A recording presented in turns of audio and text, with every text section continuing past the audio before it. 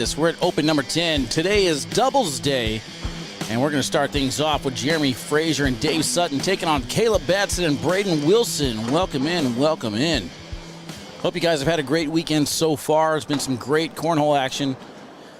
Matching this open up with the shootout number 2 and the Super Hole last night was electric. Hoping that we can continue that today into singles action. Appreciate you guys for tuning in no matter where you're watching, ACL Cornhole TV, YouTube, or on Facebook, wherever you're at. Make sure you hit the thumbs up button if you can. Let us know that you enjoy the content. This is some Bracket A action. We'll go through brackets here in a little bit, but this is a match here between the 5 seed, Caleb Batson and Brendan Wilson, taking on Dave Sutton and Jeremy Frazier, the number 21 seed. I believe next match on the broadcast court's going to be a banger as well. Jeremy Schermerhorn and Joe Neistat to take on Hunter Thorne and Jordan Power.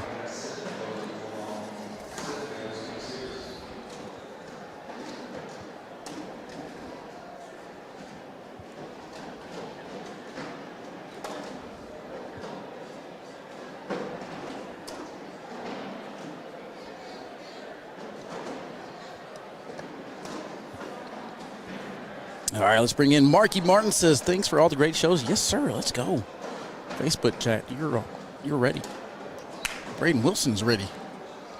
Braden Wilson and Caleb Batson on myself and Anthony Young's list of teams to watch. So far, not disappointing at all. 2-2 is the score. Rich Chan is back in the chat. Let's go, Braden and KB. That's what I'm talking about.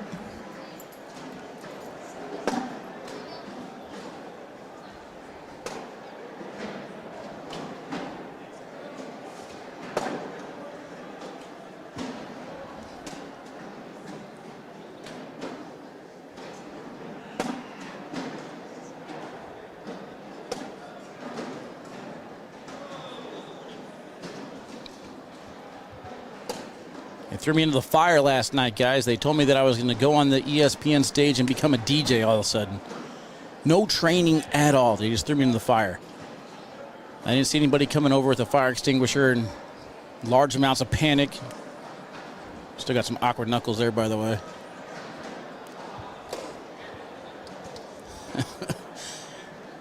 We're going to fulfill our awkward knuckles quota right off the bat. Poor KB. Jeremy left him hanging. Now, I hope that KB returns the favor, though.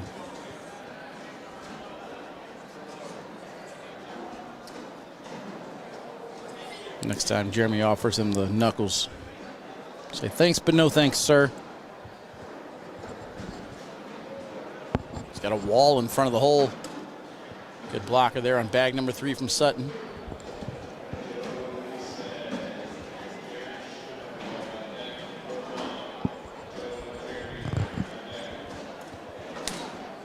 Good airmail on top of the pile.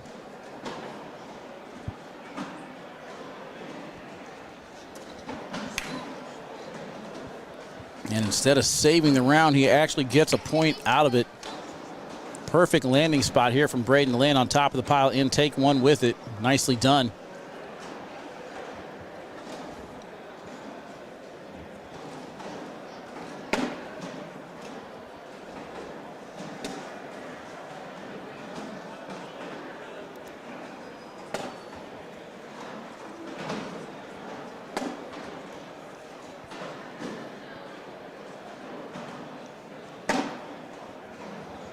Blocker off to the side a little bit. Jeremy might actually be able to collect this bag. I think he might have hit it too clean. He wanted to push Caleb in and bring his closer to the hole while taking the bag in his hand, in with it. And KB's roll over the top hits perfectly. Goes in. I think it's still the same shot for Jeremy. It's just going to be really, really hard. And that was the shot. Just doesn't get his bag to go. That's what he wanted last time, though. And there was the knuckles. Well, here's the awkward. Oh, no, I missed the awkward knuckles. I guess I did. Oh, well. Oh, well. I thought I had it.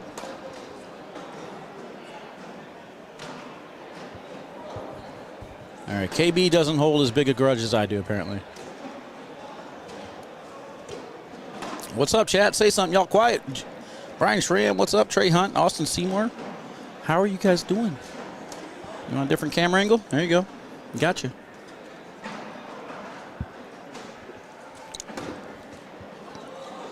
The winner of this match will play the winner of Pat McBeth and Ethan Walker. Never mind, that one's over.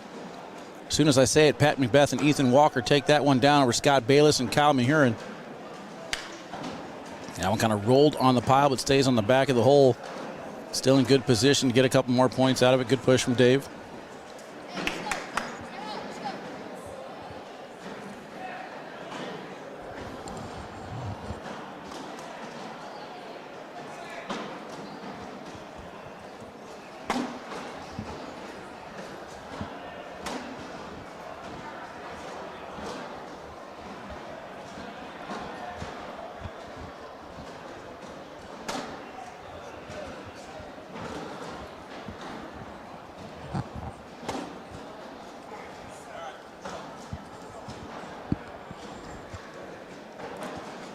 Hunter Thorne and Jordan Power made their way over here to court number 1.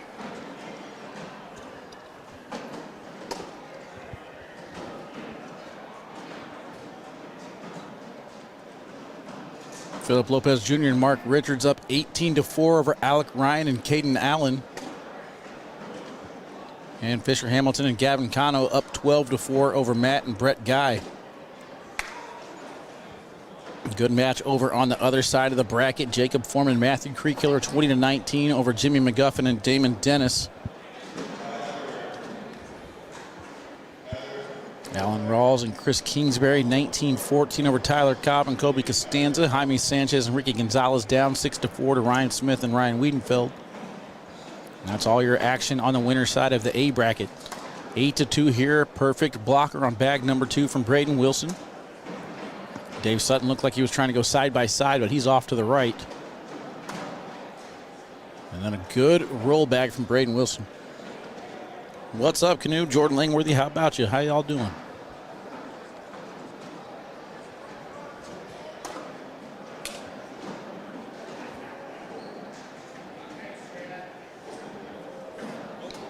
Airmail too far to the right. It goes off the side of the board. You see Dave's got that wrist guard.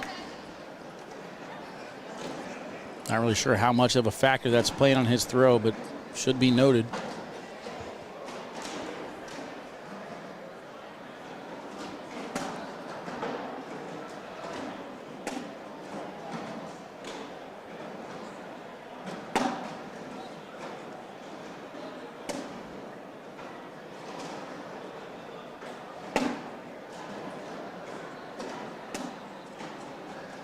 All bags down the middle and in here in round number 9. KB finishes off his 4-bagger.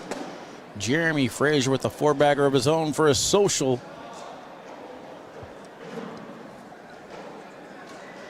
We are underway with style. Jacob Foreman, Matthew Creekkiller finish off McGuffin and Dennis 24-19.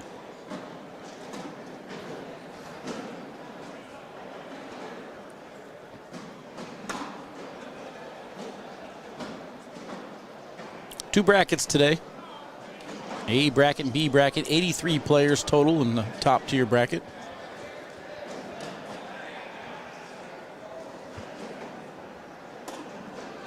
When slick side push misses the hole, it's on the back right side. Jamie, what up? Welcome in. Welcome in. Sticky side down. I expect it's a normal shot here. I don't think he's going to go after it. Too low. Too low, coming out of his hand on the right side of the board. It goes. Sutton finishes off his bag for 2 more points. That's going to make it 9-4.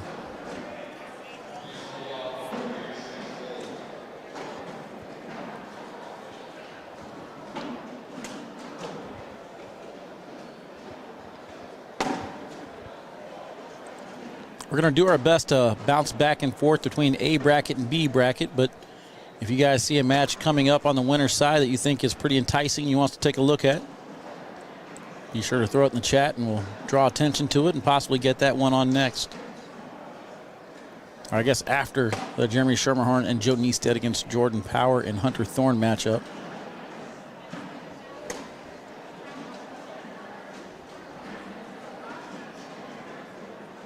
So So off the broadcast, the overall number 1 seed in the B bracket was Josh Holland and Nate Voyer. They fall in their first match to Eric Zockline and Tanner Halbert 24-6. They are now taking on Alec Budd and Tanner Gibson.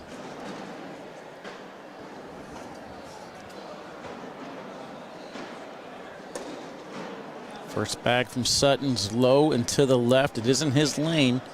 It's going to require a little bit of work for him to push it up there.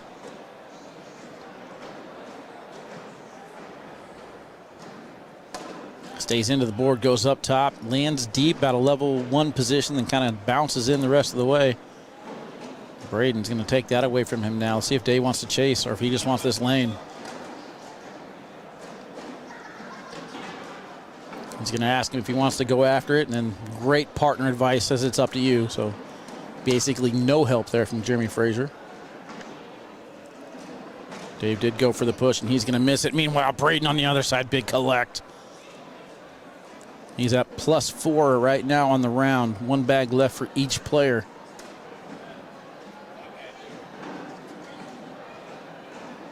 See, right away he goes to that wrist. Braden finishes off his 12. Let's take a look at this push again. With walls on each side of the board, Braden's slick side takes both of them in. +4, 13-8. Big shots from the young gun.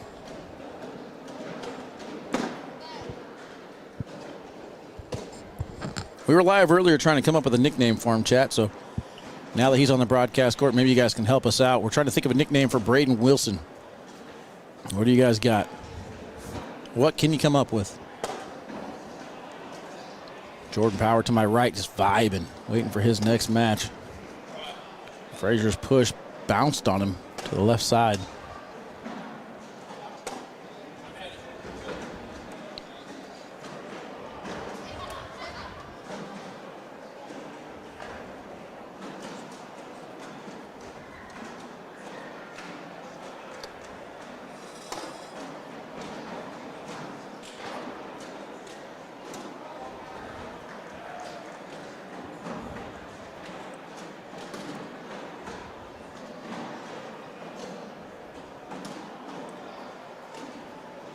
Cameron Presley and John Fuentes. The victory over Jalen Jones and Nico Morales. Cameron and John came in as the 2 seed in the B bracket. They find themselves down 4-0 to Josh Thielen and Ben Brown.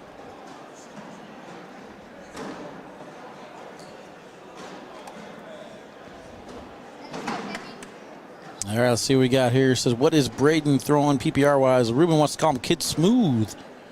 Nick Thompson says Braden, a.k.a. the future.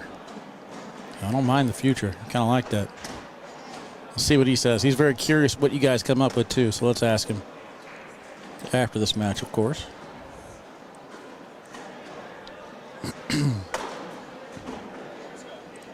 PPR so far for this match, Braden throwing a 10, Caleb Batson throwing a 10.14, Frazier with a 10.29.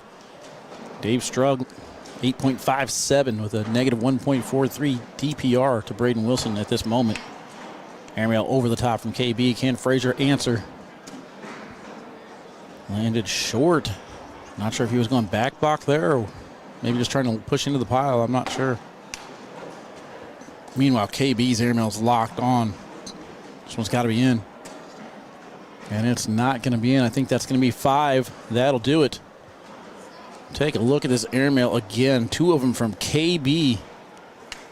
Finishes that one off. So KB and Braden Wilson advance. We're going to take our first commercial break, chat. We're going to be back here in Topeka, Kansas with Jeremy Schermerhorn and Joe Neistat as they're going to take on Jordan Power and Hunter Thorne.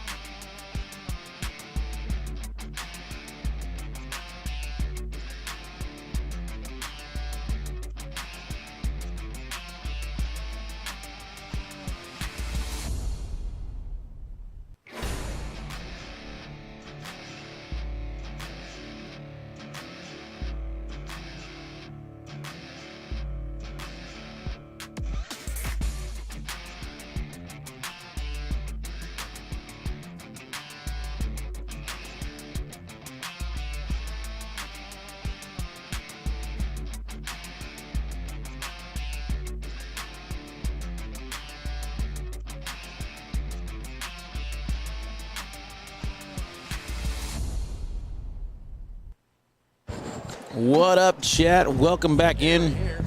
We got the young gun up there still. We're waiting for Joe Neistat and Hunter Thorne. We're going to take a nap apparently. Let's catch up with the chat though. It gives me a good time to interact with you guys. Texas would appreciate if you got Ty Thompson and Sammy Soto on the live stream. We shall try, my friend. As long as they stay along on the winner's side, should be able to oblige. Skyler wants to call him B. Willie. Where's Bernie? No idea, man. He's out just chilling. He's hitting the streets. Probably has a nice rental car riding around with the top down, just kicking it. Maybe one day I'll be good enough to get a co-host. Maybe one day. All right, let's get Braden over here after he throws his next 4 bags here. There's Hunter Thorne making his way to the court now. Alex wants to know, how are my top players to watch? Braden and Caleb are one of them. One squad. They're doing pretty good so far. Matt Guy was my player to watch in the shootout. He obviously took that one down. Austin James did not do so well here in doubles, but he has already taken down a high school championship. And yesterday he said he won every blind draw he joined, every sit and go, so good run for him. Can't remember who I had. Rosie Streaker, I was off on that one. Ultimately, Sam Finley takes that one down in the women's shootout. I'm not going to lie, though. It was so long ago. I'm not sure I can even remember who I said as players to watch. And then, of course, as I want to ask Braden a question, he goes away.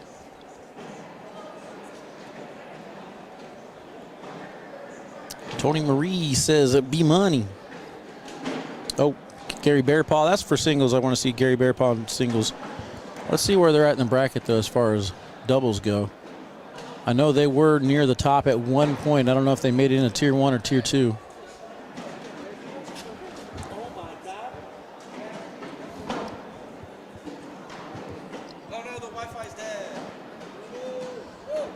I didn't lose any cameras, so is it good? It's good, right? Nothing got unplugged? That's fine. I mean, leave it there. It's fine. Everything's working. Just leave it alone. Almost lost Jordan power and live feed before we started. He tripped over the cable. Oh, man. That's why I got it way out of the way, and he still found a way to trip over it. Anywho, Mark Richards and Philip Lopez, Sherman Joe. Let's go Mitten Boys. Counts for Jordan, too. All right, let's see what we got here. So Fisher and Gavin are now going to take on Philip Lopez Jr. and Mark Richards. That is in your A bracket. Pat McBeth and Ethan Walker take on Caleb Batson and Braden Wilson. Ashton Spees and Sarah Cassidy up 9-2 over Bella and Cameron Kingfisher. Sorry for that brief hesitation. As you can see, Jeremy Schermerhorn down there having some fun twisting around in the curtains. Cat is going to have him for that one. Jaime Sanchez and Ricky Gonzalez continuing to impress right now. 22-11 over Ryan Smith and Ryan Wiedenfeld. Alan Rawls and Chris Kingsbury advance. They will now take on Jacob Foreman and Matthew Creekkiller. Over in your B bracket, Ryan Windsor, Alex Hicks, 5-0 over Justin Burton Jr. and Felix Vargas III. That was a team that I had to keep an eye on. Zach Lewis and Carter Bennett down 13-7 to Sammy Soto and Ty Thompson. So I like our chances of getting Sammy and Ty on if they could pull off that victory. Could be our next match. We'll keep an eye on that. That is in the B bracket. Doug Zaft and Bill Hadley, very impressive so far this weekend. They find themselves down, though, 9-5 to your shootout number 2 champions, Frank Modlin and Cheyenne Bubenheim. Josh Thielen and Ben Brown, 10-7 over Cameron Presley and John Fuentes. The other side of the bracket, Eric Zocklin and Tanner Halbert up 19-7. Winner of that one's going to take on Eric Davis and Brandon Davis. And then Bob Vonch and Cody Morris down 17-4 to Noel Manza and Logan Chamberlain. And that catches you guys up.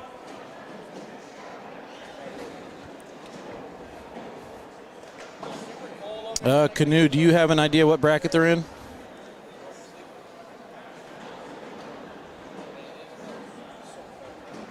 I only have access to the Tier 1 brackets right now, so I'm not sure if they're not in Tier 1. If they are, they're on the loser side.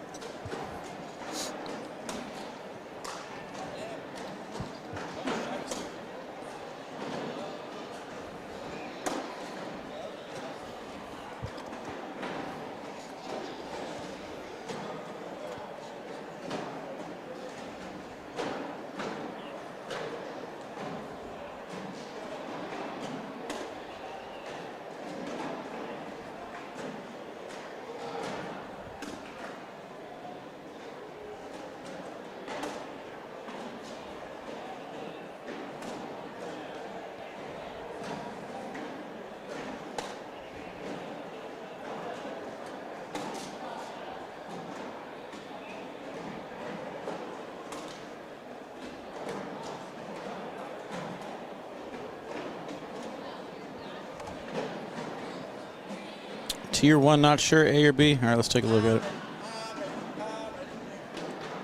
Let me see if I can find them, but they made Tier 1. Probably going to take me forever to find them. There's only 800 players here, you know.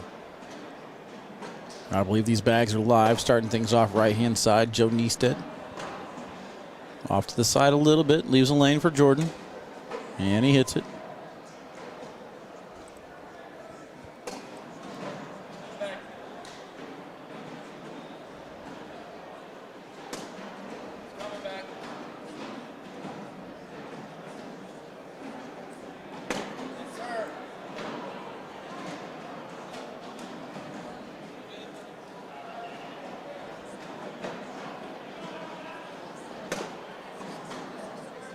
Yeah, I don't see them in Tier 1, brother. Johnny Torres, what's up, man? Good morning.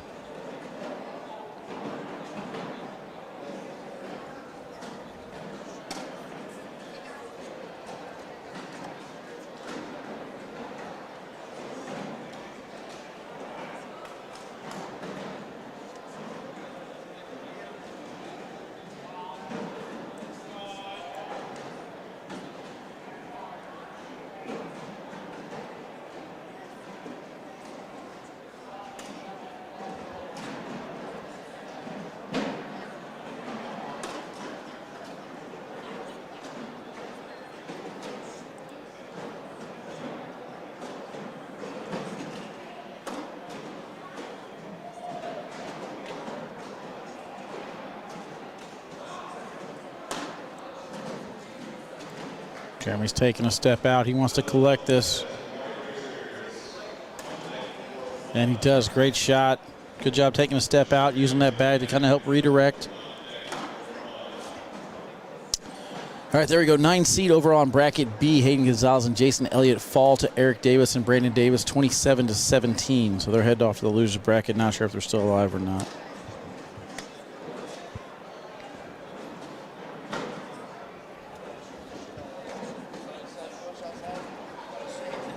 Take a look at this collect. Great job going slick side right into it. Hits that bag, and then it spins the rest of the way in there.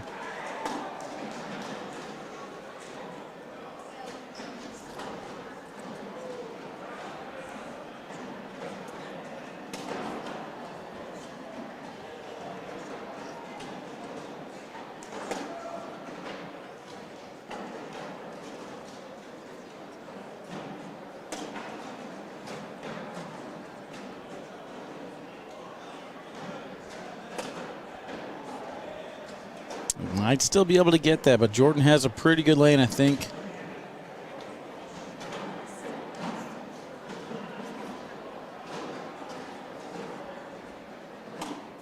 Ooh, went up for the airmail, misses off the back. If he can sneak in again, could be big. And he will get it to go. Nothing goes.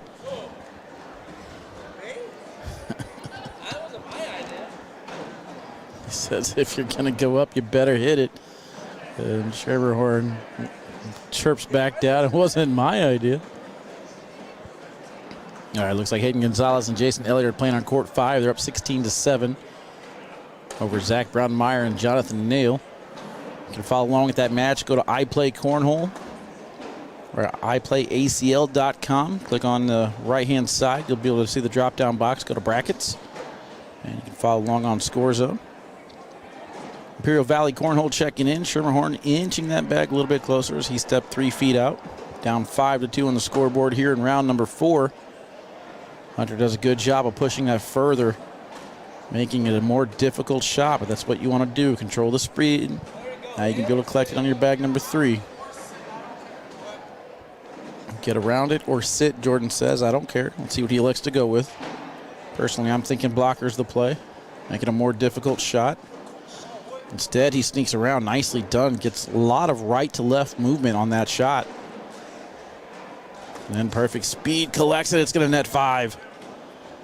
As Jeremy's push is off the back, he says that was fast. Indeed, it was. And so is his 10-2 game. Moving along very fast after a nice collect there from Hunter Thorne.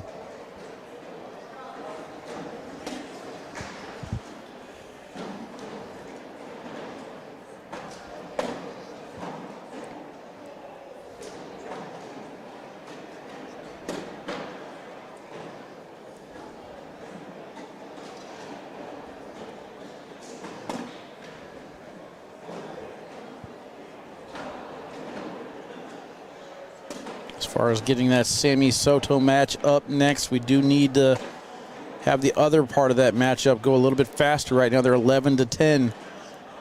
Ryan Windsor and Alex Hicks over Justin Burton Jr. and Felix Vargas III. So we'll kind of keep an eye on that, see how fast that needle starts moving.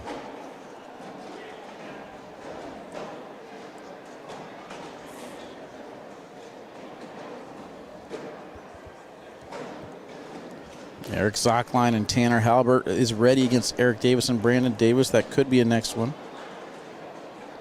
Wait and see how things play themselves out.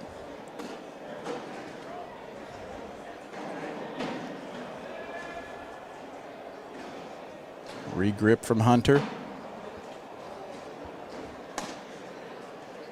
Good job with that sticky side speed control.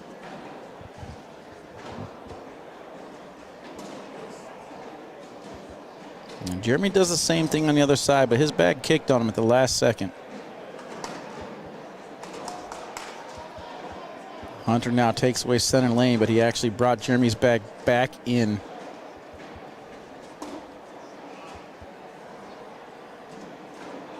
One bag left for each player. Right to left movement here from Hunter. Collects.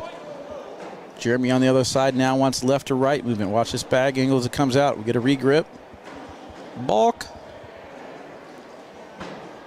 Scoreboard advances. 2 points on the balk. Make it 4.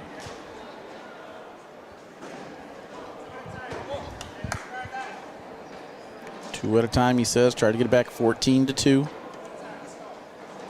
Ricky Hernandez. Let's go, Big Thorne.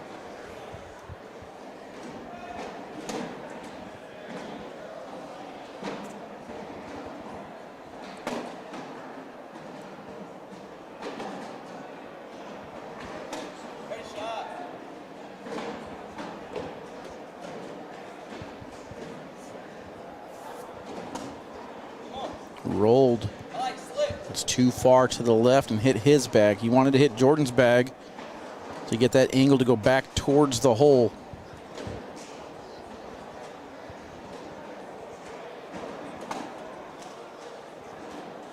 Now Jordan's got a choice. He could use Joe's bag on the left as a bumper to redirect or go up top for the drag. He wants to leave that blocker there. And he's happy with that, doing the Aaron Rodgers discount double check as that one goes in. Oh my goodness. Joe Neistat hits the wrong bag, gets a big 7 spot for Jordan Power by knocking him in and out of nowhere. Jordan Power and Hunter Thorne finished this thing off in 7 rounds, 21-2. Holy. All right, chat, we got our next match already. We'll be ready for our next match once they finish submitting this score.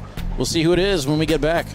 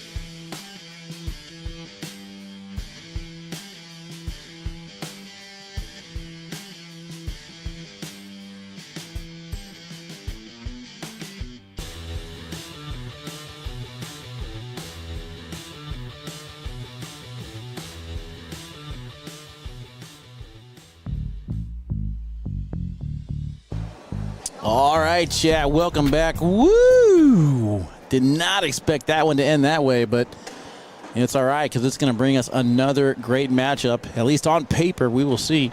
Fisher Hamilton and Gavin Cano take on Phil Lopez Jr. and Mark Richards.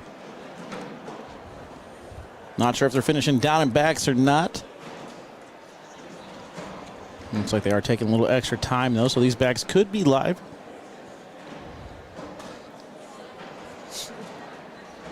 Yeah, that match ended a lot faster than I thought it would. So again, this is in bracket A. Fisher Hamilton and Gavin Cano defeat your overall #1 seed Matt and Brett Guy 21-4. Philip Lopez Jr. and Mark Richards, they just defeated Alec Ryan and Caden Allen. They come in as your 9 seed.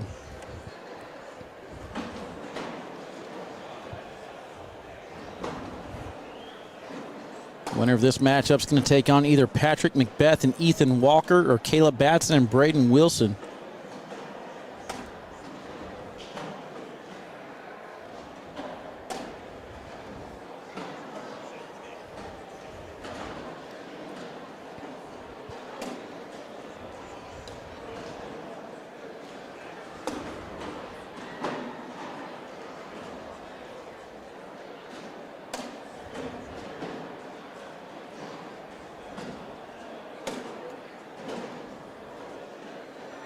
And that fourth bag open board airmail tells me that we're not live yet.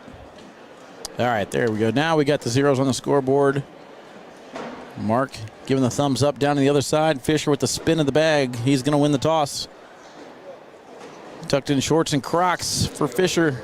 Rocking the cornhole chemistry jersey and hat. Far side Lucky Bags hat and bust you up cornhole hat with the Lucky Bags patch and jersey for Mark Richards. Lucky team on the far side with the Lucky Bags hat from Philip Lopez Jr. and then the Spark apparel jersey for Gavin Cano.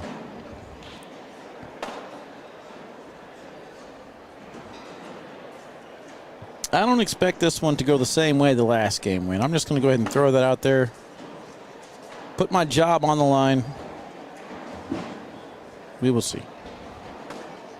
We will see.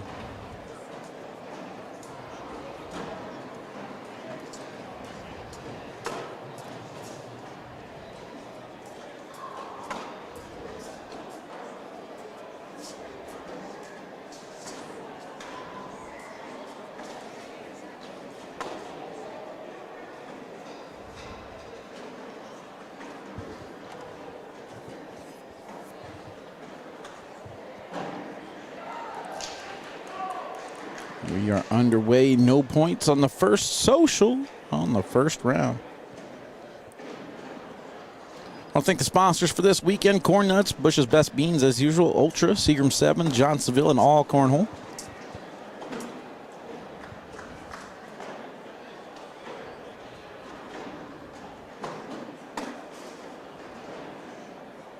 That sniper's way too far out of play. I'm not sure Gavin's bag is much more collectible, though. It's got a lot of resin sitting outside the hole. It's going to need quite a bit of help. And there's just a little bit of help.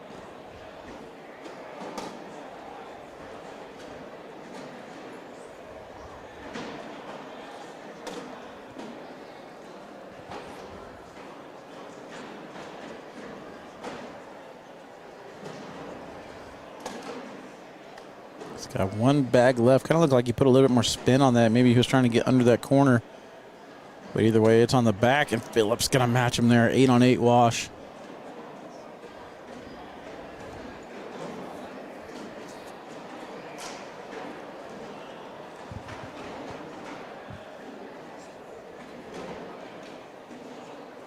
Anthony checking in. What's up, Anthony? How you doing, brother?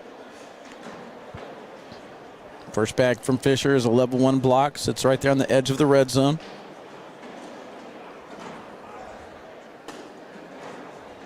Back block here from Mark. Strength in the situation, I would say, would go to Fisher Hamilton. Tried cutting around on it. It is on its edge, though. It might fall back in center lane. See if Mark wants to push through. Mark comes with a roll of his own, and that bag is stacked pretty high off the board. It's about 2 inches off the board. Fisher might be able to drive.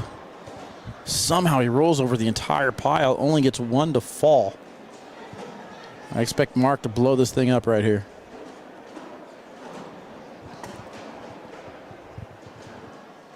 Kind of bar soaked himself, but that's okay.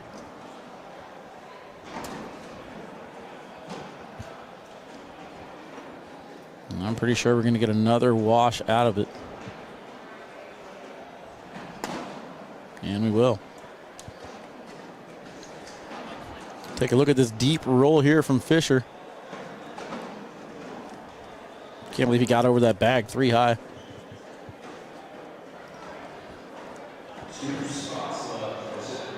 You know what? This match is too good.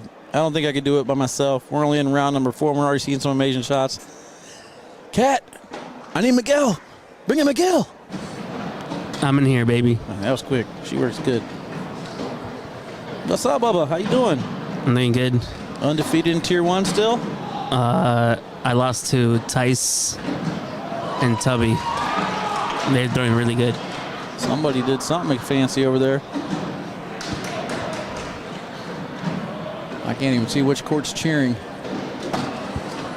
But I do see Baby Goat and Windsor taking on Justin Burton Jr. and Felix Vargas, so that might be where the commotion's coming from. And the last time I saw it was 12-11, Justin.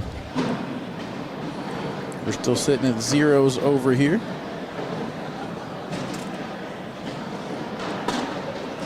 Are you in Tier 1 though? Yeah, I did make Tier 1. So I'm out already. Oh, you're done? Yep. Oh, man. All right, it's 19-15 over there on court number 3. Ryan Windsor and Alex Hicks in the lead. 4-0. Gavin's able to correct his first round. Puts that one in.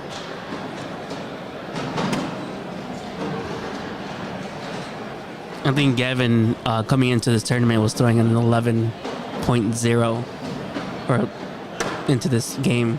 Gavin's starting to get a little bit of taste for that spotlight. He's trying to take over your Mr. ESPN title. He's got his team's debut last week and then made it all the way to the shootout finale yesterday. Says he'll be back, he says. He wants it. Hey, for a rookie. Off to a pretty good start. Bad roll bag right there.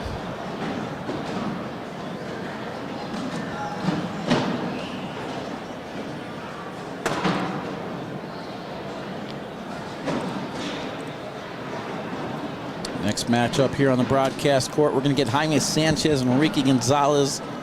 They're going to take on Isabella Soprennett and Cameron Kingfisher. Pretty much expecting Mark to try and go backside airmail here. That's what he wants to do. I think Phillip told him a little tap-in's the same thing.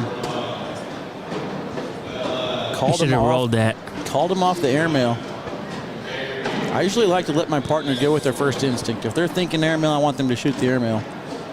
They've already pictured it in their head going in, you know?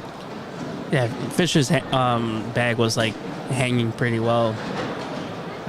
Mark don't need much room. Now, he is from the Great Lakes, Miguel. He is. They has won our regional last weekend. Mark there gesturing down to Phillip to correct his release point, telling him to finish a little bit higher. Let's see if he makes the adjustment.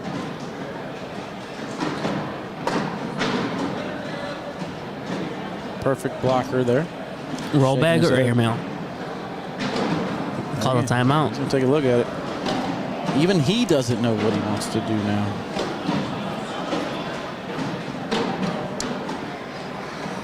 Again, open number 10 here in Topeka, Kansas. We already had the Super Bowl and had the shootout. Did you have a good time last night, Miguel, for the ESPN broadcast stuff? I did. I didn't get to be on Mr. ESPN. Uh-oh. In the background, there was way too many people. You could have at least done a walk-by or something, taking a screenshot, made it look like you were there the whole time.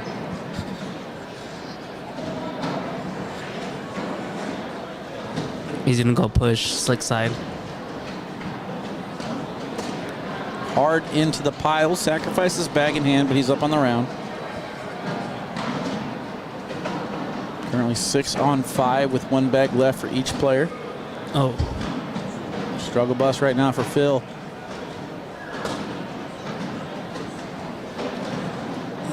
Gavin doesn't look like he's happy getting 3 there. I'd be pretty happy.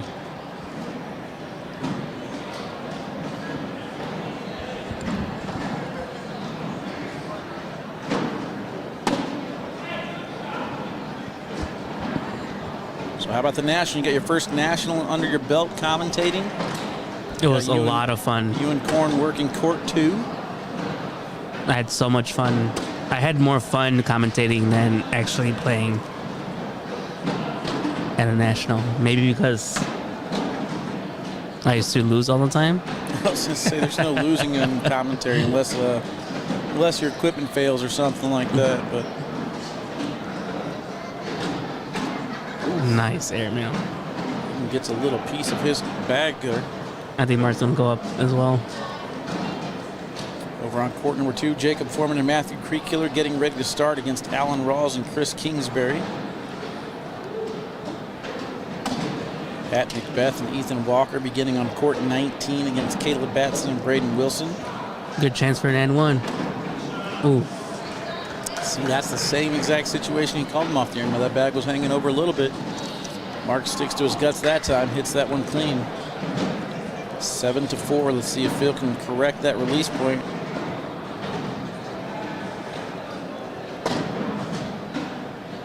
So far, so good on bag number 1. He's throwing slick side too, so.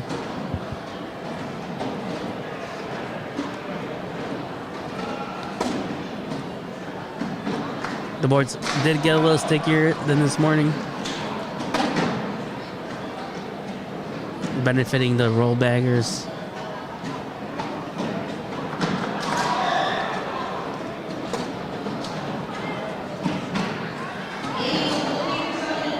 Big commotion over there on court number 3. Looks like it's over.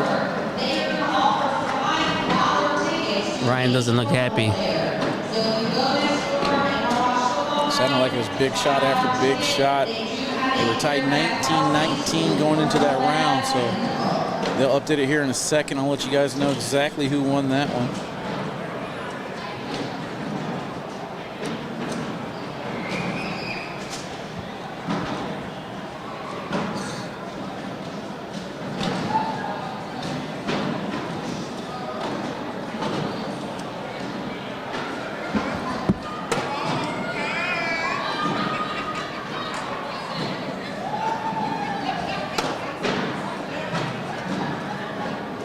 The blocker worked.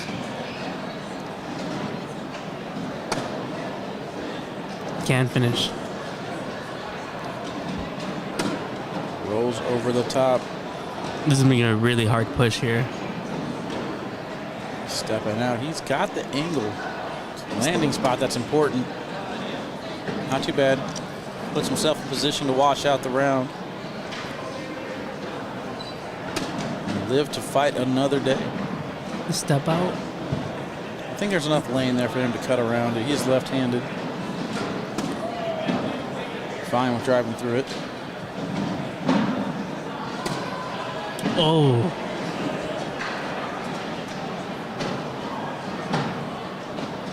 What's with this new little trend here of putting your right leg shorts up?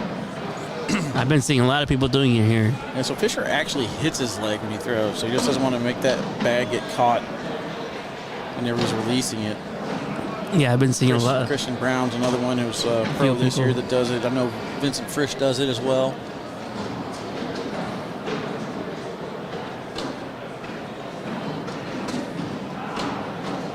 They're like, what's her name from LSU? They women's basketball. Oh gosh. When she does that I couldn't tell you. I'm not a college basketball enthusiast, let alone. I mean, she won the national championship, and when she won, Iowa lost, right? That's all I know. Yeah. To them. To LSU. Yeah. And Angela Reese, I think I want to say. Is that the girl who did the ring thing? Yep. Yeah. Where do you stand on the whole ring thing? I like it. I mean, oh man, I'm on the opposite. I think it was disrespectful. Disrespect. Angel Reese, the chat says. I was right. You said Angela. Oh, okay. I was close enough then. Maybe you said Angel. Angela Reese. I'll allow it. I'll allow it. So I guess whenever Jordan tripped over my cord, which is only 2 possible inches to be tripped over, it did take out the mobile camera. So looks like we're rolling with 4 cameras the rest of the way here, which is fine. Everything's fine. Good blocker. Round 11, trying to generate some points and take the lead. I mean, what she did, Angel Reese, what she did with the ring is like if somebody did that to Jordan Power. Yeah, like but at the same time, they talk smack the whole tournament. Enjoy your dub with your team. I want to see a bar soap here. Anything less, I'm disappointed. There's 2 bags sitting on top of that pie. He's going to take a look at it. So would you be upset if Mark Richards did that ring thing to Jordan Power? No, I mean, I have 2 issues with it. One, I don't think that the whole "you can't see me" thing that they're talking about, what's her name doing? I don't think that's the same. And she's trying to play it off like it was the same. It wasn't. Like, no, hers I mean, directed directly towards her. And the other problem I have with it is that your team just won the championship. Like, go celebrate with your team rather than have that one moment with one player. That's my opinion. I think it might be a little bit different in like doubles or something like that if Mark were to do it to Jordan, just because, I mean, one, it'd be unexpected. Like, nobody would expect that on Mark. But bar 2, soap. He went for it. I ain't mad at him for trying it. Might be a wash, yeah. In for a wash. In for the wash, he says. I think if he does take that bag on the left, he is going to take Mark with him. As that sticky side cut around doesn't have enough bite to it, we got ourselves a lead change, I believe. 8-7. I don't know, chat. Maybe I'm wrong. Maybe I'm just getting old. I know. I did see Mark get really fired up when in the national tournament when he was playing on broadcast 3. I think he beat to go into the championship. He was. This is the first time I seen him like really, really fired up and really emotional. Like animated towards a person? No, just like towards the bag, like because he won, because he was like so hungry for it. Well, I believe it was national number 2 in Atlantic City. Gosh, it might be national number 1 now. I'm thinking about it. Vegas. I think it was Vegas. National number 1. I was talking to his fiance about how he threw that way. I thought he did pretty good. I felt like this is a good breakout for him. And I'm pretty sure he was like way across the venue by himself, sitting in a chair, head down, just like emotional about how bad he wanted it. And you could tell that there was just something special about him at that moment. And ultimately, we saw what he did last season. Just goes to show you how important it meant to him to become one of the best players in the world. And right now, his name is pretty much in every cornhole player's mouth, talking about best in the world. I want to be like this guy, stuff like that. And just like we saw with Matt Guy yesterday, seeing this version of Mark Richards, looks like he's evolving his game as we get a little bit further into the season. Try and roll shots, different stances. Yeah, I think, Mark just dominated rounders in singles yesterday in the shootout. And then he comes out for his game. Logan Chamberlain lost every single rounders game and go ahead and beats Mark Richards first game. So it's like, at some point he's like, I need to stop caring so much about rounders, because he had a game, the last game, 46 out of 48 bags. So it's like, just save that game for the real tournament, save right? Your energy or something? Yeah. I don't know. We got Moses Esweda in the chat. Moses, what would you do? Would you save your energy, or do you give it your all in rounders? Catching you guys up over there on court 3. Justin Burton Jr. and Felix Vargas III finish off Ryan Windsor and Alex Hicks 21-19. They are now on court 6, taking on Sammy Soto and Ty Thompson, and find themselves up 2-0. Frank Modlin and Cheyenne Bubenheim 11-2 over Josh Thielen and Ben Brown. Hey, Felix Vargas, Chicagoland spinner, baby. And he became a Chicagoland spinner based off of his performance in Myrtle Beach. Mark saw something. I remember talking to Nico about it, and he said, man, we really want him on our team. So we kind of thought it was a reach, might have taken him a little bit too early, but how did he do at the first national, do you know? I think he won every single game. Okay. I mean, He's a sleeper, man. He's a dark horse. He's quiet. Spinners went 3-0, so. Oh, my goodness. There's only 2 undefeated teams, and the Spinners are one of them. Yeah, it's too early. Too early. They didn't even play 4 matchups. Not fair. Hey, that's not our fault. Great bully bag. Might have saved the round. Yeah, I'm rolling this if I'm Gavin. I don't think there's enough there. 2 for 1. He tried to go 2 for 1. Gets the tap, leaves the push open. Possibly 2 more points for Philip Lopez Jr. sitting right there on the edge. He's going to steal 2 here. Oh, he gave up 2. Wow. That's on you. That's on you, Miguel. Alex asked a question. Did Miguel come back down to earth after whooping him up on Thursday? Alex Ball. So we have a league in Chicago, and it's 32 teams. No, 36 teams.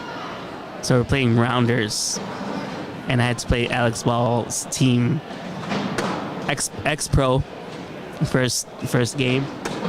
And there's not a lot of good teams on there. There's probably 12 teams out of the 36, and he's one of the 12.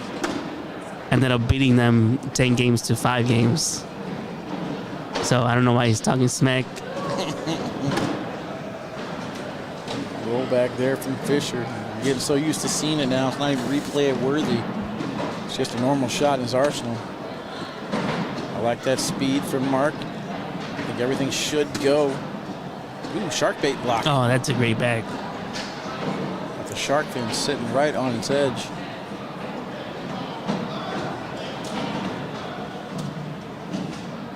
Oh, I think only one of his fell. Yep.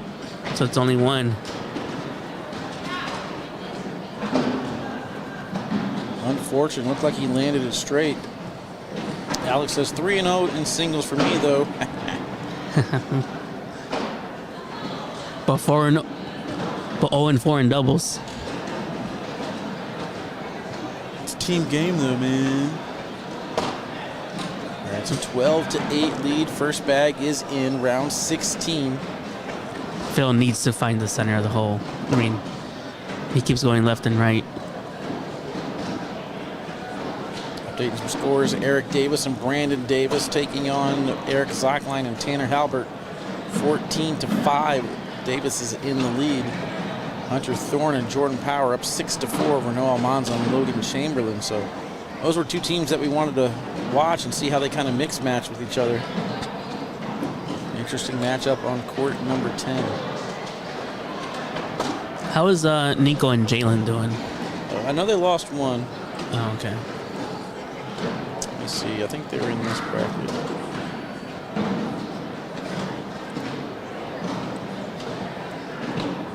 Phil might give up another 3 here. Yeah, they're in this bracket. They lost 25-18 to Cameron Presley and John Fuentes. Over in the losers bracket, they're taking on Alec Budd and Tanner Gibson. Currently up on court number 5, 18-8 is the score there. They're in the lead.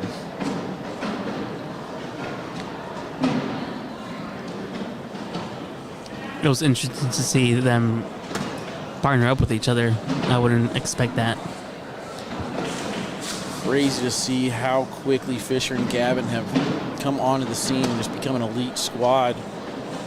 Just, I don't know. I got hit by a truck a long time ago when I was walking Miguel, and my left knee has like a metal rod and some screws in it. Okay. Just watching how far he extends his knee back whenever he's getting ready to throw. It just pains me to watch Fisher. It bends back. Yeah.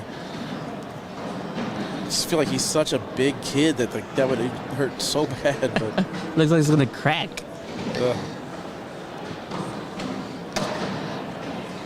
You can't see it on the angle of the camera.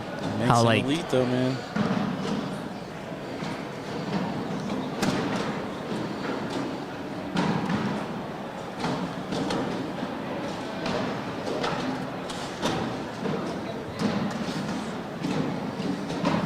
Gavin's just throwing really, really good right now. Terry says, you guys doing Airmail City this year? I have no idea what the plans are at the end of the season. I mean, yeah, that's above my pay grade. Way down the road anyway. I'm trying to figure out how to get to South Dakota next week. I think the plan right now is to record the TV show on Tuesday. Still don't know who we're going to interview just yet.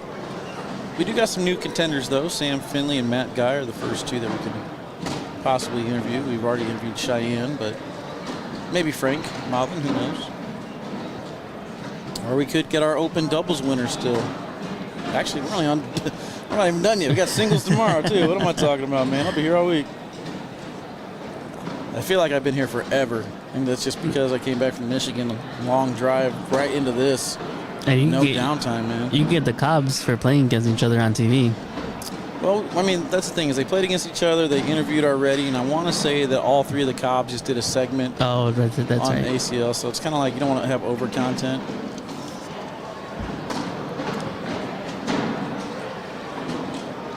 I want to make sure that we touch base on new players. I do think that there needs to be a group chat, though, between myself around the ACL and Bernie and Jeff and Michelle. Oh, absolutely. Need to make sure that we're like, okay, who are you guys interviewing this time? Right. What we got here? Tony says, interview me. I'll tell you how to be a master at 8-ball pool. Oh, man. I don't think so. Who won that? Didn't I win 2 out of 3 against you? Don't you owe me some money or something? Yeah, we're about to go play some mini bags after this. Oh, man. Kind of talked to a couple pros how to throw mini bags yesterday. He said, I don't know if I would throw mini bags right before I go into a long day of rounders and tournament. I guess if you're going to do it, though, might as well do it before rounders. Those games don't matter as much. It just determines your seeding. Let's see if Mark can come across. He might roll. Kind of expected him. Like last year, we saw a lot of that backwards cut action out of him. Roll or airmail? I think you got to go airmail here.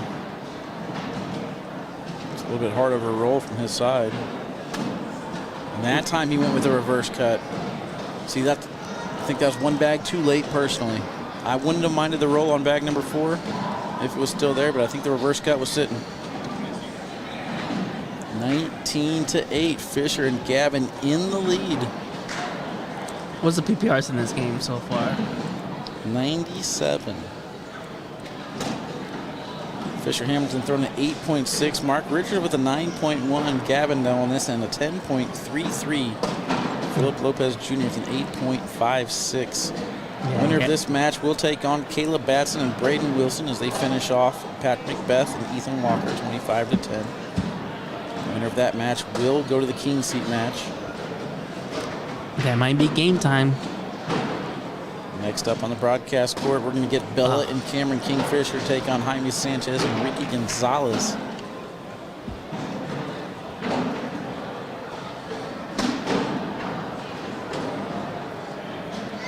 Yeah, we can interview Tony and talk about how good Sam Finley and Rosie Streeter are.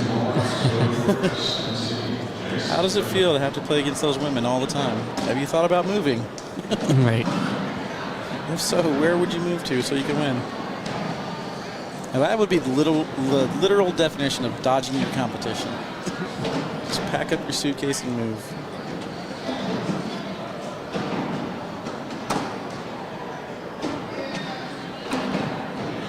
Let's see if Mark Richard can stay live here. That's a perfect block.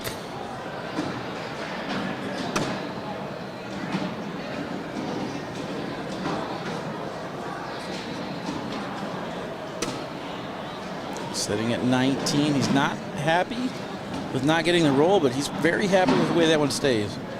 Right in center lane. You're forcing Mark to go up top if he wants to score this round. And with that one off the side, I would probably just go board again here. But I would throw this one away. Throw it like closer to the A, you know what I mean? Yeah, I mean, he's going to try to roll over it. Boom. Never mind. Never mind. If you're that good, just keep rolling them in. What are you talking about?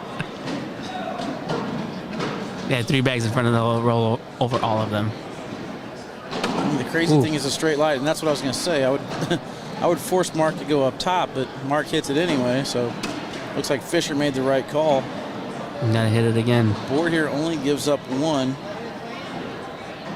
Hit it clean, he says. Yeah, sure, why not? If you can hit it clean on command, why not?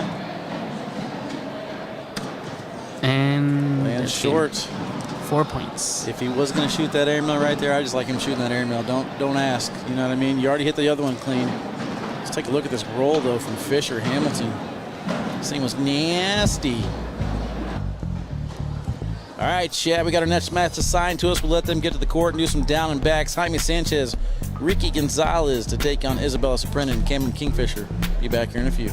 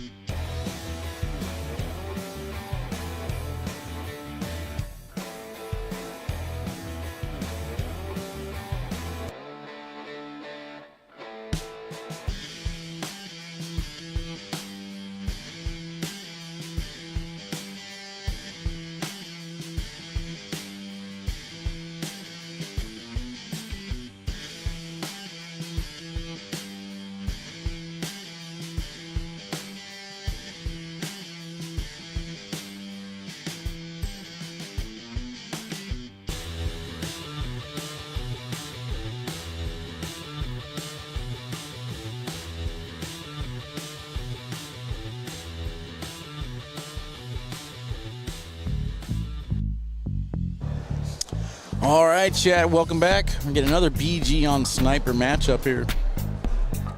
Isabella Saprena and Cameron Kingfisher throwing the BGs. Jaime Sanchez and Ricky Gonzalez on the far side throwing the snipers.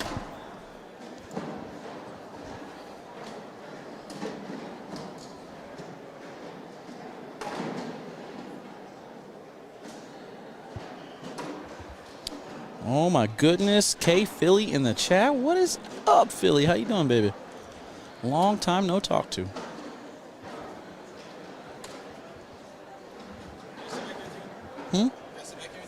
You sit, yeah, you can chill, hang out.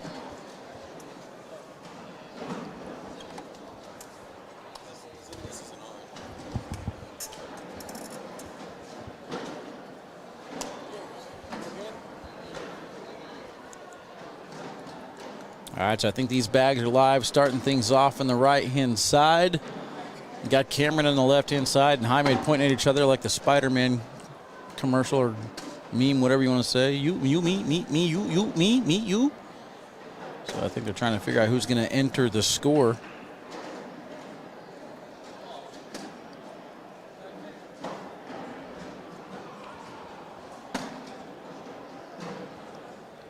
Bella experiencing confusion as that one goes over the hole and off the back of the board.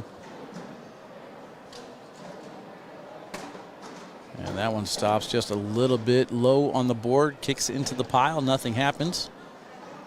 I believe we are underway with 1 point for Ricky G. Alan Murphy, what up? Go through the brackets real quick on the winner side of things. We got this match here. Winner of this one will play Alan Rawls and Chris Kingsbury against Jacob Foreman and Matthew Creekkiller. Left side of the bracket, Fisher Hamilton and Gavin Cano will take on Braden Wilson and Caleb Batson. And on the far right-hand side of the B bracket, Justin Burton Jr. and Felix Vargas III They are down to Sammy Soto and Ty Thompson, 19-14. The winner of that match will play Frank Modlin and Cheyenne Bubenheim. They were your shootout number 2 champions. Eric Zockline and Tanner Halbert complete the comeback over Eric Davis and Brandon Davis. They're going to take on either Jordan Power and Hunter Thorne or Noah Mons and Logan Chamberlain. So for all you Texas folk that are wanting to get your boy Sammy Soto and Ty Thompson on the court, looks like you will get your wish if they can finish that one out.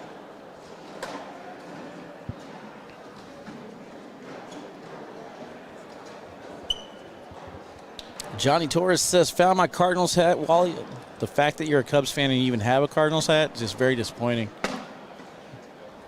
But the fact that you lost a bet and you have to wear it on your podcast makes me smile inside.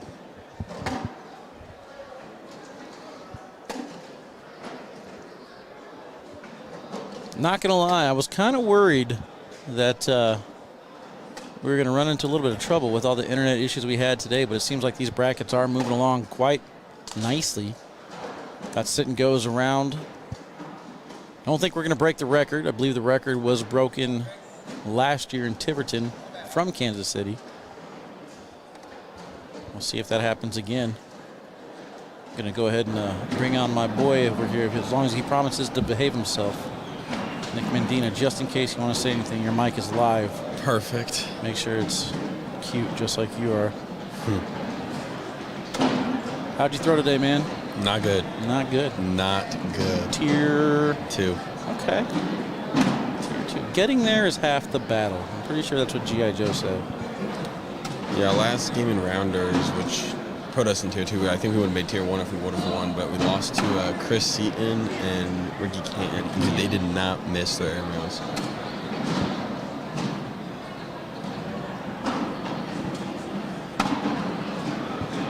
Bag number 3 off to the left. Miami takes away on block position. Cameron could get over this. And he will.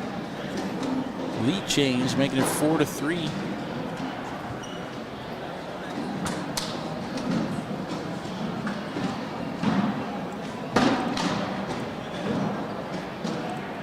This is another A bracket matchup. Over on the loser side, still left alive in the A bracket, we got Brett Guy and Matt Guy finishing off Alec Ryan and Caden Allen 21-3. So now they're going to take on Jacob Foreman, Matthew Creekular, Cannon Hatcher, and Chris Day 14-2 over Dave Sutton and Jeremy Frazier right now. On the other side, Pat McBeth and Ethan Walker waiting for Ashton Spees and Sarah Cassidy, Ryan Smith and Ryan Wiedenfeld. And then we just saw Mark Richards and Philip Lopez Jr. head over to the losers bracket. They're going to take on Jimmy McGuffin and Damon Dennis on court 16. Who did Mark and them lose to? They just lost on this last matchup here to Gavin and Fisher. Oh.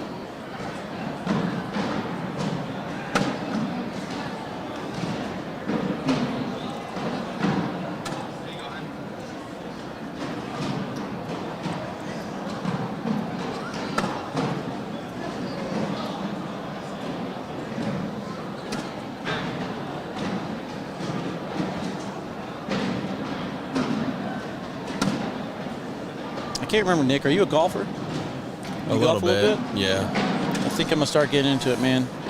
I was waiting for Tony to get his position ready to size me for some clubs, man. And I guess that fell through. Yeah, no, he was just saying that I just saw him last night. He said he quit there, but yeah, I played in a golf tournament for work like 2 weekends ago, and yeah, I was thinking about getting back into it as well. You guys still alive? You what? 3-0 so far. You got next? KB and Brayden. How about you? Sticky side push closer to the pile. Bella's moving that bag up the hole a little bit. Should be able to get it. Ricky does a great job coming across for the collect.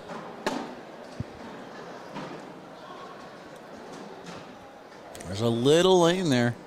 Higher release point. Unfortunately, everything falls. I don't think he was going to stop that from happening, though. It looks like everything was going in anyway.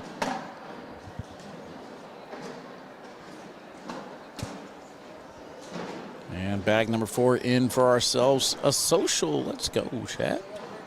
Let's get into it. Jalen Jones and Nika Morales down 18-7 to Zach Shibner and Gage Landis. Winner gets Josh Thielen and Ben Brown. Steve Schrader and Blake Karnick on court 5. 5-0 over Bob Vonch and Cody Morris. Winner of that one gets Justin Burton Jr. and Felix Vargas III. Ryan Windsor and Alex Hicks are now going to take on Noah Almanza and Logan Chamberlain as they finish Josh Glover and Justin Duke. Eric Davis and Brandon Davis will take on the winner of Doug Zaft and Bill Hadley, or Josh Holland and Nate Voyer. 20-3 is the score there on court number 2. Josh Holland and Nate Voyer are down in that match.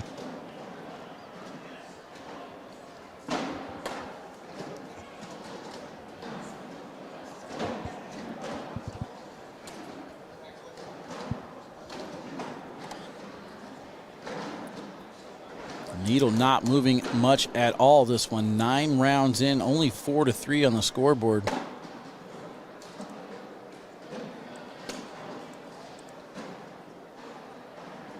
Cameron Kingfisher throwing in 11 so far, only missing 2 bags. Jaime Sanchez with a 10 on the other side. Ricky Gonzalez with a 9.5 and Bella at 8.75.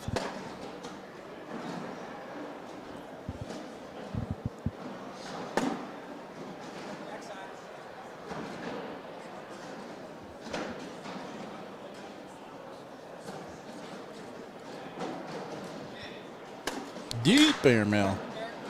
You're going to miss. You want to miss that one deep. 4-4, we're tied. It's better to miss long. You ain't lying. It's actually better to make it, though. You know, I'm just saying. I'm just saying. All right, so all you Texas folk should be pretty happy. Took me a lot of hard work and extra effort to get it, but Sammy Soto and Ty Thompson going to take on Frank Modlin and Cheyenne Bubenheim next. As we're starting to wind down the final few teams over in the B bracket.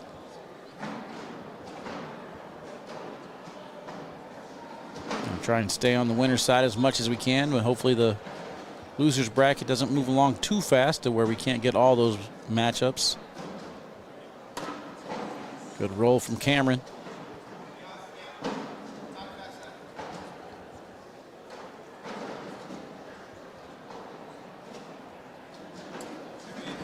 Good job collecting that bag. Just kind of curves right around it. Picks it up, possibly 2 points. And it'll be 4 as he is unable to sneak around on the final shot. So good round there for Jaime. Let's take a look at this collect again. Turn the bag over, going slick side, getting some right to left movement on it. Both bags fall down the middle and in. Ricky G's first shot is off to the left side of the hold. Not necessarily out of play just yet. He's got a little bit of room to work with. Moves it up the board on that shot. Needs to do the same exact thing to possibly get a corner in for maybe a 4th bag airmail. And with Bella blocking that one, now he wants to take away the right side of the hole to eliminate her cut. And she rolls over the top and she is in. Oof. I don't know if I like that call from Ricky. Let's see if Jaime talks him out of it. He said, if I go up, can I get the left one? He said she's sitting on it. So he did talk him out of it, but the slick side doesn't drip back into the hole, and Bella bounces over the top and she is in 8-6.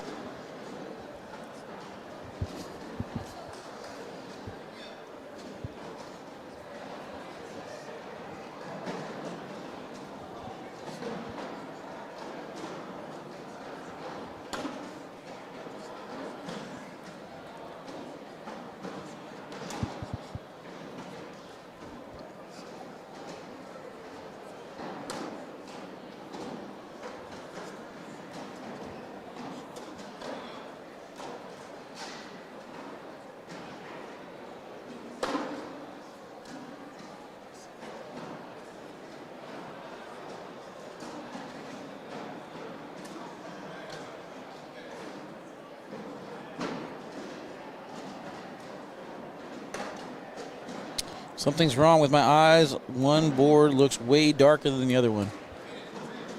Yeah, it's issue with the lighting here, man. But it is what it is.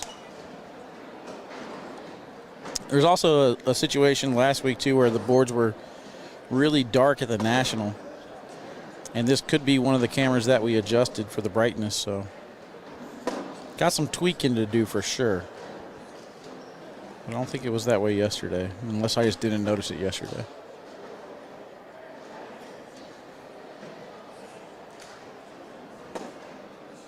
Good job there by Ricky G pushing the pile closer to the hole.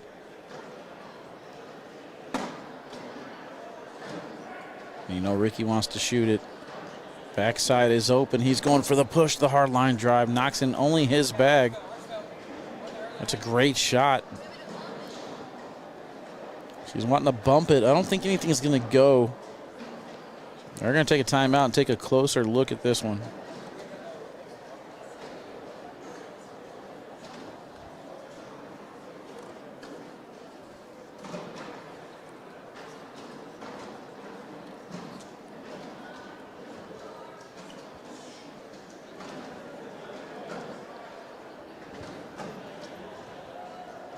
She's got her shot made up.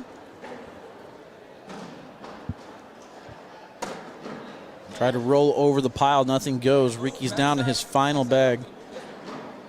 Says backside's open. I'm shooting this if I'm him.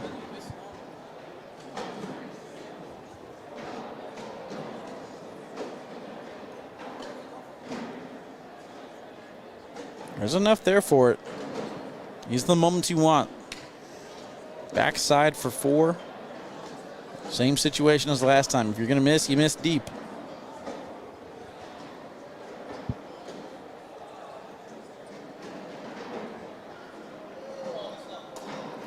And that time he will get it to go. He says, come on this time. And he hits it, gets it to go. Let's take a look at the shot one more time. Wasn't much room there. Clips a little bit of Bella's bag, but nothing else falls besides his. Good shot. Ricky G gets the 4, making it 12-6 here in round number 14. Kyle Butler says boarded or not. PTZ somethings. Ava Pass cameras.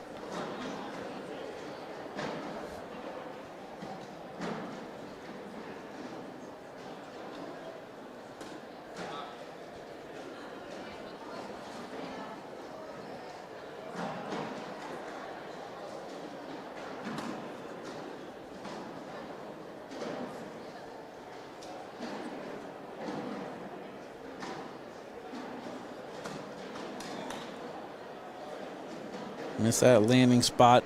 That bag is still on the board, out of play. Doesn't hurt you unless Cameron can collect this one. That's a good shot to start.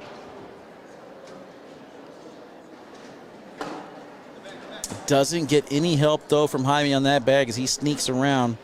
So Cameron's got to put some force behind this one to collect all 3. And he'll only get 2 of them. He needed that bag to fall whenever Jaime shot his bag. Just too much stick there on the right-hand side of the hole. Nothing goes. 12-6 is the score.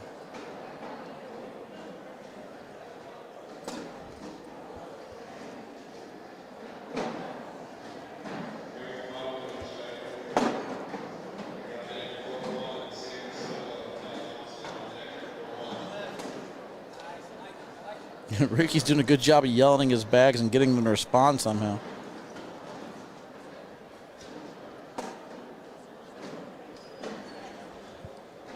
Bella pushes into the pile. She's not happy with it, but Ricky helped him out. Or helped her out, sorry.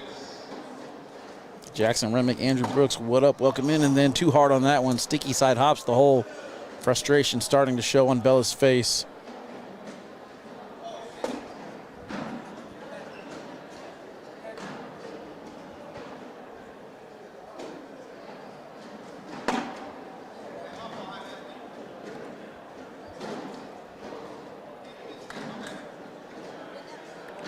Cameron will now have first shot.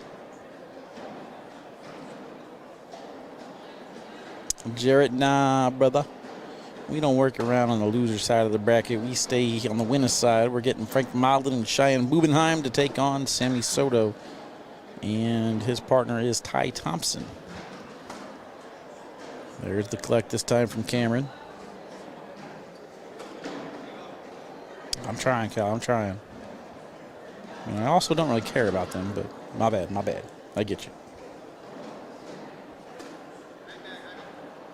It's a lot easier to stay on the winner's side, too, because I could always be like, you're going to get me on the court, man. I'll be like, nah, you don't like it, play better.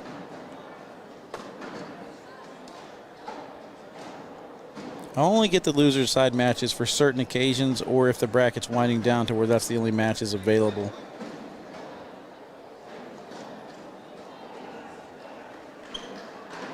Pretty good match, 17 rounds in. Only 20 points on the board. AJ, what up, bro? Let's go Jaime Sanchez and Ricky G, but respect to Bella and Cam. Okay. I see you playing the fence, AJ.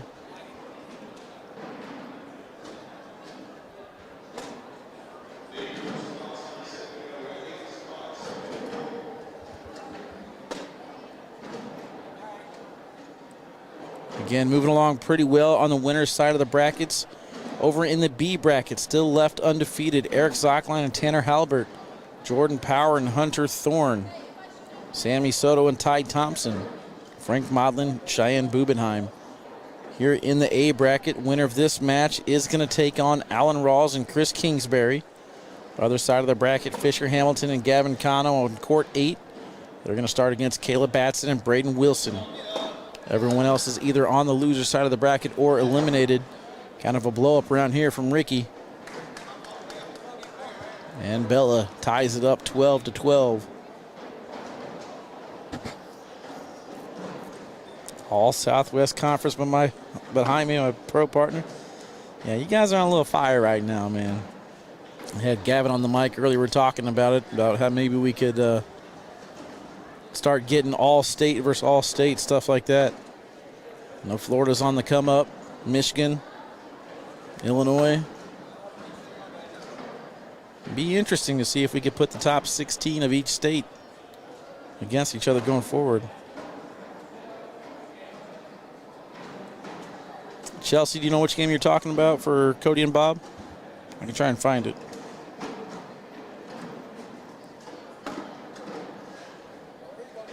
Cameron finishes off bag number 4. Jaime looking down to Ricky for some advice to see if he wants to go up top. He does go up top and clips a corner. Nothing falls. Doesn't look like the bag is moving, so that'll do it for that round. Good shot from Jaime. No love, though, on the other end.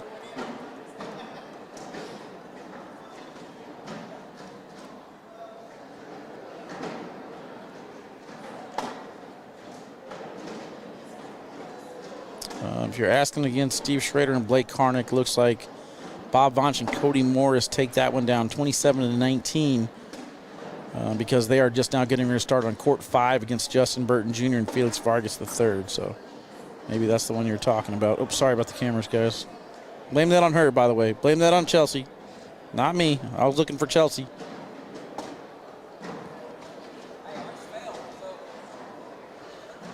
Bella just not happy at all about this board reaction.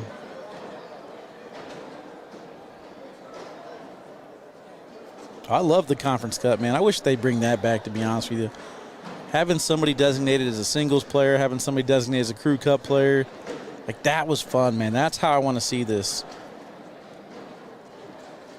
What's up, Jasmine? How you doing, baby? Miss you too. Miss you too.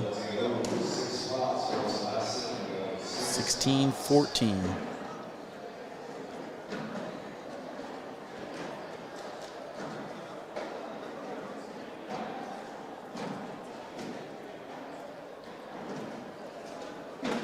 Couple points there from Jaime. Gives first bag. I'm sorry, for Ricky. Gives first bag back to Jaime.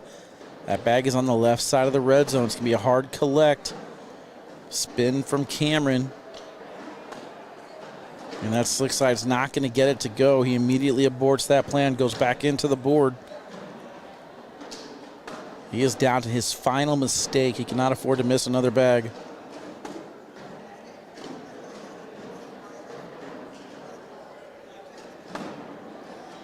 And he's let off the hook.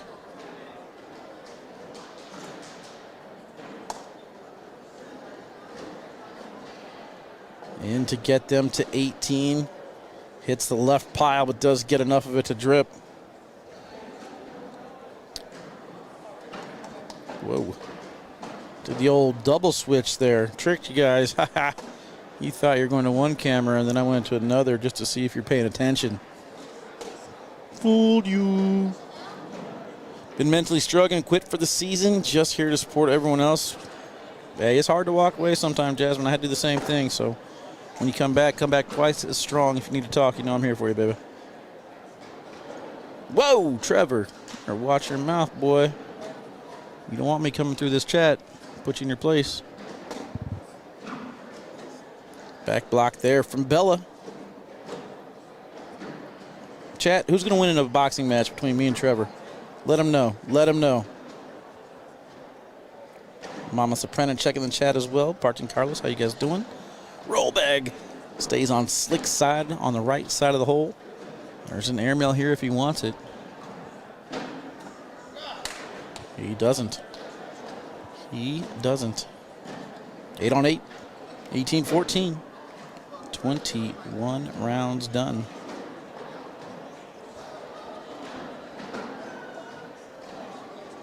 Justin Burton Jr. and Felix Vargas up 7-0 over Bob Vonch. Kyle says Trevor, and it ain't close. Sorry, Wally. Whatever, dude. Whatever, then. I'm quick, man. My reflex is like a mongoose. Instincts of a cat.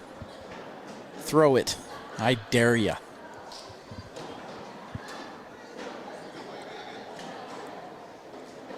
Noah Monza and Logan Chamberlain 18-4 over Ryan Windsor and Alex Hicks. Eric Davis 2-0 with his brother Brandon over Doug Zaft and Bill Hadley.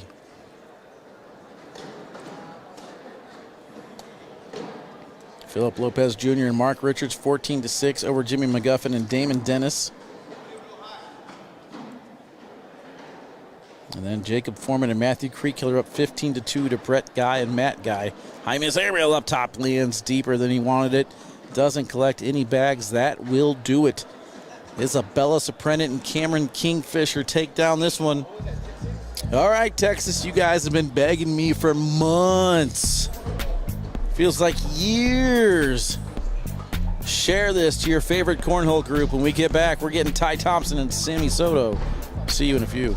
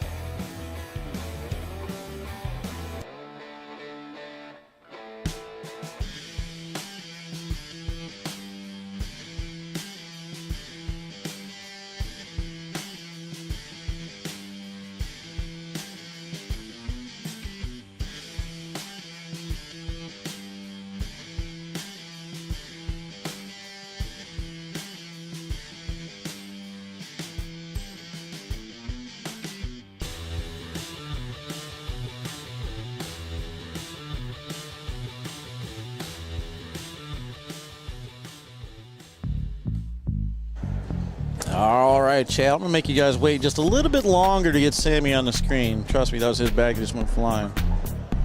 They are going to go down and back one more time. But to answer some questions in the chat, now that Justin Burton Jr., that's a loser's round matchup, so the loser of that one is eliminated. Frank Modlin will be throwing down the left-hand side against Sammy Soto. Cheyenne on the right will be throwing against Tay. Jacob Foreman and Matthew Creek-Killer finishing off Brett and Matt Guy, 21-4.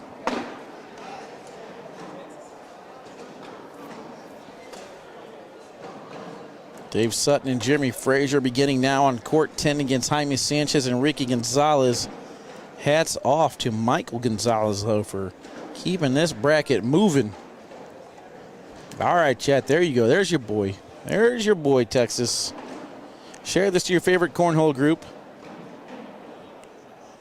There's like 7,000 of you guys that play cornhole down in Texas. Make sure that we get them all in here. They all have to see that K9 finally has Sammy Soto on the court. Sometimes it's just the way it works, chat.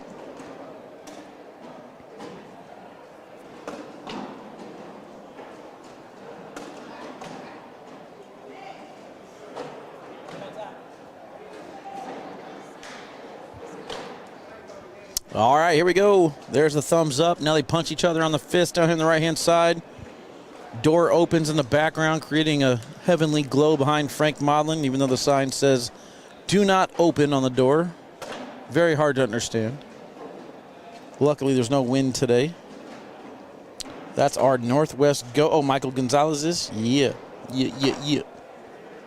He's holding it down right here, so show him some love for sure.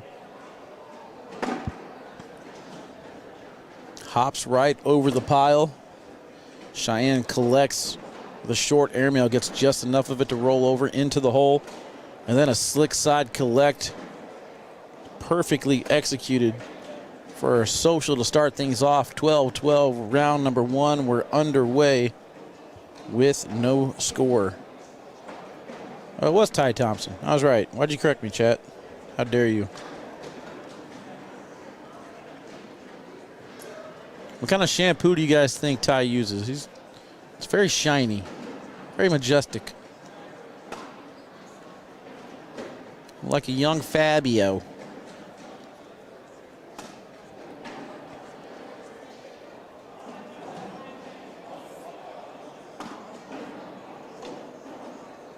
Uh-oh, Austin, you're about to get copywritten, man. You can't be saying that with Bernie in the chat. Bernie will. He'll get you. It's kind of funny. My buddy Jerry Wolford came in town. We had some down and backs with Braden Wilson and Ryan Trader and Cannon Hatcher, the young guns. And last time him and I threw together, he was like, you got to get that step over the line out of your system. He's like, it's terrible. I tried throwing it without it, and then I did like 3 or 4 rounds with it, and he's like, never mind, you're better with it. It's like, yeah, I got that from Frank Modlin, man. He's stupid good. Was good, Wally. My buddy Jeremiah said you're the best commentary ever. Well, he must be drunk, bro. Come on now. I'm only mediocre. There's a lot of times where I forget to switch cameras and talk about important things. But not going to be the case here. I'm going to call every single bag to perfection if I feel like it. 2-0 start. Cheyenne going sticky side. Game changer in bag number 4. Sammy almost grabs the bags out of turn, goes back to his seat. And then an airmail over the top. Pretty impressed from what I'm seeing right now out of Ty Thompson. He's got the roll working. He's got the airmail working. Never cut your hair, young man. Don't lose your superpowers.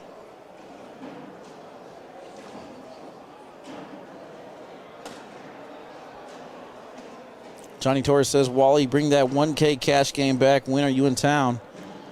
Man, I don't even know what town I'm in now, bro. It moves all over the place. First bag's down in the middle for each. Round 4, 2-0 to score.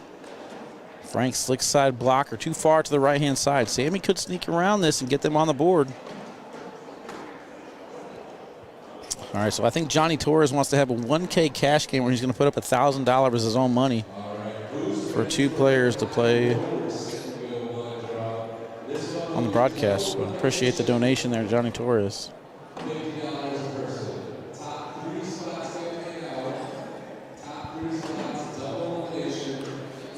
Big cash money sit and go getting ready to start up. If you're in the area or over at the hotel and you want to get in on it,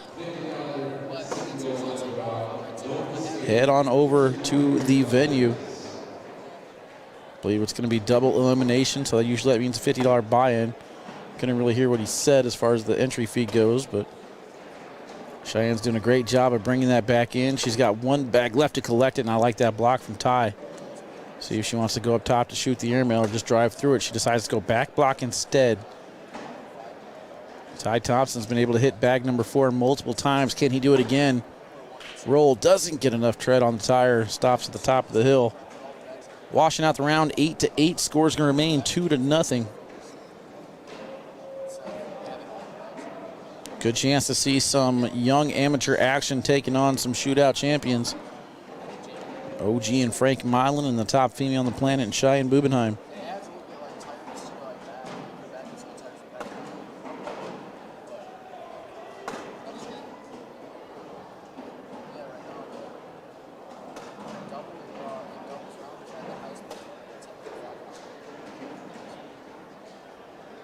Sammy has been the pride of Texas. I'm not going to lie. This is really probably my 2nd time getting a chance to look at him. Last time it was down in Fort Worth, Texas.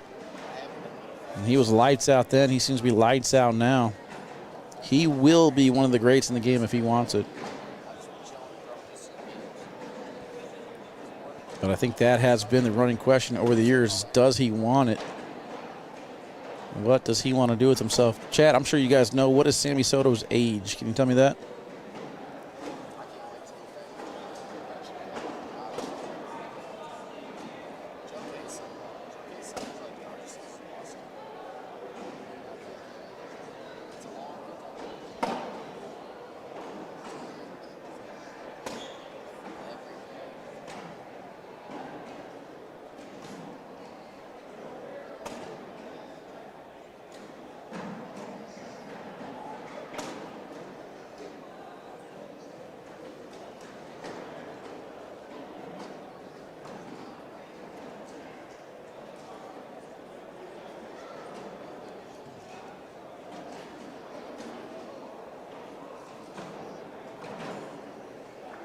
$16 or 17 years old, Kyle says. You can see he tried to steer that bag a little bit more to the left to get center lane. Frank is immediately stepping out. He wants to bully this. Spins it. Sammy's only about 2.5 feet out. See if he can bring it back in with that distance. He knows his shot better than I do. Slick side spins it. Got 2 bags left to get it in. Frank again pushes right into it. You can tell Frank is not trying to make these bags. He's trying to make this collect a lot more difficult for Sammy. And that roll is deep. Sammy's in a little bit of trouble here as Frank could push through for possibly 4. Too far to the side. That bag is on slick side on the edge. Yeah.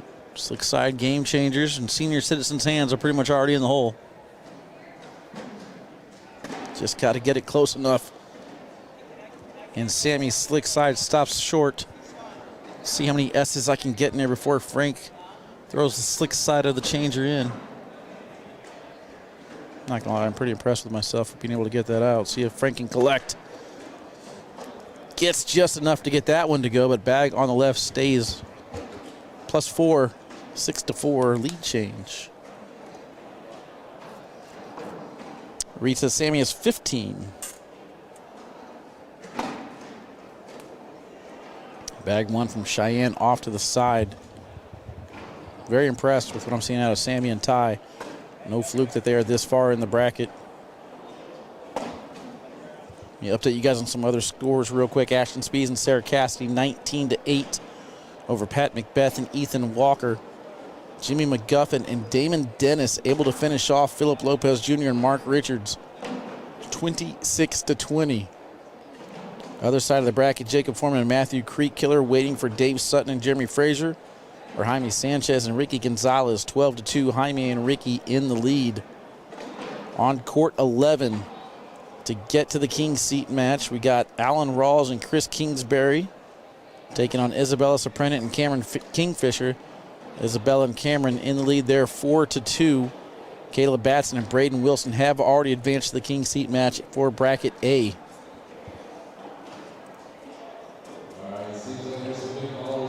Bracket B, Jordan Power and Hunter Thorne advance, and they're going to take on Eric Sockline and Tanner Halbert to get to the King's Seat in bracket B.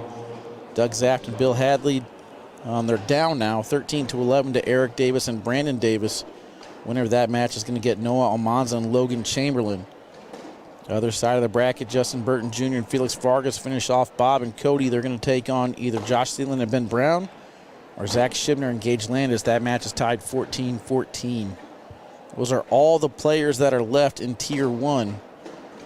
Again, winner of this match will play the winner of the next match, which is Eric and Tanner, to take on Jordan and Hunter.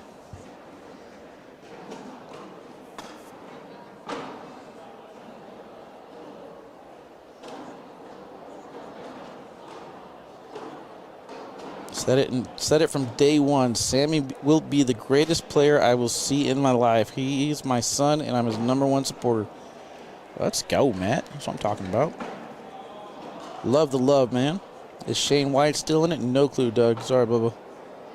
Schermerhorn and Neistat, I believe they're out. Tier 5 or 6? Yeah, I don't know. My clicker don't click that low. 11-4. I look at the brackets for just a second. Frank and Cheyenne just take the lead. I'm not going to lie. Did I even switch cameras? Kind of zoned out there for a little bit. Backside hits it clean, moves it just a little bit on that slick side in front of the hole.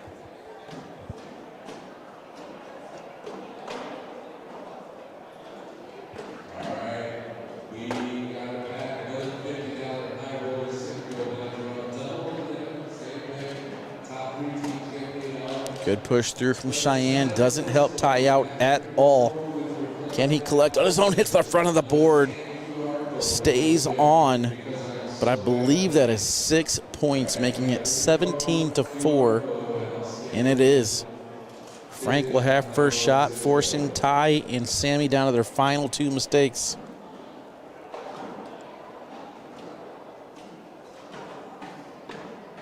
It didn't look good at national #1, but Frank and Cheyenne have hit their groove, proving that this switch up in the middle of the season from Chad might be paying off. They're going to call an open board timeout here, so they might be changing the strategy or maybe just discussing to get things going. Doesn't look like Ty and Sammy came out of that really happy. I kind of thought we would see Sammy rub the mullet real quick for some good luck or something, but nothing. Just a quick conversation back to his end, ready to throw. And it did not work. Bag off to the side. Should have rubbed the mullet, just saying. That's one mistake. Frank already has one bag in the middle. And again, Frank's doing that on purpose. He's not trying to make that bag. He just wants to create a situation. You might see a Frank, he doesn't call it a roll. It's like a hop. Oh, he went up top for the airmail, and he hits it.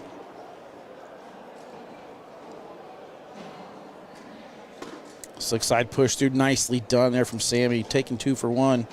Keeps the game alive, at least for now. Bag 4 in, this one's got to be in, and it is. 2 more points for Frank. Come on, Ty, got to lock in against Cornhole Royalty. Snap out of it. It's easy to get starstruck.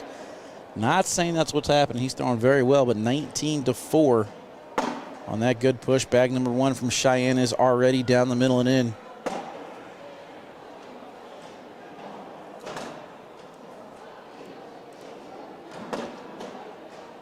PPR so far this match, Frank Mullins only missed 3 bags, throwing in 11 against Sammy's 9.17.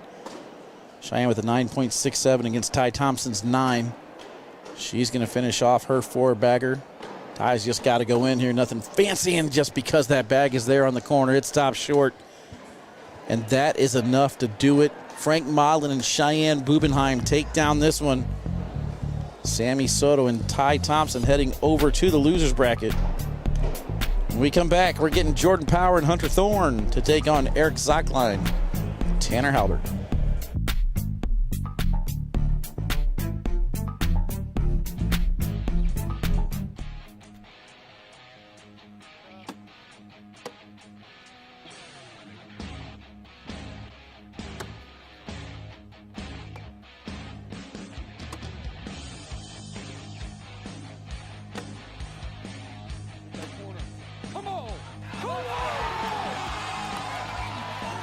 ACL Pros and Joes 2, coming to Fort Worth, Texas, May 12th and 13th. Register now at app.iplayacl.com.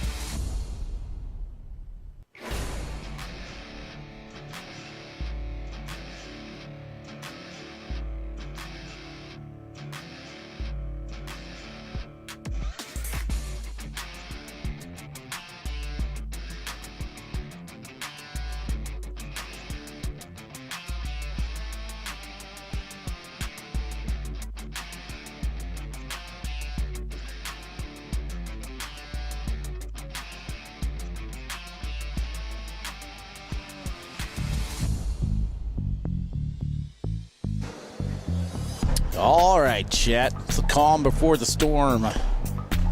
Jordan Power and Hunter Thorne to take on EZ and Tanner Halbert. Let's check in the chat. What do we got? We got Mama Cobb, Kyle, Mayday Malone, Jacob Gore, Nick Williams all checking in. What up, y'all? We vibing.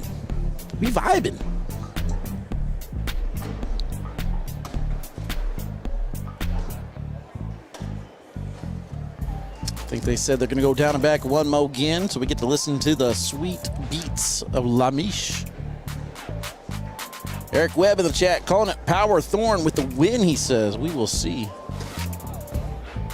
Gives me a chance to thank the sponsors for coming in this weekend. Corn Nuts, Bush's Best, Ultra, Seagram 7, Johnsonville, and all cornhole.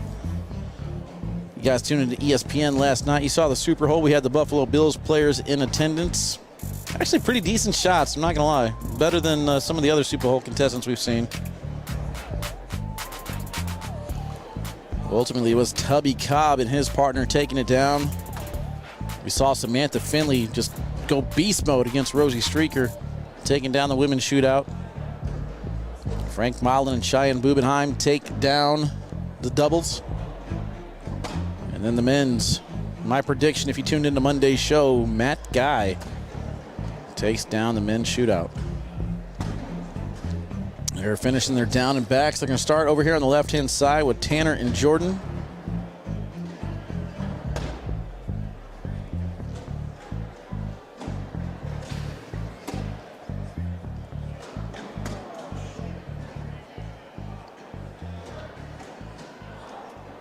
And Eric Zockline doing a handstand, shoots an airmail, it goes in. You guys missed it. It was on the camera. I should have switched cameras. But trust me, it was a handstand. And it went in. There's no way I would lie about that. I'm just kidding. You didn't do it. All right, here we go, chat. These bags are live, starting off on the left-hand side. Don't want to get copyright infringement, so these bags are important. What do you guys think? Better ring? Birdie, is it okay? Can I say that?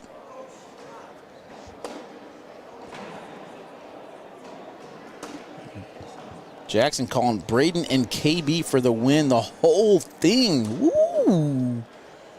I like it. So far, so good. They're in the King Seat match. You should add a feature to your broadcast where we can hear what songs the players are listening to. Oh, man, I don't know if we can do that. Copyright infringement. Facebook would have a fit. I'll tell you what I listen to when I play. Opera. It's so peaceful. I'll let you guys listen to some opera if you want. Just go ahead and type opera in the chat. Type 1 in the chat if you want to listen to opera while they're going down and back. I can make it happen.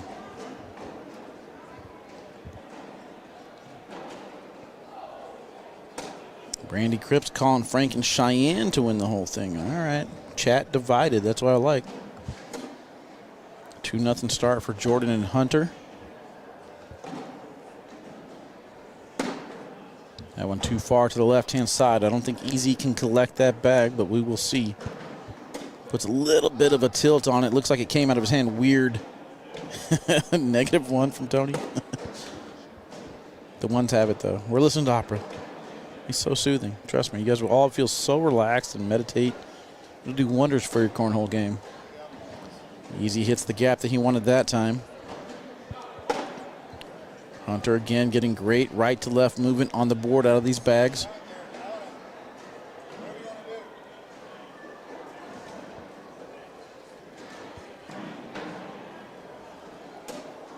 And Easy again missing the 7-10 split off the back of the board. 6 points, making it 8-0.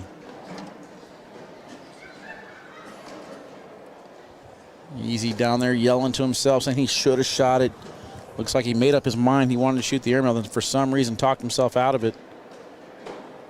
Tanner again trying to Mario Kart that bag back to the center lane, just unable to get his landing spot where he wants to today.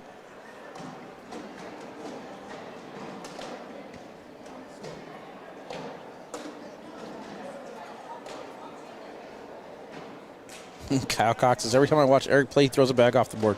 Well, don't watch. How dare you jinx my boy like that?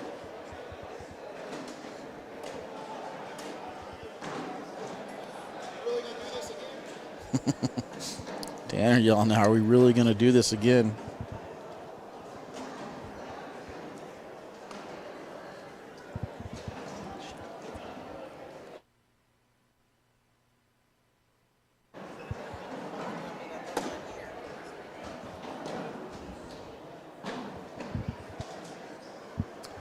Nothing start. Backs against the wall. Was kind of interested to see the pairing between Hunter Thorne and Jordan Power, but looks to be working very well.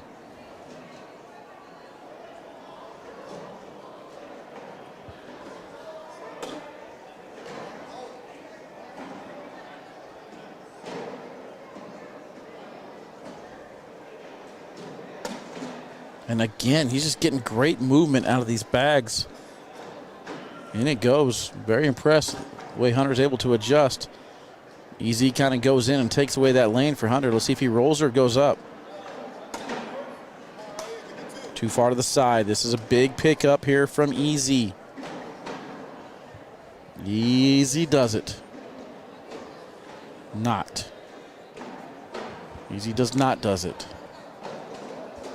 Missed the collect, sneaks around, saves the round with a 10-on-10 wash, but missed opportunity to get first bag for Tanner. Winner of this match will take on Frank Modlin and Cheyenne Bubenheim for the B bracket king seat.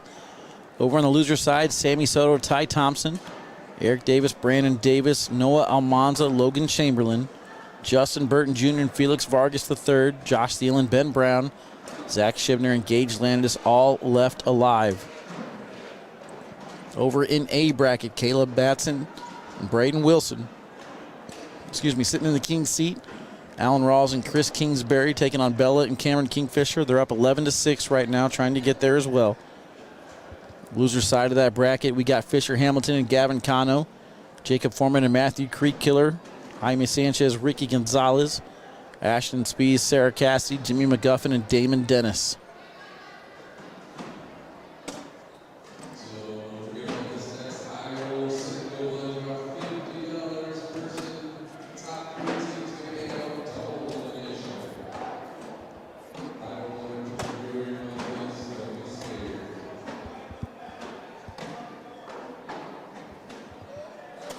Uh-oh.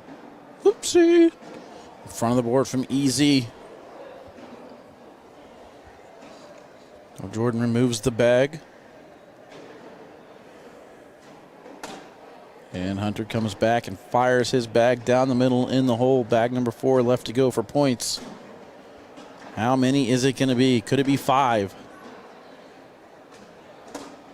He will finish. And Easy down the middle with final bag. Hunter taking big points right there. Easy and Tanner yet to get started.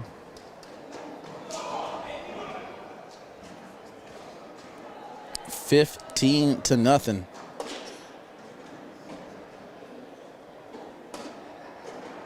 Derek Singleton, Landon Crabtree checking in. What up, boys? Welcome in, welcome in. Jordan pushing Tanner all the way out. Tanner's trying to get this.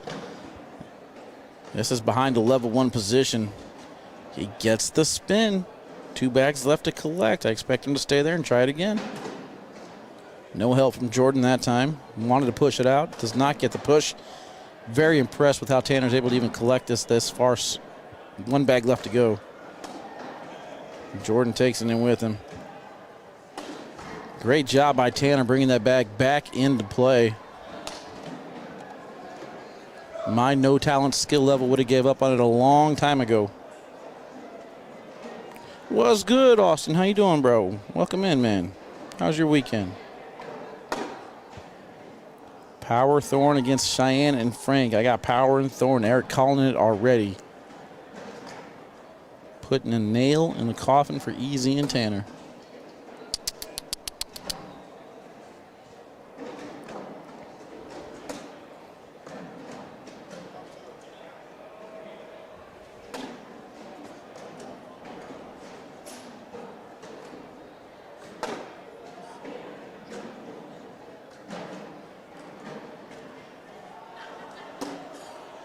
Good job that time by Easy, kind of hopping over that corner and going in the hole. Hunter's bag to collect too far to the left.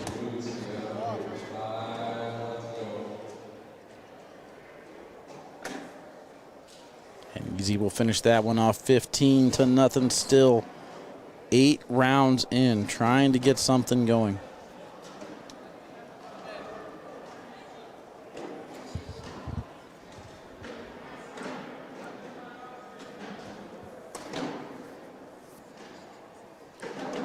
Alan Rawls and Chris Kingsbury now up 17-6 over Isabella Soprano and Cameron Kingfisher.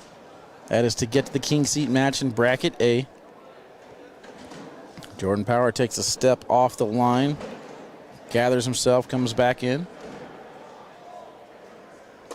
Was it a timeout? I don't know. We'll never know. We'll never know.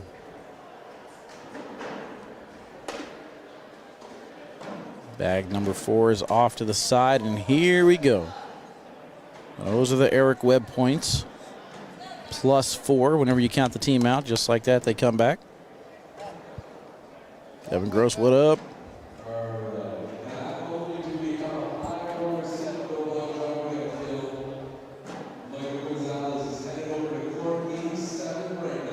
Uh-oh. Are we doing long toss?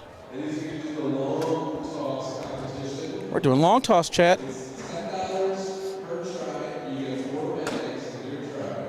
Danielle Luna going to long toss? You going to go do long toss?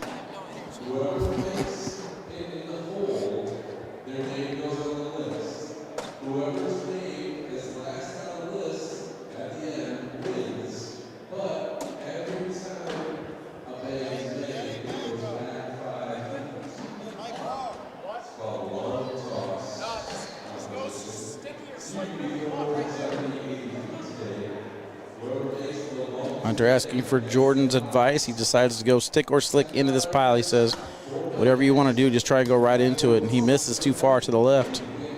Easy's got bumpers.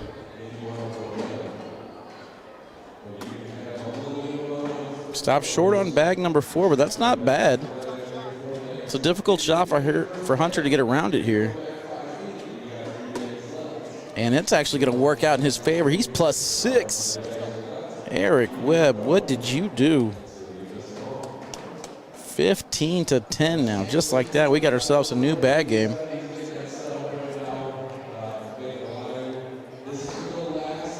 That's on you too, John O'Mac. Said if Hunter sits down, they're going to win this game. We're getting a timeout here on bag number 1 as Tanner misses off to the right-hand side. He's not happy with himself. Easy walks down about halfway, yells at Tanner, come on now, it'll be all right. Important shot here for Jordan to regain control, possibly get them to 17. Putting them in position for Easy and Tanner to have 2 mistakes left in pocket. Bag number 1's a leaner, just something extra to think about. Shouldn't stop Tanner at all as he replaces it. Corey wants to know if we get Kingsbury and Rawls in a live feed. More than likely, that's the next match that we'll get. That king seat will be set.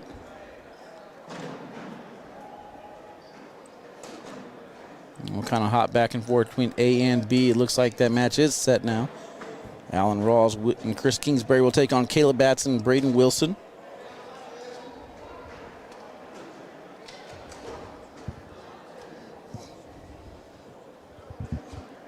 (17-10).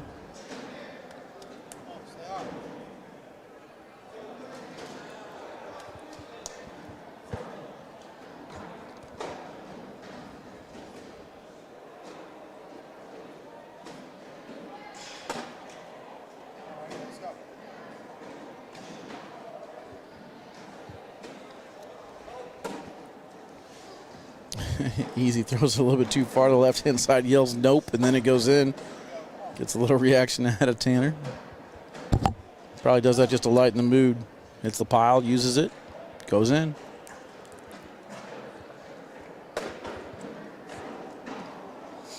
The screen is paused. Did you hit pause on your screen? Because if you hit play, you should be back into play mode.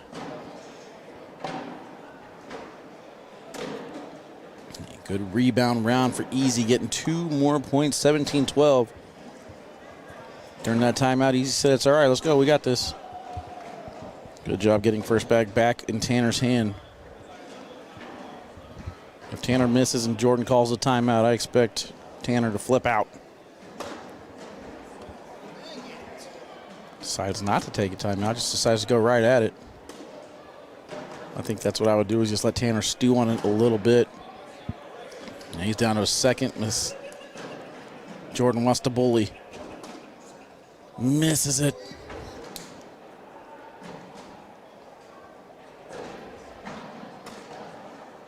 Tanner gets 1. Easy has elevated. He is out of the chair. I expect Tanner to shoot this.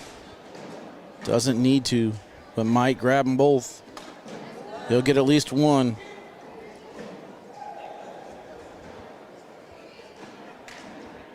Missed opportunity here for Jordan. Tanner had 2 bags off to the side. He missed the bully and then sat on the back of the hole.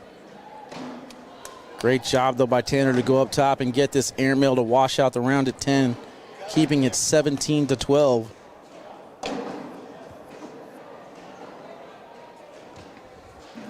"100% Ian. The Yeezys and the K9 jersey increase your PPR by at least 2.5 points for the day, dude. Not just a game, for the day. I have not been contacted for a K9 version of Yeezys yet, but when that happens, I will let you guys know.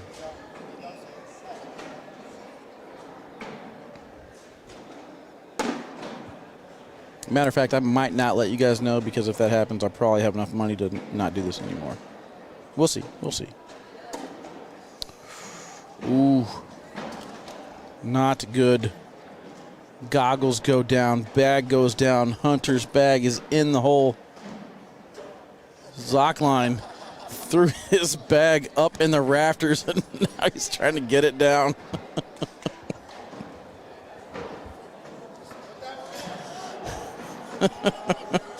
I want to know what would have happened if that bag would have came across the line and hit the ground. Would that have counted? Tanner, meanwhile, trying to bring him back into it, says, put this one in. If he does, he's still got to put it in the win. We'll see. Oh, my goodness. All right, so good job coming back after all that to get that bag down the middle and in. Meanwhile, Hunter's final shot has just enough of the hole to trip back in. Easy. Did you see me jump all the way up there? He's like, yeah, watch. All right, Easy, always the entertainer, no doubt about it. We got our King Seat match set for Bracket A. Caleb Batson, Braden Wilson, Alan Rawls, and Chris Kingsbury. And then King Seat match is set here in Bracket B. Frank Modlin, Cheyenne Bubenheim will take on Jordan Power and Hunter Thorne. Be back here in just a little bit.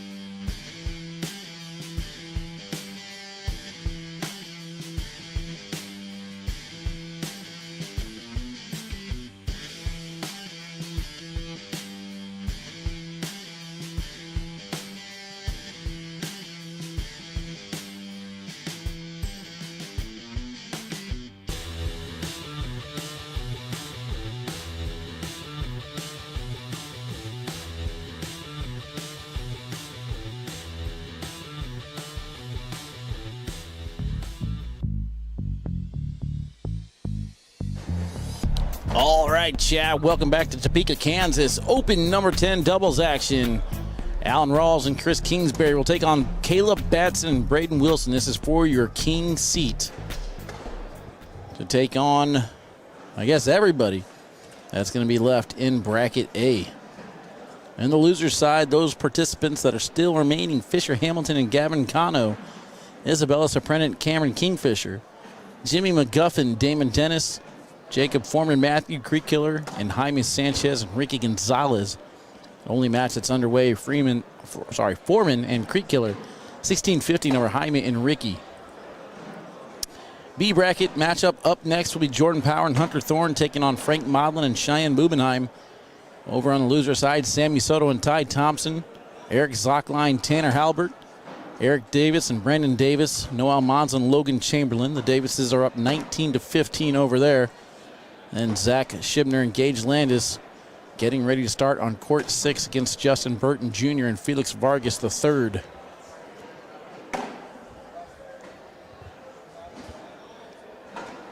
They'll start things out over here on the left-hand side with Alan Rawls and Caleb Batson. Looks like we are set and ready to go. These bags are significantly important compared to the other ones that they just got done throwing. Nick Thompson in the chat says, let's go Braden Wilson, a.k.a. The Future.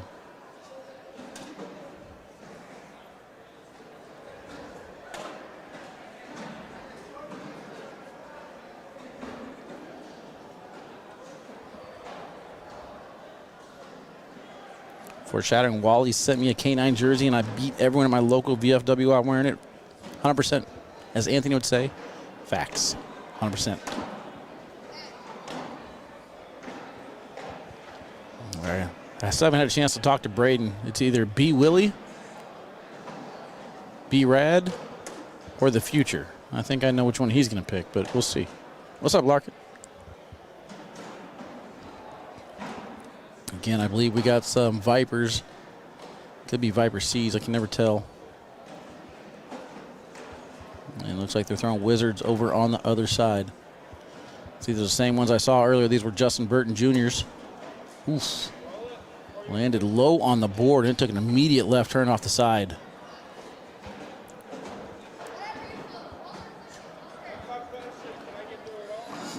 He goes right back to the aim and fuel. Takes a couple sips.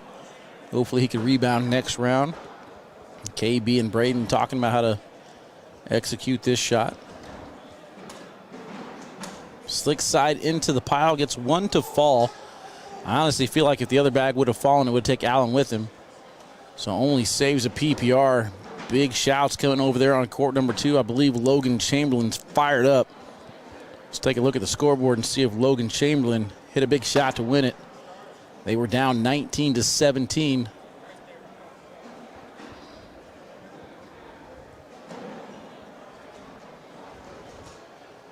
See Eric Davis putting his bags back inside his carrier.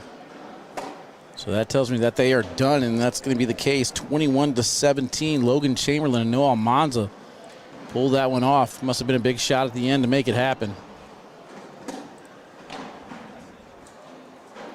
Looks like it was an 8-on-4, so something messy. I mean, knowing Eric Davis, it doesn't surprise me. So now Sammy Soto and Ty Thompson are going to take on Noah Almanza and Logan Chamberlain.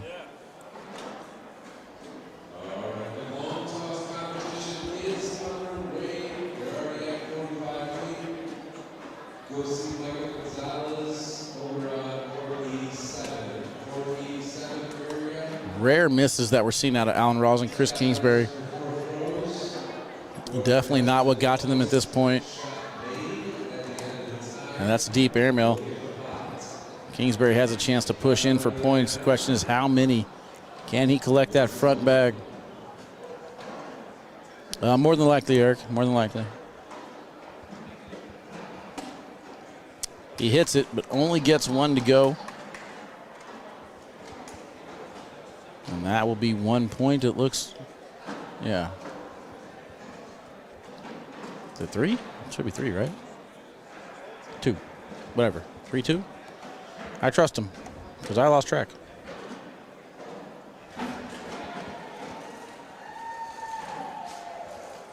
Sounds like somebody hit on the long toss, so that's underway.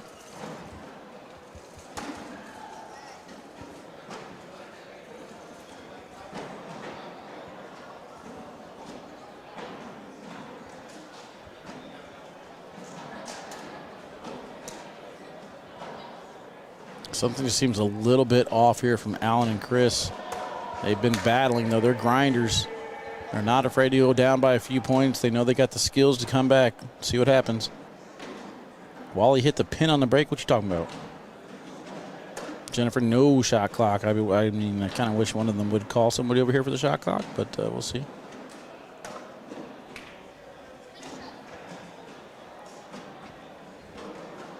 More than likely, we're going to stay on the winner's side, Brandon.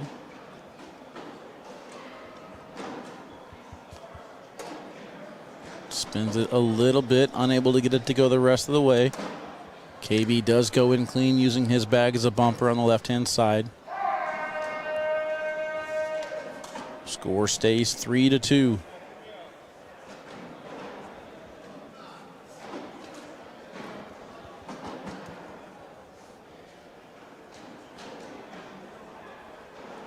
I mean, in fairness, Ian, Braden and Chris don't really miss that much, and they missed a lot that round. It was really confusing to me. All the normal things were just off. I experienced confusion.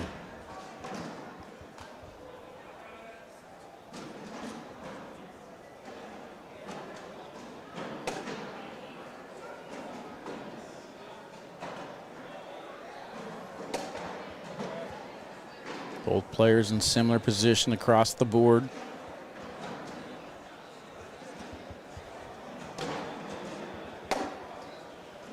Kingsbury pushes into the pile. Let's see how Braden wants to play this now. Sticky side controls the situation.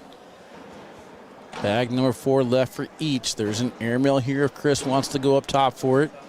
We're going to take a timeout to look at it. He's got to hit it perfectly. The goal here is to hit either the BG coming straight down or his bag on the right first. If that happens, I think we'll get a domino effect. It will leave the open push for Braden if that happens.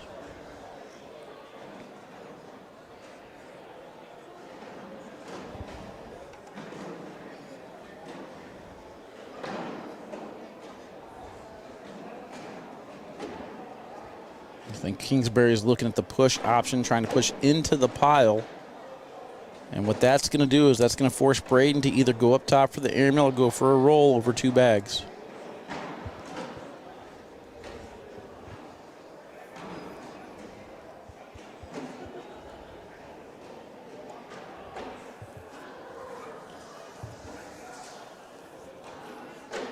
All right, they got their decision. Chris heads back down, ready to take the shot. Personally, I'm shooting the airmail. I don't mind leaving the push for Braden. But let's see what Chris decided to go with.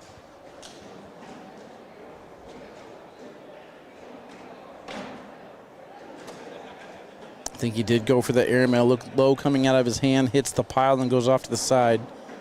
Good news is the bag on the right stayed up, making it a little bit more difficult push for Braden. Slick side, and he's off the back.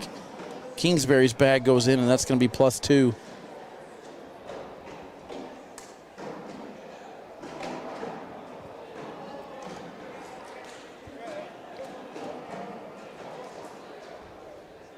Who's my favorite upcoming PDC player? I mean, Vincent Frisch is the biggest name. I like what I've seen out of him. It's kind of weird saying that Austin Renard is a PDC player, Mike Jaquez, but probably between those 3. They're all balling right now. I mean, I think Fisher's got just, not Fisher, Vincent Frisch has got just a little bit more flair to him. You know, I like Vincent 2 hats. It's kind of a cool thing. I mean, we got the Kill Shots collab coming out next month, so I mean, Austin's got a pretty, pretty comfy spot in my heart right now for that. Plus, I love the graciousness he showed me when I went out to Michigan last week. But I think those will probably be the top 3. Uh-oh.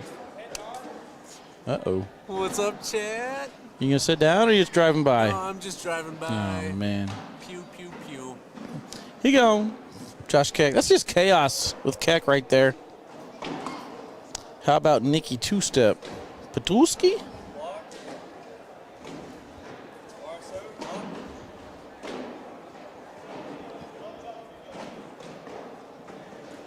I think he said bar of soap. Looks like he elected to go with block instead of bar of soap. Allen's kind of a little bit too far to the left here this game. We're going to get another timeout, so we're going to take a look at it.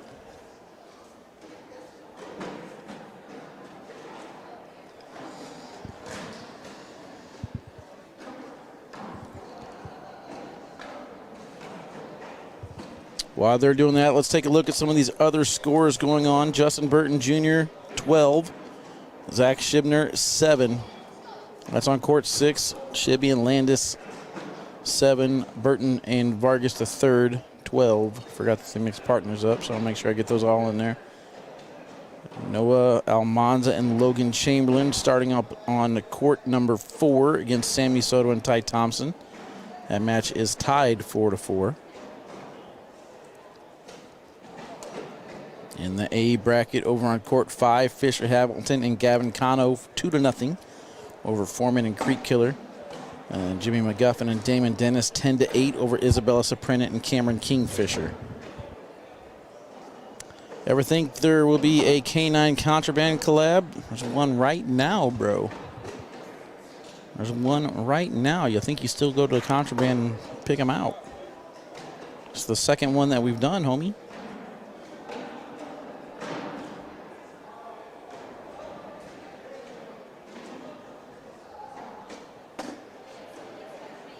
That one's off to the side. I think the back bag might go, but that first one's in trouble. Good job there by Braden. Shows his cornhole IQ, just going right in front of the hole, creating a difficult shot here for Kingsbury.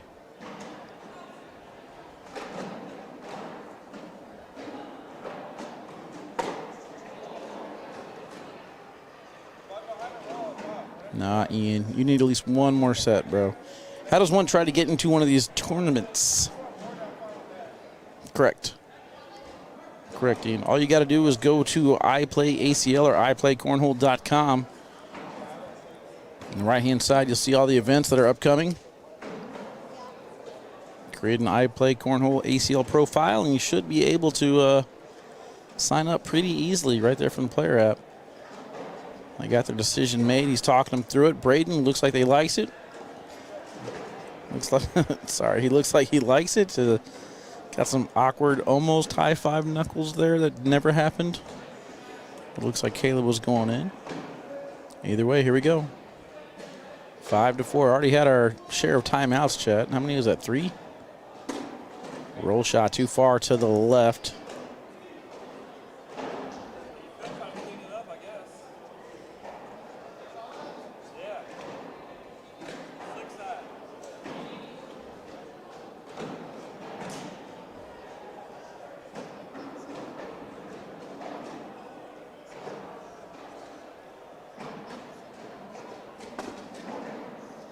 Oof. Slick side push. I can't really tell what happened. I want to confirm that all the bags are done moving. I think he's getting 4 out of this. Oh, he gets 6. Pushed into the pile, knocks in Braden's bag, 11-4. Braden's bag falls right at the edge and goes in. Creates a perfect block for Chris's bags. They just don't go anywhere. You don't have to win any smaller tournaments to enter. Just sign up and show up for a tournament. 100%. That's it, man. They got different divisions, all the way from the pro division down to intermediate. We got 4 different tiers of action going here. So the way they do doubles is you show up, sign up with a partner, and you play 6 matches. Based on your record, that determines what tier that you go into. This here is Tier 1 action. These players all finished either 6-0, 5-1, or the top half of the 4-2 record. The least amount of wins you have, the lower down you go as far as tiers. Obviously, the more wins you get, the higher the payouts can be. Winning team today gets $5,000. Cash, homie. Straight cash. Actually, straight digital wallet. Same thing.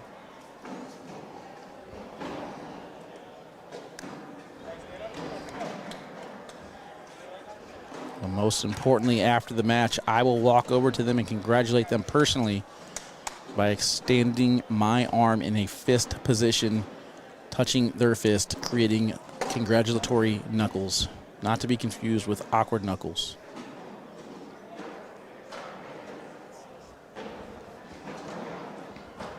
And you're just going to have to tune into more live feeds, Logan, to figure out what I'm talking about.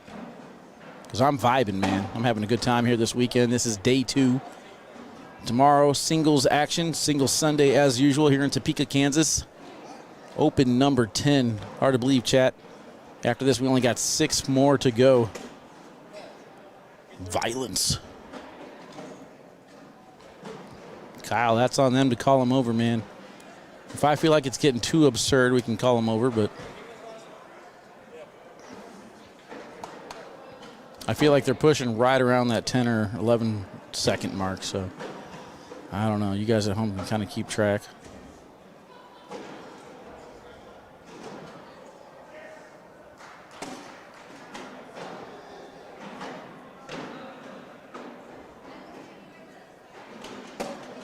Y'all get him over here, Nick. We'll confirm. Eric, I will be. If there's an open, I'll be there. I'll be there. Good job by Kingsbury staying center lane. Cuts around the pile and goes in. Gets first throw back to Allen. Makes it 11-7 as we enter into round number 9. I will be live 1 hour before the tournament starts, doing my usual test, getting the cameras and microphones where they need to be.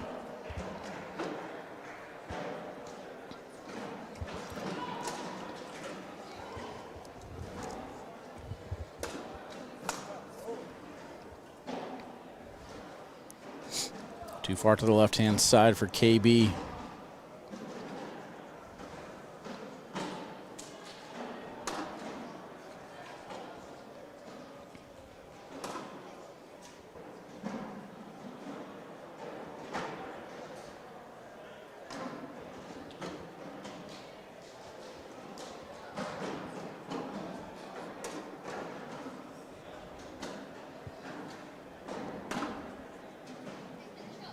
Lucas says my stopwatch was 11.87 on that last one. See, I'm telling you, they've known this was an issue. They've been called out about it before.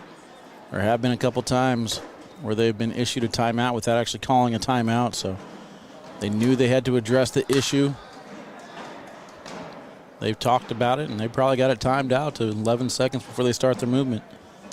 Score is going to be 11-11 now. Chris Kingsbury will have first shot. Not good enough to win anything, but I have days where I get hot. I might show up to one and the whole thing. If I'm hot, and y'all will pay my digital wallet. Absolutely, Logan. Whew, it's hard to read on this little phone after looking at the screen.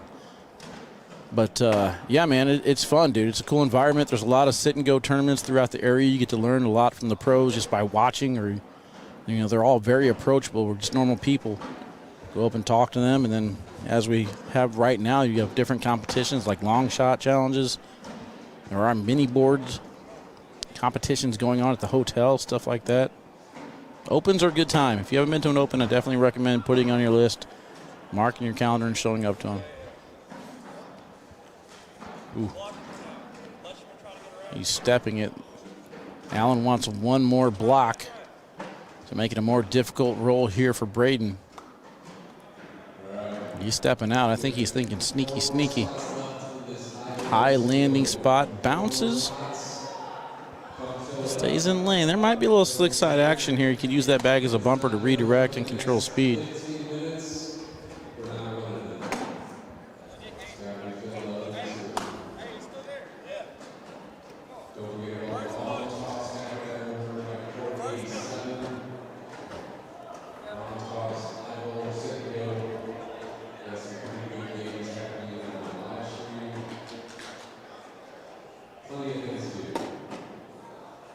Ooh, he tried exactly what I was talking about. Doesn't get enough on it, though. Braden's got one off the back already, so 6 on 2 so far on the board.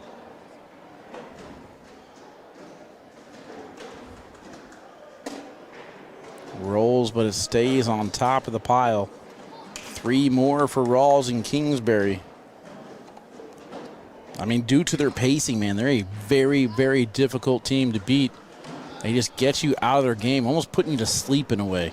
It's just an entirely different vibe whenever you step to the court and you're playing against these two. That's why they're very high on my list. Very, very skilled shots that can win the physical game. But as far as the mental game, that's hard to overcome. It's hard to practice this way.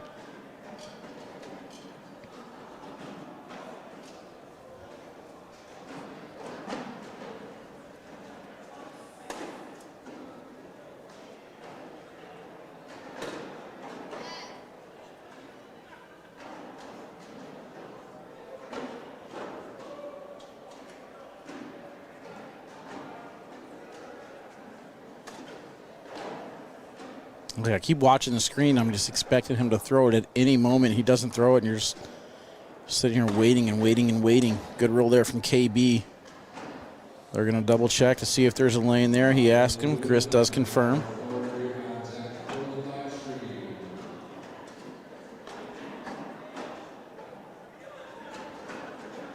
I feel like this one there was over 12 seconds, but we'll never know. Almost able to get the collect.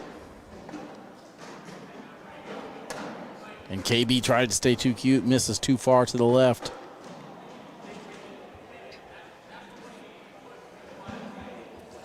(14-11). I think the biggest thing we're seeing with this shot clock is like a lot of people are afraid to ask. They don't want to be that guy, as I've heard from a lot of pros. They don't want to be that guy, but it sounds like we're going to start getting a lot more officials involved, which is going to create a lot of strain and make these tournaments last a little bit longer, but rules is rules. And that blocker over on his own side. Kingsbury immediately takes a step out. He's going to aim right at that bag to try and redirect towards the hole. Too far to the right. Actually helps out Braden. Braden's staying in. Braden's going to try and clip his bag and go in. Slick side. Oh, he stayed sticky. He stayed sticky side and went after it.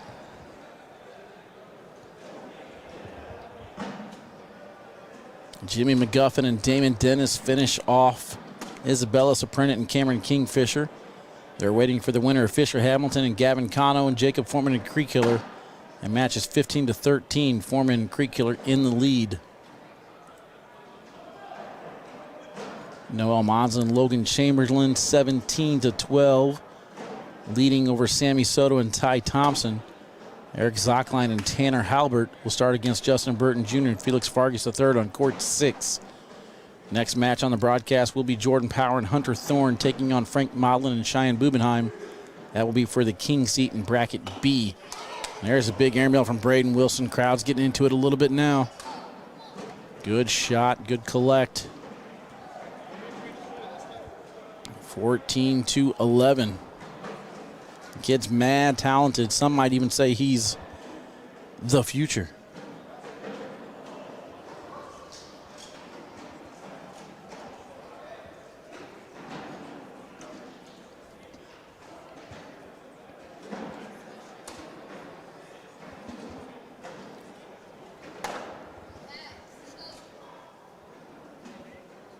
No credit Nick Thompson. We dubbed Jaden Ellis the Giant Killer. Stuck with him as he took down the Michigan State Championship. Maybe that's all Braden Wilson is missing from his game. Just a little nickname. Just give the guy a nickname.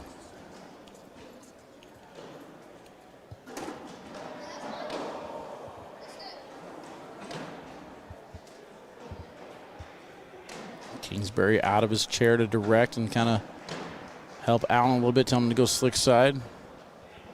KB just wanting to get in there and throw bags. Steaming over it. Meanwhile, Allen doing his routine on the left side. Bag is away, hard push into the pile.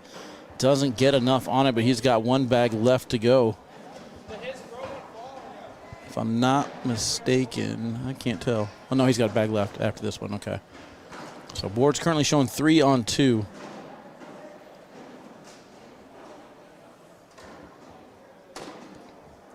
Roll on the back of the pile. Slick side or stick? Going slick side here, according to Kingsbury.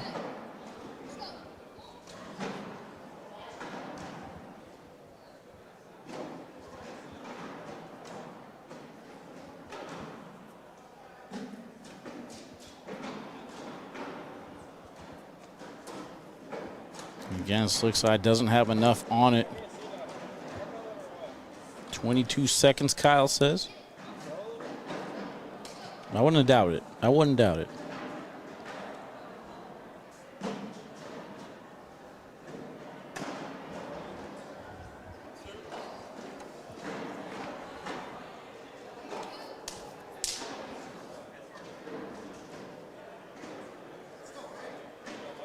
(16 to 11).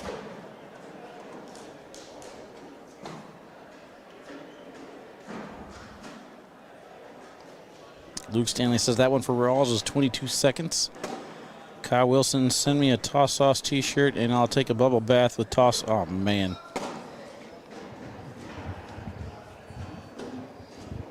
Skin will be sagging, bro.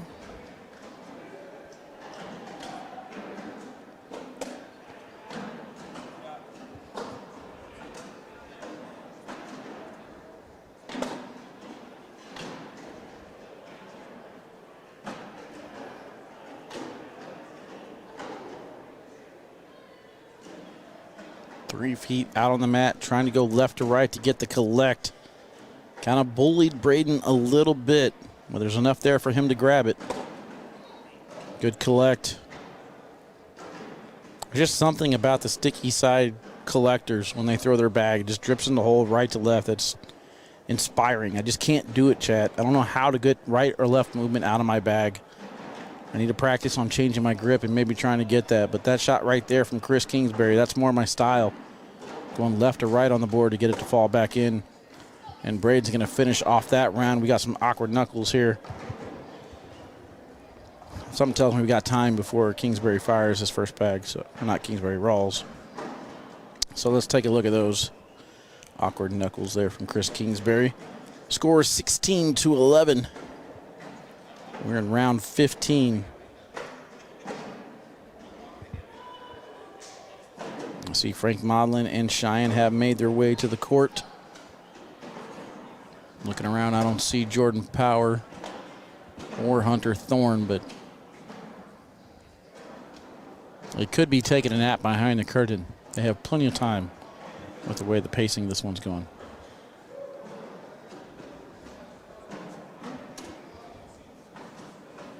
Elected to push through that pile.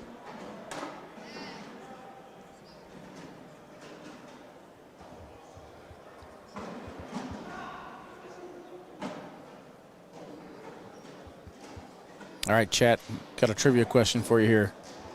Which one is greater, the number of times Alan Rawls flips his bag or the seconds he takes to throw his bag?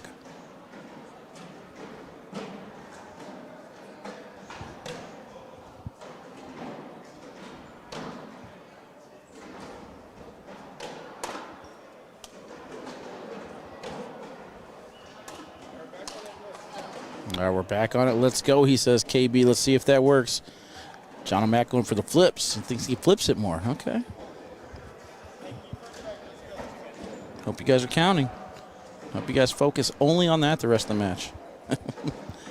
Once it's like one of those things, once you see it, you can't unsee it.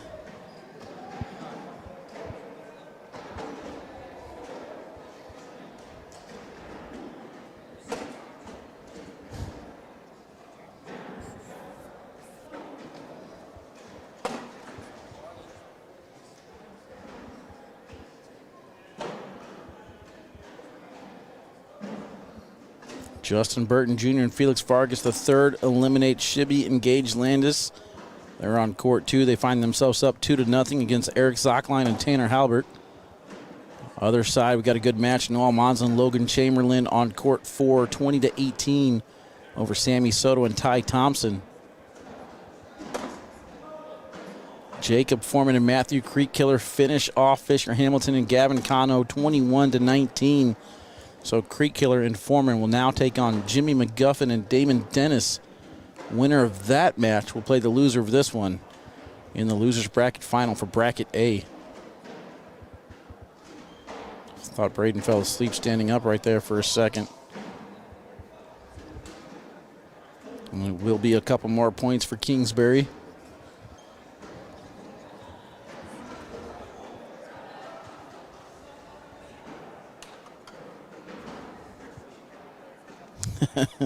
KB is 4 seconds. Allen is about 18. Averages out at about 11. So there you go. We're still under the shot clock time.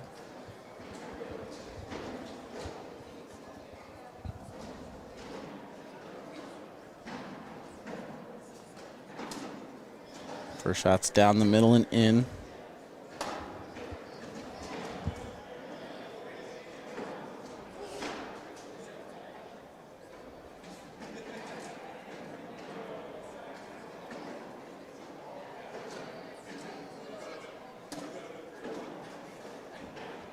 Good job again by Allen, just kind of pushing into the pile.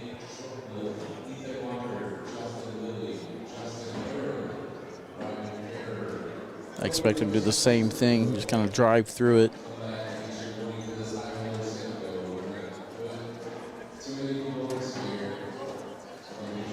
Does a good job of using that bag to control speed and kind of hug it as it goes around the red zone to go in.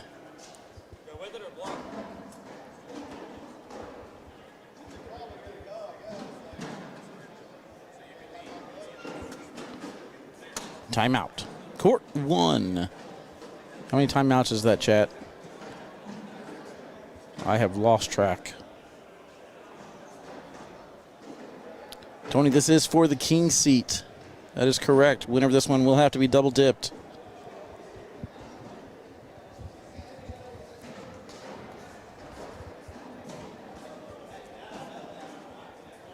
He ain't got any timeouts left. Too many, she says.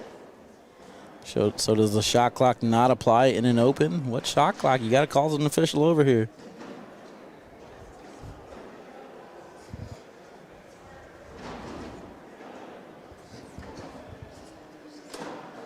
This block a little bit too far to the right. There is a lane for it. If I'm KB, yeah, I was going to say, if I'm KB, I'm stepping out. I'm going right at Rawls' bag hard. Doesn't matter if it's slick or stick. I'm on a deep landing spot on this one. He is going slick side. Almost bar soaps himself. Actually, I think that's a bag in hand on the back of the board there, but 2 more points. 20-13. KB trying to fire Braden. Braden says it ain't over yet. Let's go. This rule needs to be pushed hard if it's going to be a rule, just my opinion. And that's on Braden and KB to call them over. I definitely don't think Allen and Chris are going to call shot clock on themselves, just saying.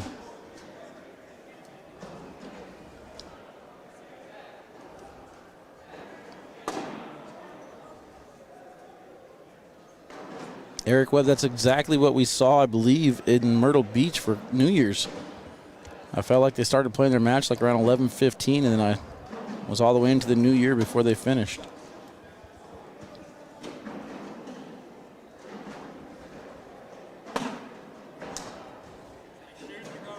Riley averaged 23 flips and spins that last round for Allen.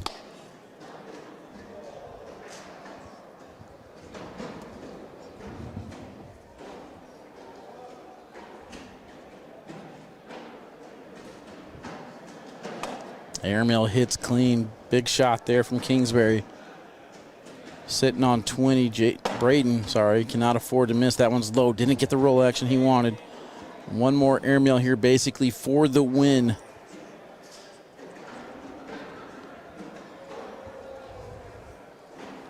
And yes, we are on pace for that, Rich. If things continue the way they're going, we could see Alan Rawls and Chris Kingsbury taking on Damon Dennis and Jimmy McGuffin. Or Damon will have to double dipped Alan and Chris. Big airmail. We got some decision making to do here for Braden. I think this is on me, though, because I was commenting about how well we're doing as far as pacing this tournament goes.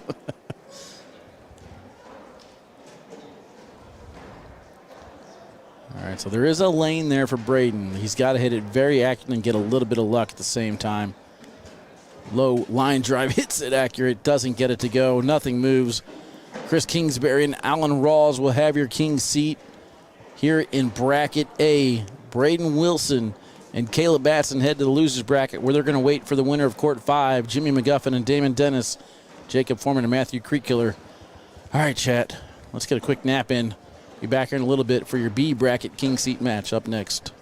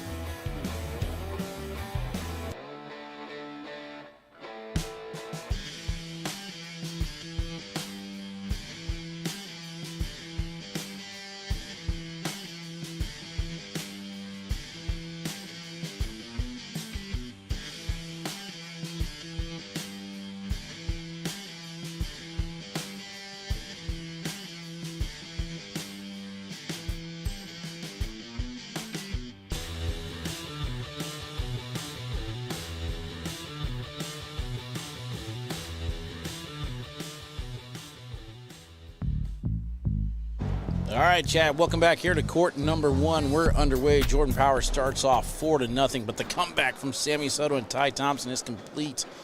They will now take on Justin Burton Jr. and Felix Vargas III.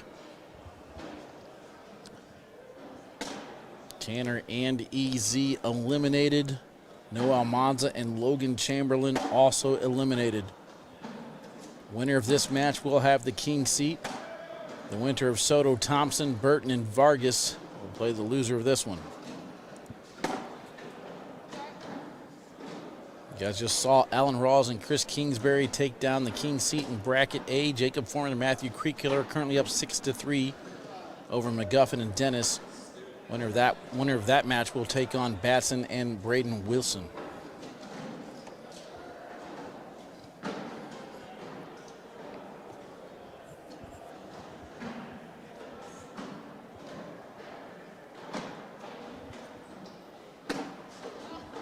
I think Frank went for a deep landing spot to try and land and cut back to the right. Did land on Hunter's bag, though, and with that one not getting up the whole slick side, I think Frank's play here is just go board, collect points. And that is what we're going to get. All right, so we got Frank Modlin, who is the king of awkward knuckles over there, with Hunter Thorne, who will just hold the awkward knuckle out there as long as possible. Now, Frank is the type of guy who will see it pretty much every single time because he's looking for it. But I think if I was Hunter, I'd kind of play around with him. I'd go in for the handshake every now and then and kind of mix it up. Go for the knuckle, you know, just keep Frank on his toes. Bernie Neighbors talking about the gamesmanship from Frank. Give him a taste of his own medicine, you know. Oh, Frank must have had one off. I missed it. 5-0.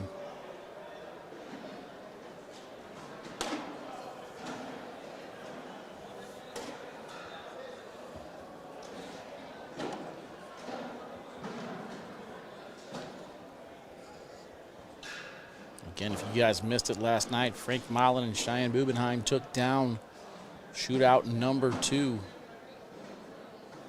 Joining Ryan Wiedenfeld and Ryan Smith in the championship.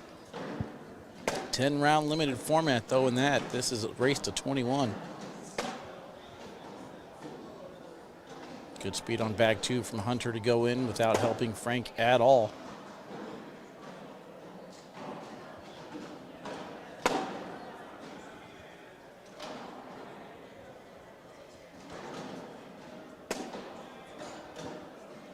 That one might come back.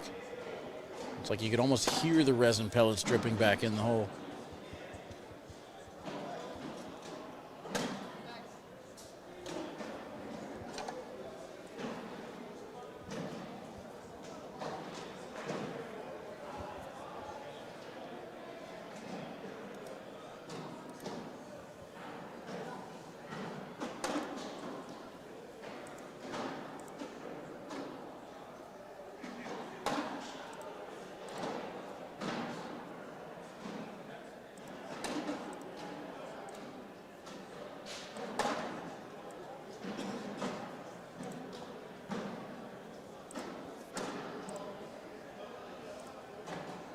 Go ahead and go through Tier 2 action. We got Joseph Factor and Gary Bearpaw sitting in the king seat of Bracket A. They're waiting for PJ Sarr and Tina Tafoya or Sean Roth and Chris Becker. PJ and Tina currently up 14-0 in the A brackets. We're down to the final 3 teams in the A bracket of Tier 2. In the B bracket of Tier 2, we have Richard McKee and Brandon Martinez. They're going to start on court night against Chris Novi and Chuck Grzinski. So Chuck G and Chris Novi will have to double dip Richard and Brandon. Again, that is your Tier 2 championship match for that bracket.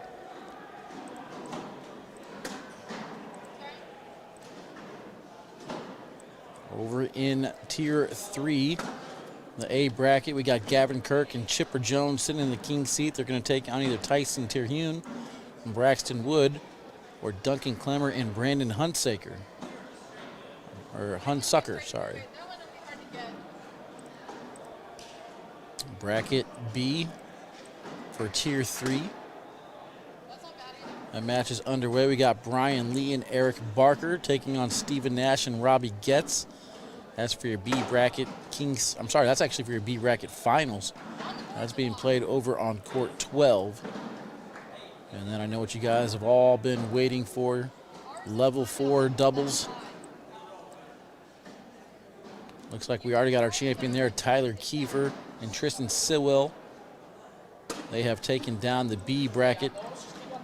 And then your A bracket. Looks like we have a champion over there, Carrie Brinkley and Carrie Walker. So thank you to Carrie for helping set up. We'll get you a little Tier 4 championship now. Meanwhile, back to this match, 5-0. So we're in round number 7. No live TV tonight, Dylan. That was yesterday. We are live right now on ACL TV, if that's what you're talking about.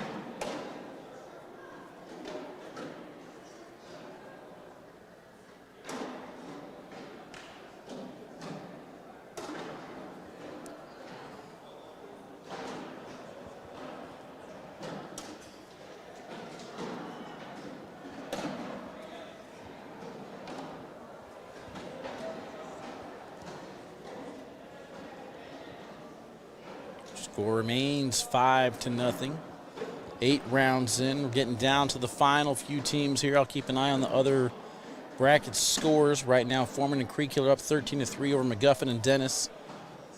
And then Burton Jr. and Felix Vargas III up 7-0 over Sammy Soto and Ty Thompson.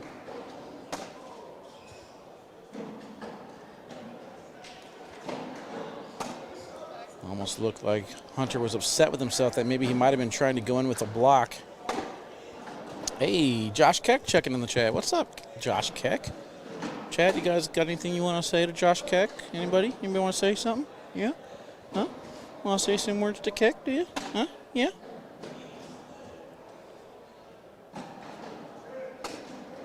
Modlin's 4th bag goes in, but Hunter able to add a couple more points to the lead. 7-0 now. Been very impressed with what I've seen out of Hunter Thorne throwing these bags.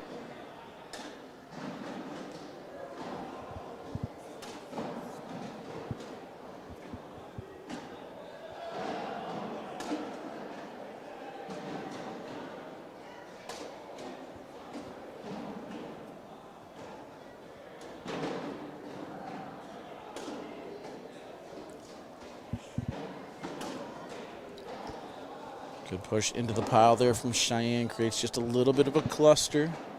I believe this is bag number 4, so Jordan's got to get the speed correctly if he wants to go through it.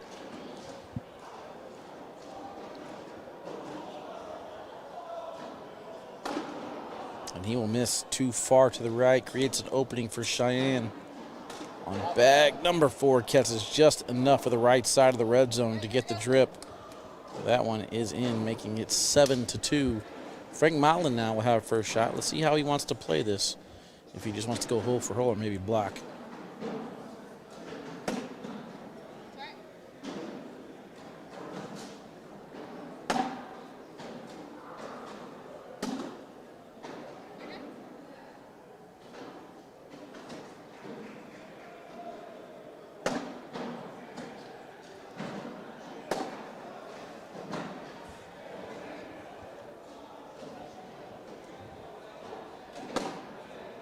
Pushes into the pile, gets the collect. Frank is in trouble. Ooh, gets that one to fall. Back on the back, should stay there. In for a big round from Hunter Thorne. 13-2. Justin Burton Jr. and Felix Vargas up 9-0 over Soto and Thompson. Foreman Creekiller trying to finish off McGuffin and Dennis 19-3.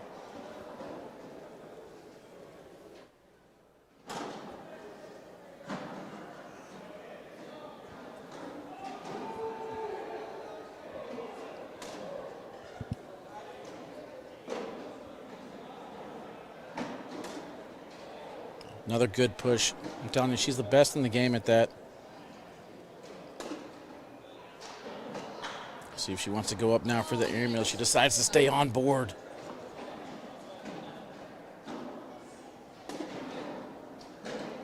Jordan with the collect. Cheyenne has to go in for the wash, and she does. But Hunter manufactured 6 points last round, still has first throw here in round number 12. Now let's catch up on chat. You guys done venting? Chat snitches get stitches. Stop being keyboard gangsters. Oh. There we go. There's some positivity. Congrats on the baby Tony. And long time sitting has cooled off Frank. They were sitting on the sideline watching quite a bit. Did not see Jordan and Hunter, so they were probably tossing bags on the other courts.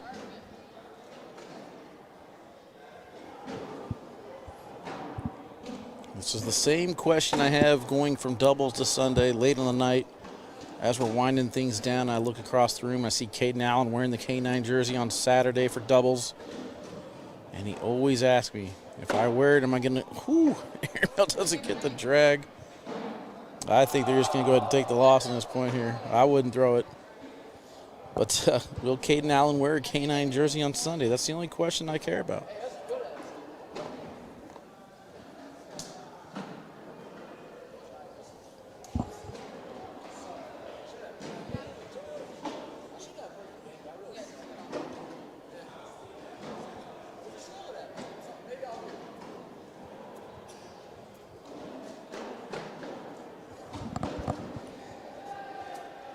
They elect not to throw it. Jordan taps it in. Nobody's biting. 14-2.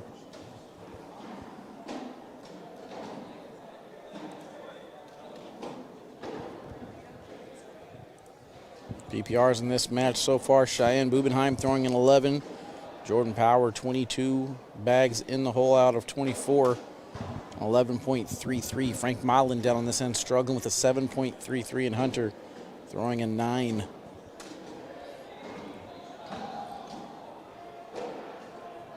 Jordan throwing very well right now. Kyle, I've been selling it as hard as I could sell it for him to wear the new. I even got him a new K9 Team K9 unit jersey. We'll see if he wants to wear that one tomorrow. We'll see. That's where I need you guys to come into play and tell him, Caden, win singles tomorrow. Topeka, Kansas, get your second Open championship. Become the #1 player that you ought to be.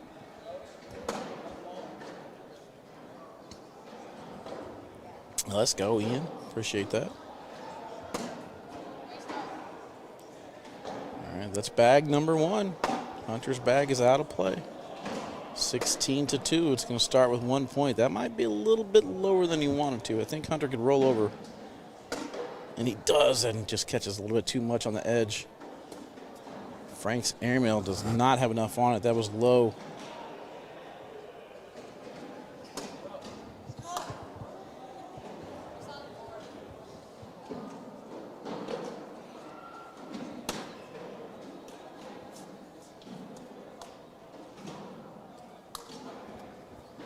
It's not for me, Kyle. It's for him. I want him to wear it for him. Hasn't had a singles championship in a while. We got to get him back there. Got to right the ship.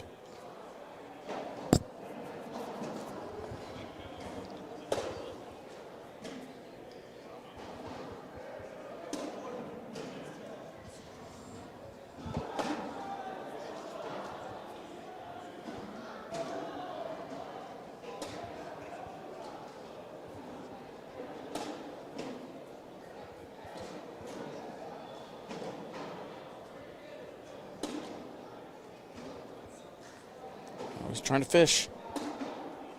And he'll get it to fall. Cheyenne almost had it without getting Jordan's bag to fall, but it does go in, keeping the score 17-2.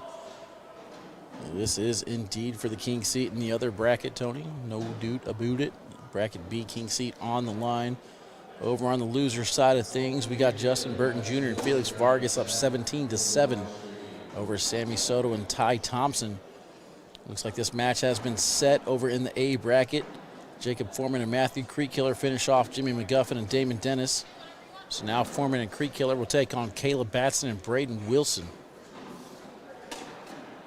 Airmail off the back of the board. I expect Hunter to leave that one alone. Just keep going in as much as he possibly can.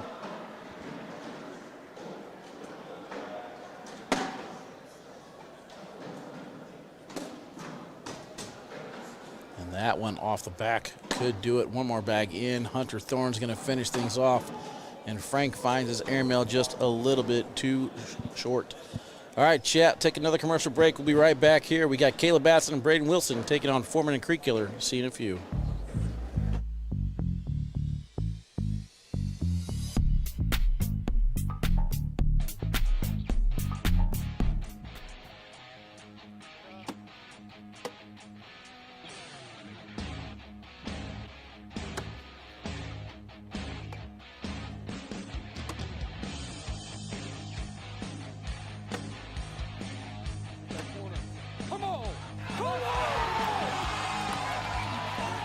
ACL Pros and Joes 2, coming to Fort Worth, Texas, May 12th and 13th. Register now at app.iplayacl.com.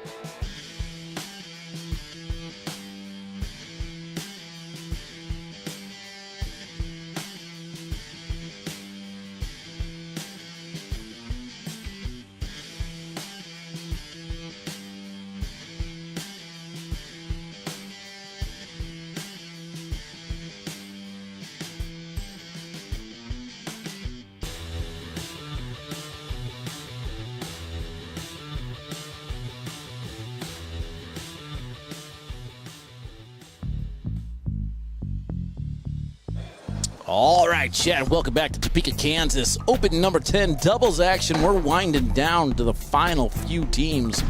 Over on court 2, Justin Burton Jr. and Felix Vargas III up 19-11 against Sammy Soto and Ty Thompson. But first, we got some action here. Caleb Batson and Braden Wilson taking on Jacob Foreman and Matthew Creekiller. It has been confirmed, chat. Braden, the future Wilson. Make it happen, Cap'n. That's his nickname from here on out. He says he's cool with it, so we're rolling with it. Courtesy to Nick Thompson for coming up with a nickname. Appreciate all the participants in chat. We're going to welcome in Broden Ryrie, Caden Allen, and Danny Baggs. How you guys doing? Welcome in down to the final 6 teams. Winner of that match over on court, 7 teams. Winner of that match on court 2 will take on Frank Modlin and Cheyenne Bubenheim. Sitting in the king seat of bracket B, though, Jordan Power and Hunter Thorne. They will have to be double dipped. We're starting things off on the right-hand side with Braden Wilson and Matthew Creekkiller. Winner of this match goes to your championship match for bracket A, where they're going to have to double dip Alan Rawls and Chris Kingsbury. With that first bag off to the side a little bit, creates a lane and an opportunity to muddy things up right away, and that's exactly what we're going to get.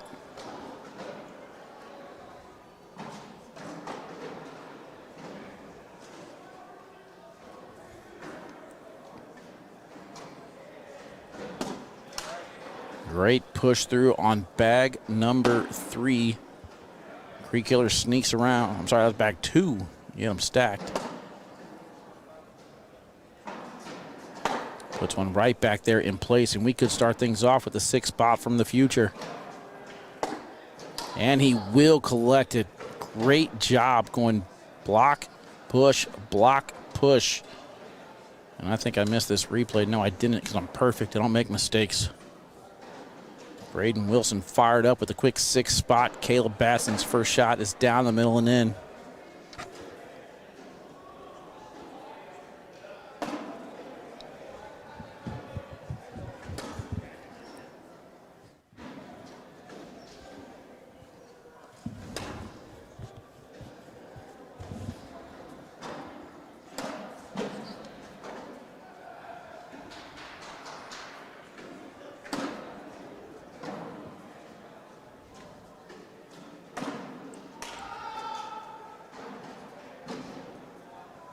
Checking in on these brackets.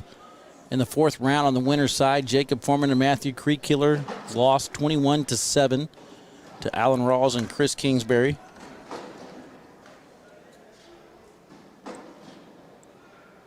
And then we saw the king seat match here on the broadcast court, where Alan Rawls and Chris Kingsbury defeated Caleb Batson and Braden Wilson 24-13.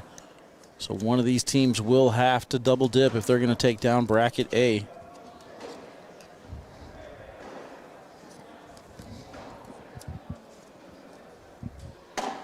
Braden up top for the airmail, lands short.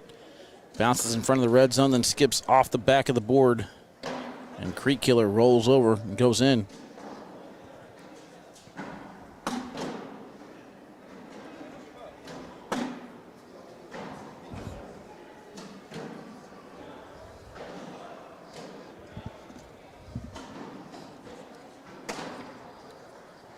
Misses the cut around. I don't know if he had a good showing in East Moline, but I know he did very, very well in New Mexico. That might be the one you're thinking of.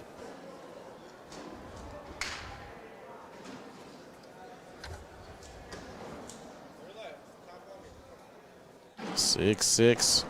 KB trying to calm him down just a little bit. Says relax, tied ball game.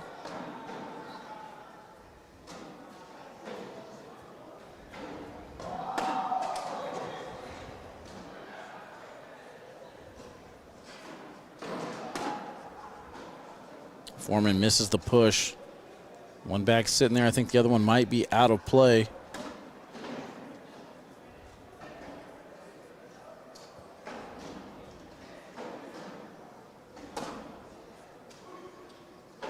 And it's getting a little bit worse as he's further and further to the right.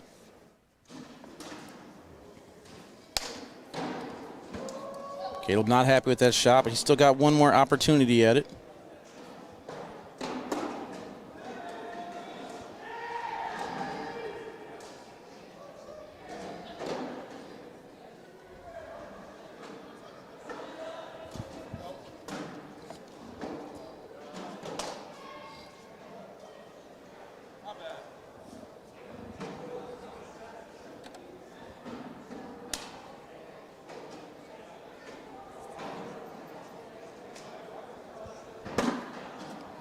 Bag number 1 is in for Creek Killer with a 9-6 lead.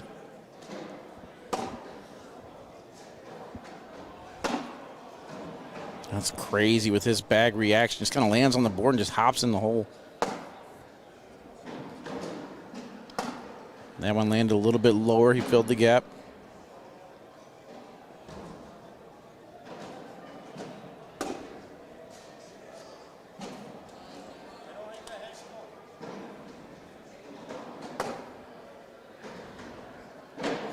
Awfully cloggy, folks. Don't think that's going to move. Doesn't look like there's anything going. And he landed a little bit short, but rolled on the pile. Nothing moves at all.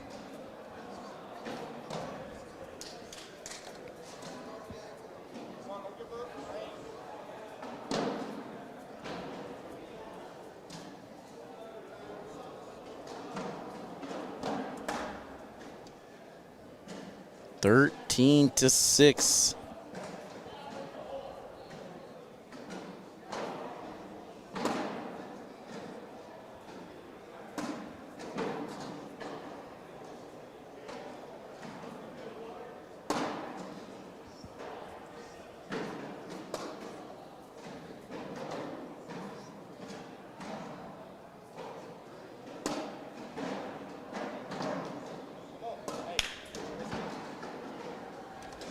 KB trying to fire him up. Baby steps, baby steps. Ain't got to get them all at once. Just got to get something moving in the right direction.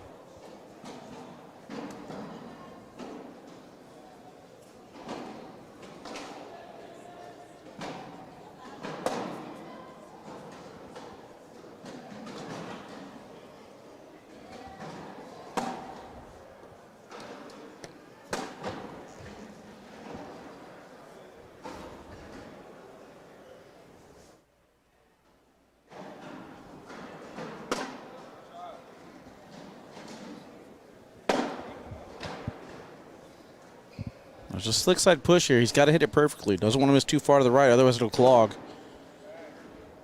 Almost a little bit too far to the right. Hits the right spot, gets them both to drip. In for 2. And he will get it. Immediately fires down to KB. The same thing. All right, come on, let's go. Now we're ready.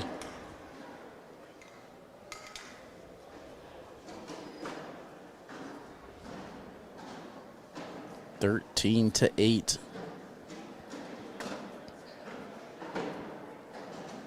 On ACL Live, we kind of talked about it with KB throwing with Braden. All right, you want your shot? Step up with the big boys. Here you go, kid. Kid has definitely lived up to it.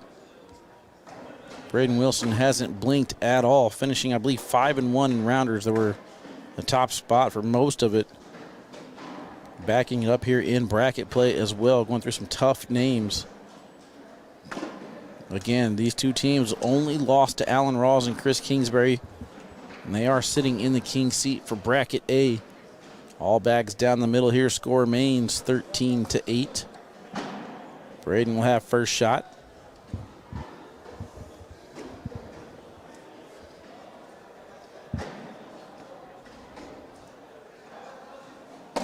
Match on court 4 is set. Justin Burton Jr. and Felix Vargas, the third, are going to take on Frank Modlin and Cheyenne Bubenheim.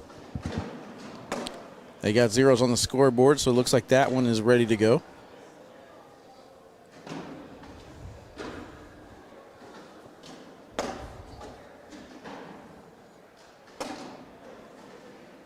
There's a good back block. There's a little lane here for him to do that cut right around that corner. Angles the bag, doesn't have enough on it to go towards the hole, but creates a difficult push. He decides to roll over it instead, takes his 2 points, making it 15-8.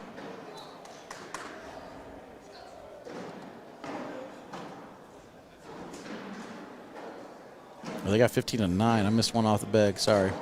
Pat Macbeth across the way distracted me. He was waving hello viciously.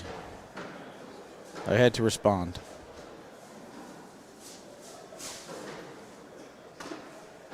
Woo! That slick side rode everything all the way off. I think those both are going to fall, though. He's got a lane. Goes for the collect with sticky side. One bag left in hand to get the points. Plus on the round right now. I expect a roll collect from KB.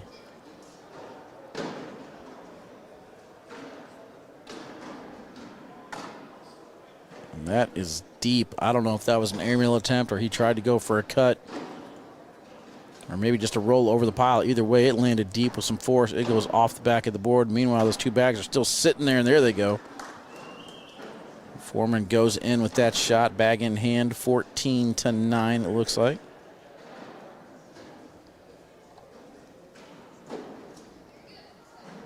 Brian O'Toole, Raymond Hush, welcome in, y'all.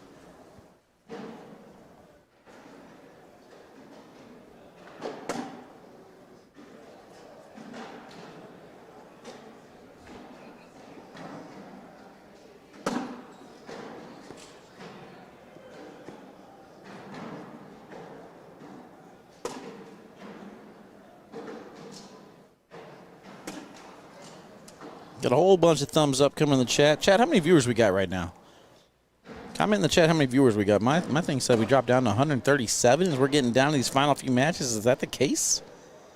Is that what's really happening? Am I losing viewers when we get down to the championships? That one kind of slipped. No, there it goes back in. I was going to say slipped behind the hole, but it being on slick side. I didn't think it would stay there. Whoa. That one is on sticky side and about 80% in the hole. It does not fall. Unfortunate break for Braden Wilson. Says, hey, unlucky. Let's go.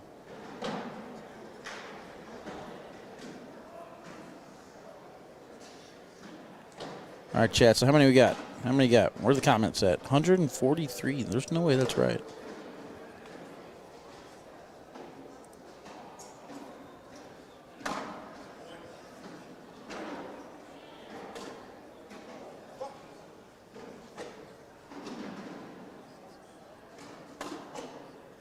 (16-9), 12 rounds in, all bags down the middle except for the one off the back, it looks like, from KB.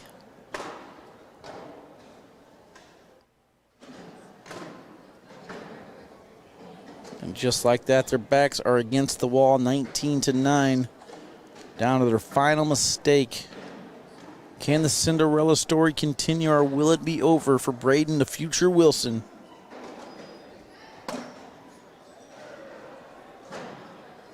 We're going to get an open board timeout. Matthew Creekkiller is already down the middle and in. They just kind of want to slow things down a little bit, talk it out. Looks like they have done just that. Now he's ready. He's regrouped. He is already chasing in the round. Cannot afford to miss again. Fires first bag blocker on the right-hand side. Creekkiller might want to go side by side or just go in with a big lead here. You got your 2 points. He's chasing the entire time. And here we go. He's happy with that shot, but we're getting awfully cloggy, awfully quick. Creekkiller's been here before. Sets up the roll shot. I think he's telling him to cut it and go after the right bag, he said.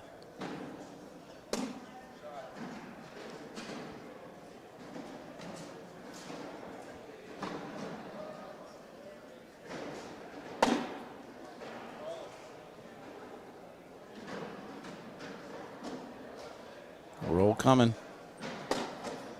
Too hard on it, goes off the back of the board. That's only 20 though. That's a bag you could afford to miss off the back.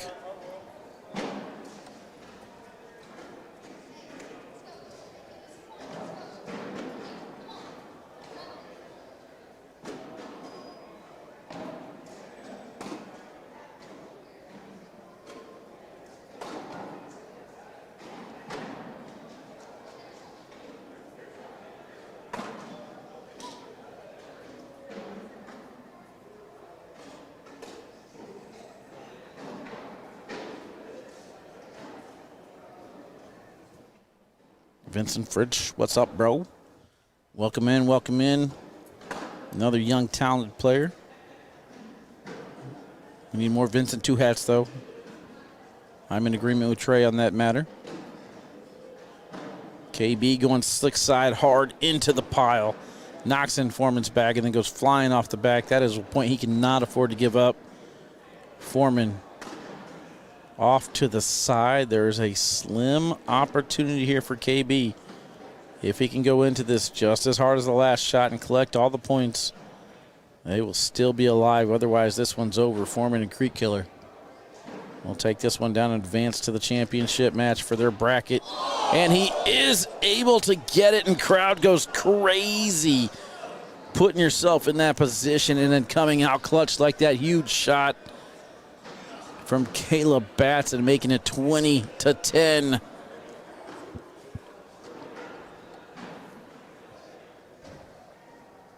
What up, Vincent? How you doing, brother? Caleb, he says, what a hit. You ain't lying, Caleb.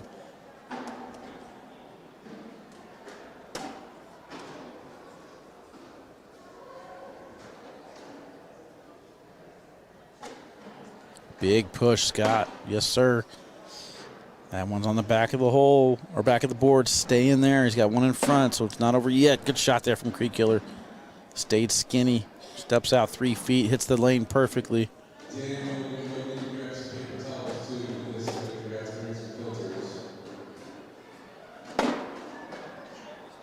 One off the back. He's got to collect this and then cross his fingers that Creek Killer's going to miss.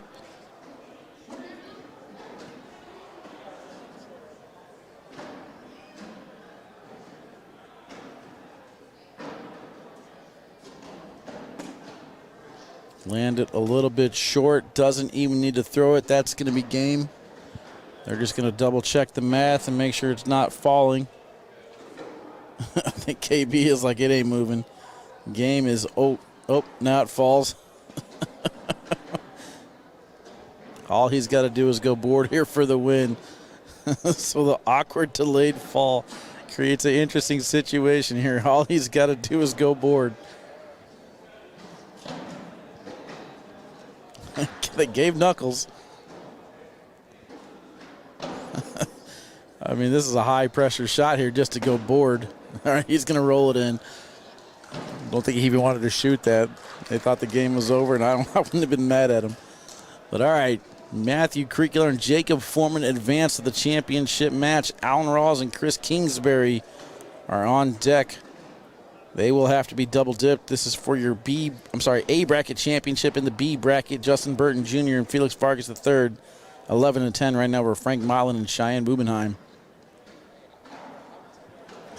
They're discussing how they thought the match was over as well. All right, chat. Something tells me this next one's going to be a long one. Make sure you guys go get yourself some beverage and some food of your choice. See you back here in just a little bit.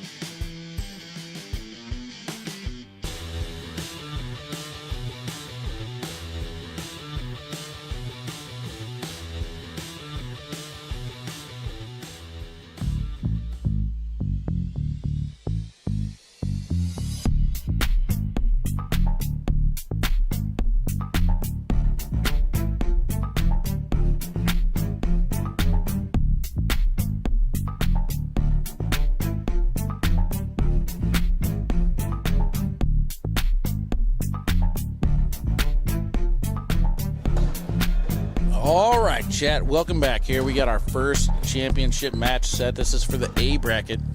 Alan Rawls and Chris Kingsbury sitting in the king seat. They'll have to be double dipped by Jacob Foreman, Matthew Creekkiller.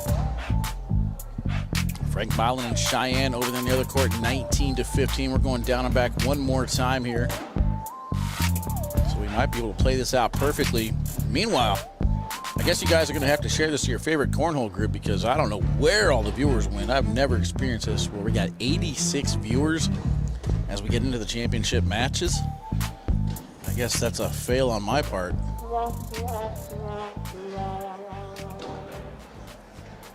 Sorry, chat.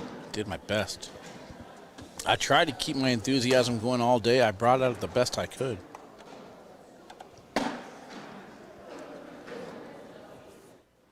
But yeah, go ahead and hit the thumbs up button. Make sure you share this to your favorite cornhole groups. Basically, only got 2 matches left to go.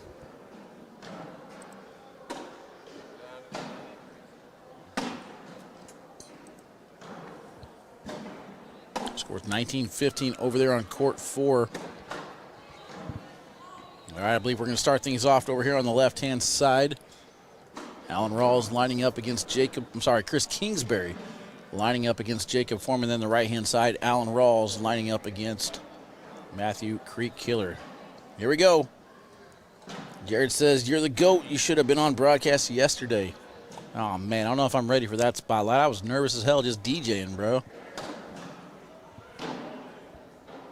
But I think overall it was pretty fun. I just got a message saying that it says 400. That is so crazy. Right now I'm showing 99 viewers on my chat.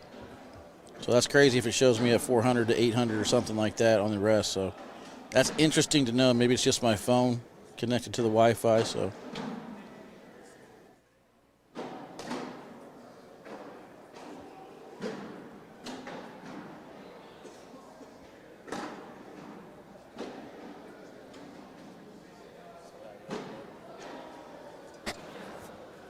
How do we have 2 views, 2 going at the same time?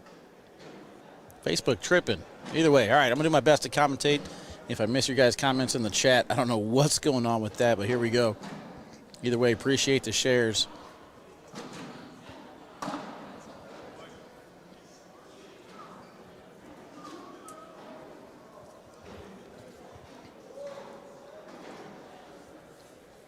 Just got done talking to Keck. The plan as of right now is to have both championship matches played on this court, and then the winner of A bracket will take on the winner of B bracket.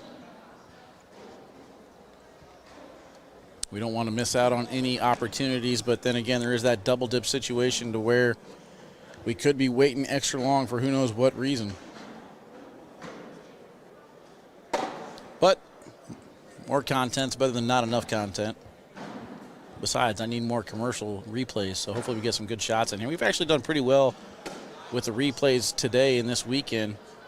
Let's check it out. We got 32 replays today, so awesome shots. Who will make the top 5 when we do the bagging and bragging breakdown?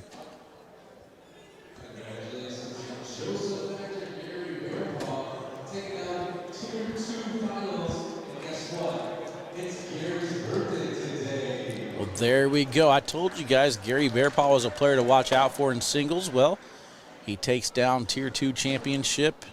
I didn't even know it was his birthday. So happy birthday, Gary Bearpaw. Congratulations on a championship. Is your birthday too today? Let me see your ID. Let me see your ID, Steven. Let me get it. Earth Day, bro. Oh, Earth Day? Yeah. You say so. Oh, did they say Earth Day? Or actually birthday? No, both. Both? Okay. 22nd, every year. I don't think I've celebrated Earth Day since I was in like 6th grade. We went in the back and had to plant a tree.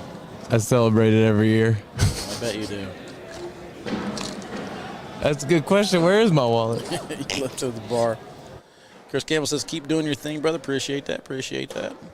All right, let's see what we got. 422, 1927. Shoot, I feel like it. Especially after throwing all day today.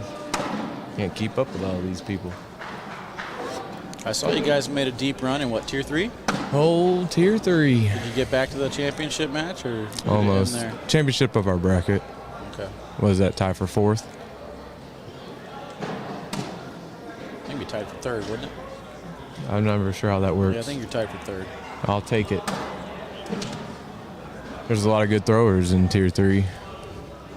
I mean, you get 800 players in one building, you're bound to have some good players all over the place. Did I hear this is the second biggest event they've had? I can't remember how many they had last year, and I know Tiverton was like really, really big. I heard, what was it, Virginia Beach was a big one? Virginia Beach was huge. Josh Keck, I believe, shared it on the page, on his page or something like that, as far as attendance records go in which divisions and stuff like that. To see if we can find that before we end the live feeds. 4-0 start here. Kingsbury down the middle, but he does have one off the back. So that's 5-0.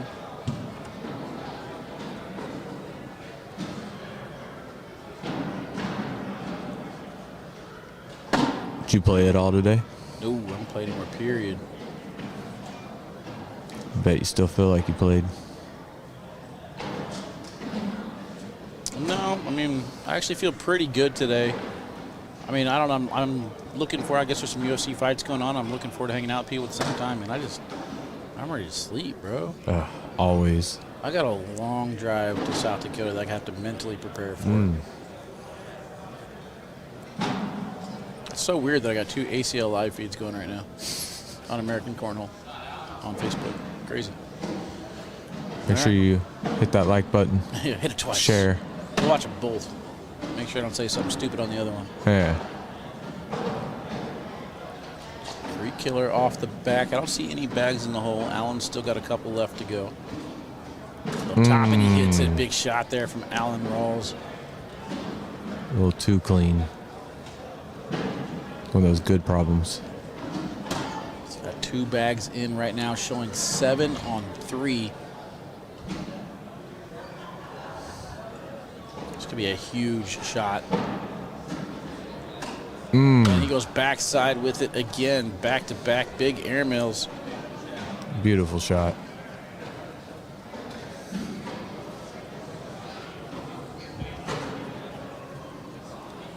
First one brings it in just a little bit closer than the final one here. Goes in clean, finishing out the 10 on 3. 7-5.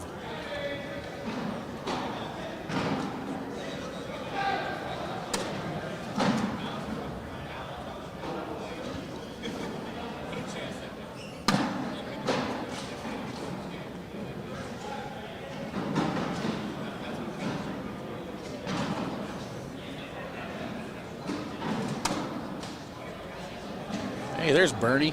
Says Wally's a replay magician. I do what I do. I do little things. Little tappy tap, little touchy touch. Next thing you guys know, you can see it twice.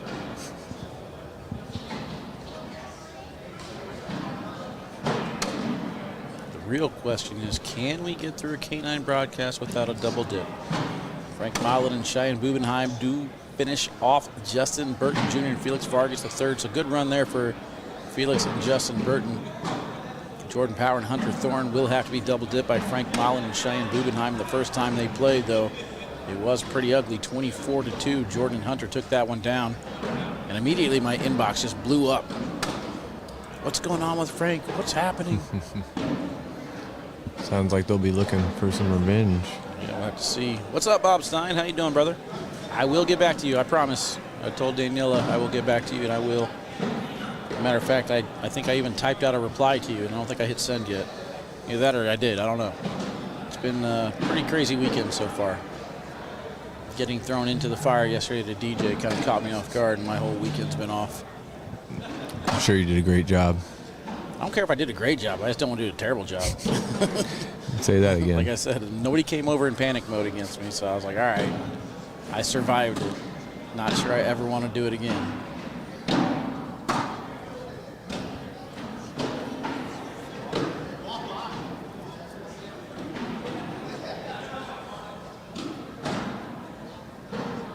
airmail's been locked in. Kind of surprised he didn't just shoot it right away, but that would have left the push for Matthew. Leaving that pile in place. Creates him to kick off to the left-hand side. Matthew and Jacob are younger players. They like to throw the bags right away. Huge airmail. Allen is just locked in right now. Got the drag on that one. Great strategy as well, leaving that bag in place for that fourth shot. And it's going to work for 4 more points. It's hard to question Alan Rawls and Chris Kingsbury whenever they defeated Jacob Thorne and Matthew Creekler already.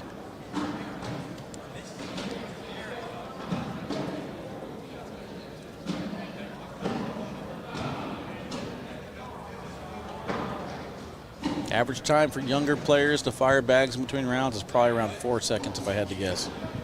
The fact that Alan Rawls and Chris Kingsbury are taking every bit of 10 to 11 seconds each time is just something that they can't really practice.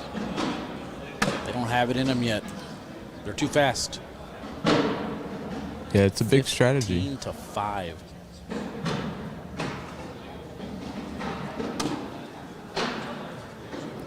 I don't mind it personally for live streams. I feel like it's adding an extra element, gives us something to talk about. I mean, we've probably gotten more comments on this than anything else throughout the entire day, so it's great for my job. Not necessarily sure it's going to translate over to the ESPN style of broadcast and stuff like that. I think they'll have more of a problem with it than I do. But I mean, when you get to that main stage, you are going to have, 3, 4, 5 officials keeping an eye on your foot. Keep an eye on the shot clock. Keep an eye on pretty much any other violation that you can have. So it'll be interesting to see if they get to that point and how they adjust.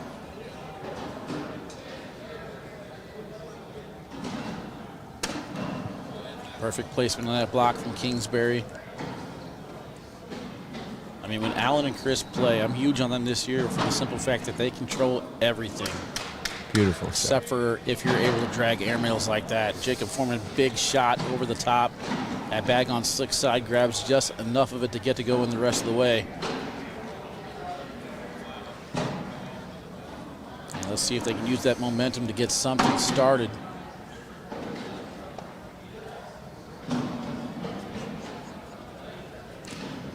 Yeah, they definitely need to run with that and keep it moving. Momentum builder. It's interesting to see Alan Rawls initiating these blocks. You figure this is the game that Creek Killer and Foreman would want. But with the way Alan Rawls is hitting the airmail right now, it's heavily favoring him. Not only that, it feels like Creek Killer and Foreman have been a little bit off like that right there. They're just slightly off frustration. Mm-hmm. I'm shocked at how well Alan Rawls is controlling this end on the right-hand side. I feel like Creek Killer has been the stronger thrower. Another airmail. Alan Rawls just locked in. Unconscious right now. Joe Dub says Wally's hoping for 21-0 finals again. There I it mean, is. this is a possibility that I would be excited if matches hurry up and get to the championship. Have to be a hard one. He's going to push those. But I mean, that airmail's been on. Why not stick with it, right? I think he's trying to figure out how to score 2 points here. I think it's going to be difficult. It's the wrong bag. I think he should have listened to his partner there going after it. Might have gotten a little greedy. I agree with you. Stick with the airmail. Wash out the round. And maybe get lucky it's a shorter airmail and drags. Just a little bit impatient there on that one. So 15-12. It seemed like this game was out of hand. Alex Ball says, Allen better than Alex right now? Question mark. Oh man, you're feeding into Allen's storyline. Allen's pushing that. I'm with Nate though. I'm not sure I'm ready to crown him just yet. Man has been on fire. Did a very, very great job at national #1, winning his bracket, making it to the broadcast. Ran into a red hot Justin Burton Jr. But just going to show that he belongs at the top. His name needs to start getting mentioned quite a bit. Yeah, what a weekend for him. Really busted onto the scene, didn't he? Yeah, he ain't done yet. We still got singles tomorrow to see if we can add to the resume. Kingsbury in. Foreman stepping out. He's going to try and collect.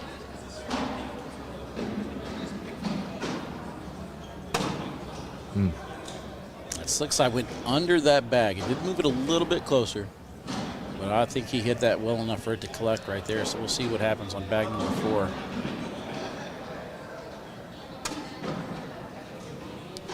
I think it's still the same shot. That Viper sitting in front of the hole should go. And we'll good collect there from Jacob Foreman.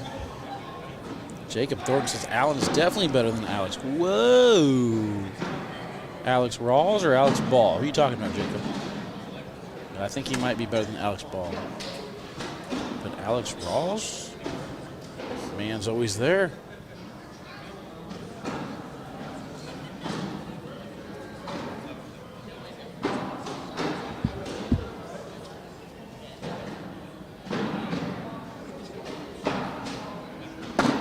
So where are you going after this? To bed. Going to bed. And we'll be back tomorrow for singles. Got a TV show to record on Monday. We'll do a little recap and then look forward to South Dakota.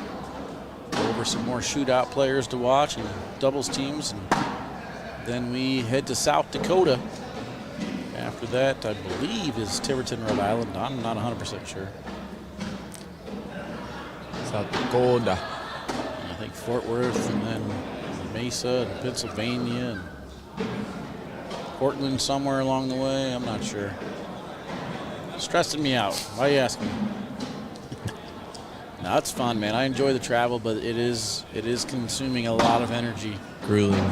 Seems like this season a little bit worse than last year. It's more back-to-back-to-back action. I do think the players enjoy the shootouts being attached to opens a little bit better than just standing on their own. Yeah, that is. I do like it. It feels like every time they come here, Midwest area, they do both, and we get a good showing. Yeah, I mean, I like the viewership too. We get good crowds when we do this type of stuff. I mean, if you look around in the crowds right now, we probably have what 5-10% pros, maybe not even that. Actually, yeah, probably not even that right now. I only see Gavin and Duncan Clemmer, so there's Cameron Presley. Yeah, maybe 5%. But the rest of it's just viewers, man. They're just chilling. Amateurs enjoying to see great cornhole. Yep. Here to see some good bags. Yo, Wally, Austin Cameron looking good in that K9 jersey. That's what I'm talking about. You got to tell Caden Allen to wear it on Singles Day.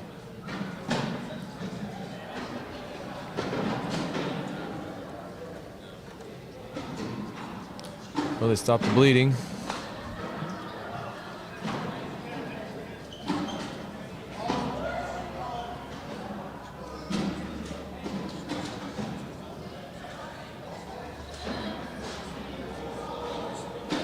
Kingsbury's first shot likes to go in. You see more of the block control game on the other end from Allen. Kingsbury just likes to put bags in the hole. See if he's got a little cut or he wants to go up top. I'm thinking airmail here. I wouldn't want to go side by side with Jacob's roll. The lower the board, the better for Jacob on these. He tried cutting around it, lands to the left. That bag is hanging on for dear life. Foreman misses his spot. Somehow, Chris Kingsbury's bag is hanging on the left side of the hole. Yeah, Foreman can still get a point out of this.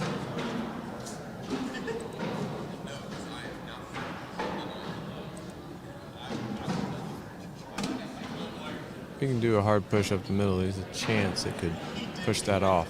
Looks like Kingsbury learned from his mistake. Well, there you go. You got that pushed off, but not how you wanted to do it. He's got 2 in, right?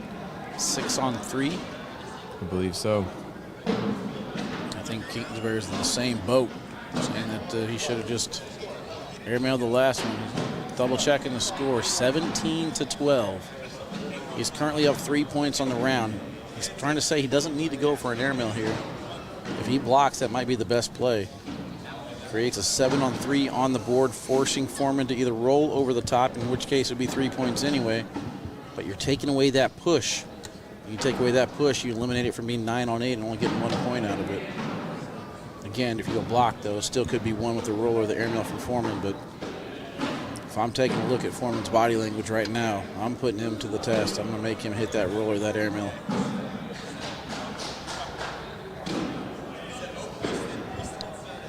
Let's see what he decided. They talked it out. Which shot are you more comfortable with in this situation?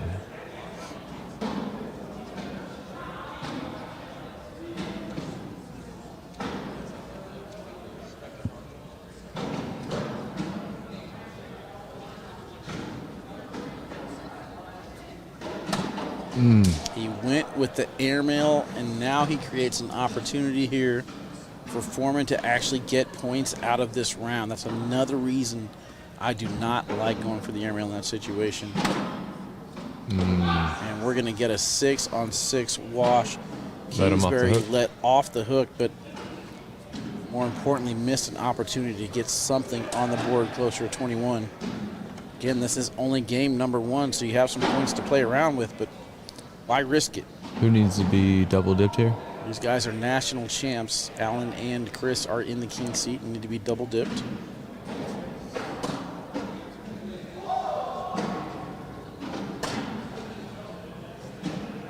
It kind of looked like Alan went away from that block game, tried to go in first bag. He's off to the right.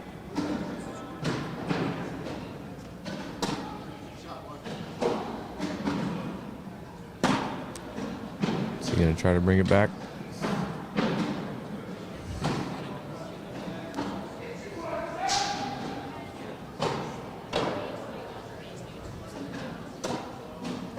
Back block. Foreman giving him the gesture to cut into it. Creek Killer steps out 3 foot. Does cut into it, slick side. Looks like it's moving. Probably lay So back it's here, huh? Stopped. He's telling us to lay up here. He's already got 1 bag in the hole. I'm pretty sure that Creek Killer's bag is going to go. So I want this low. Just like that, it fell. I don't think there's anything you can do about that. That bag looked like it was going no matter what. So now the question is, how many can Creek Killer get out of this? Going for the roll into actually deep landing spot on sticky side. Yeah, I was about to say, you probably want a slick side there, don't you? To land there. It all depends on what he was trying to do. If he was just trying to get over the top and roll over it, then maybe, but I would have either gone airmail or slick side there. Yeah, I think that slick side, he gets 2 for sure. Yeah, Alex Balk on slick side as well.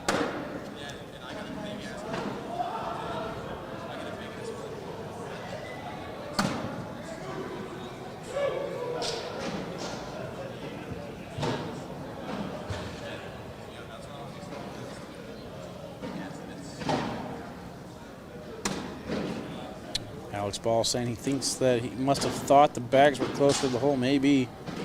I'm not sure. I feel like he missed an opportunity there to get a couple. So However, score 17-12. get this cut shot on the right side this time. If I'm him, I want a side-by-side, though. I don't want to open up for Foreman to collect that bag on the left. Yeah, you want to replace up the middle there.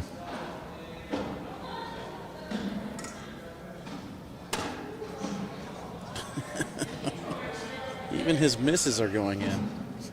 Not happy with that one, but catches enough of that bag to go. Always a good problem to I have. say, not sure if that's a good thing or a bad thing, that you don't know where your bag is going or that you sometimes get lucky enough. Always rather be lucky than good. You ain't lying.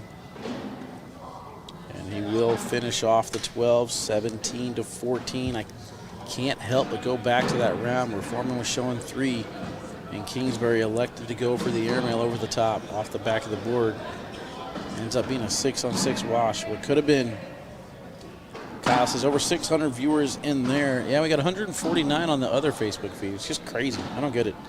But I agree with you, Kyle. Like and share the feed. We're getting down to the final few matches, guys. I'll tell you what, if we get over 1,000 combined viewers, I won't take any more commercial breaks. We'll stay here all the way through the next matchup, which will be Frank Modlin and Cheyenne Bubenheim to take on Hunter Thorne and Jordan Power. And then we'll stay into the championship match. If we don't, then of course, you know, that means commercial time. I'll get up and stretch, relax, take a nap. I wish. It feels like it's Sunday night for me, and it's only Saturday, which is slightly concerning. Ooh. That airmail lands short. Who's my pick to win, Wally? I'm going to go with Jordan Power and Hunter Thorne. That's left in it. I don't think I picked doubles teams. I don't know. I don't know if I went through the brackets and picked doubles or not. Creek Killer decided to switch to slick side that time, just blasted through it.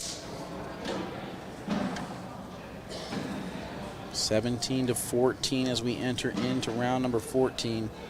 This has gotten kind of ugly for it to be a championship match for this bracket. It's a lot closer than the way they played the first one, but I think there's been a couple of mental mistakes from both teams. Foreman just does not look like he's happy with where his bag is coming out of his hand. It's landing low, kicking off to the left-hand side and giving bumpers for Kingsbury.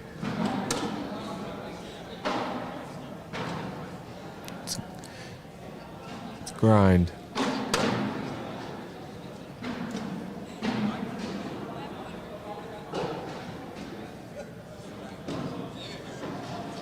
Kingsbury has lane control. Foreman's bags on the left-hand side are pretty much out of play. Kingsbury needs 4. That tells me he's going airmail. Good distance. Too far to the right. Off the back it goes. Sometimes when you get these sloppy games, it's who wants it more. Roll doesn't have enough on it.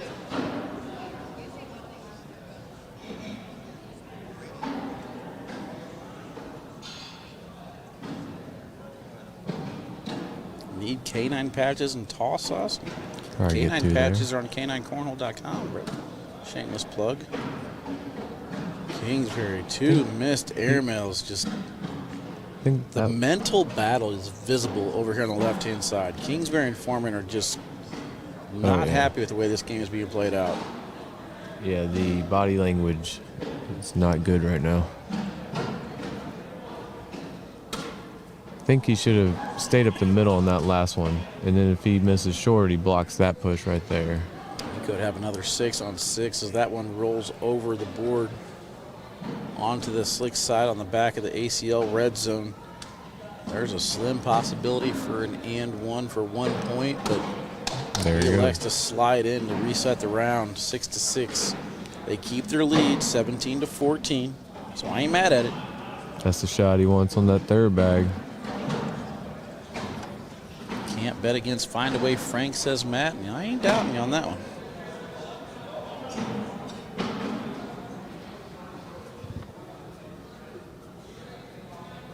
Frank has been on fire, making it to the shootout twice yesterday. Looks like he's over here getting mentally prepared. Singles and doubles. I talked to him a little bit after that last game. They got the doors blown off him from Alan and Chris, and I said, yeah, I'm just kind of waiting for that last match to finish. He said, no. Or not, it was Hunter and Jordan. He said, no, I can't use that as an excuse. I mean, that wasn't what we lost. I was just off. So he's not making up any excuses. So let's see if they have adjusted back. Good roll shot there from Creek Killer. Took a nap and realized I didn't miss much. Game's still going. It's odd, you ain't lying. Score hasn't moved in a few rounds either. Still the first game at that. There he is.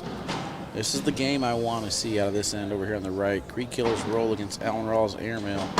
We're going back for another roll, and he catches just enough of that right side to get it to fall in.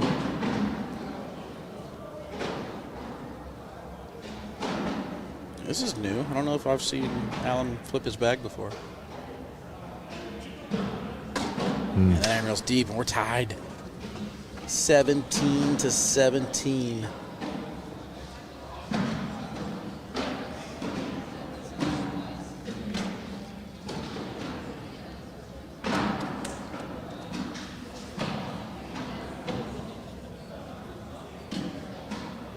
Foreman with first shot. For a second, it looked like we were going to get through without being a double dip. Now I'm not sure. See what he does with this one. That's a good job. Uses that bag to redirect. Controls the left side. Good cut from Foreman. We've seen that time and time again when he's on top of his game. He can land that thing deep and get basically a 90-degree cut to the left out of it.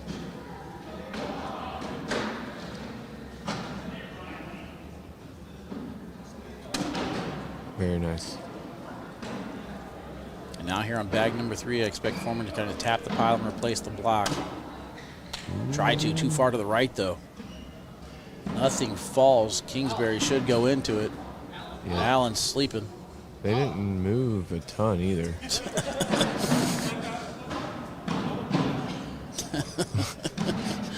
Everybody's just laughing. Allen's vibing. Look at the board. He wants to know if he should throw it stick or slick. He's over here trying to stay in the zone. I think Allen's telling him just to go through it, get the points now. Just put the bag in the hole. Ooh. Into the pile. That's what he wanted. Gets it to fall. Difficult collect here for Foreman. If I'm him, I'm not even chasing this bag. He's got slick side down. Very And nice. he goes after and gets it. If he misses that bag too far to the right, he could leave 4 sitting on the board. Hey, you just want to follow him here. Kingsbury trying to push through this and get everything to go.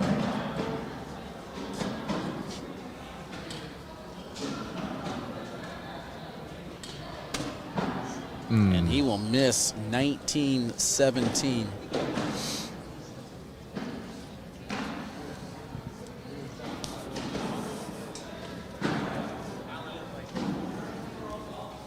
Got Keck out here. Shot clock going forward. Shot clock going forward, Keck says. That should make you happy, chat. That should make you happy. Do we know, is that just because this game's been going long, or? Probably. We're holding the other match, too.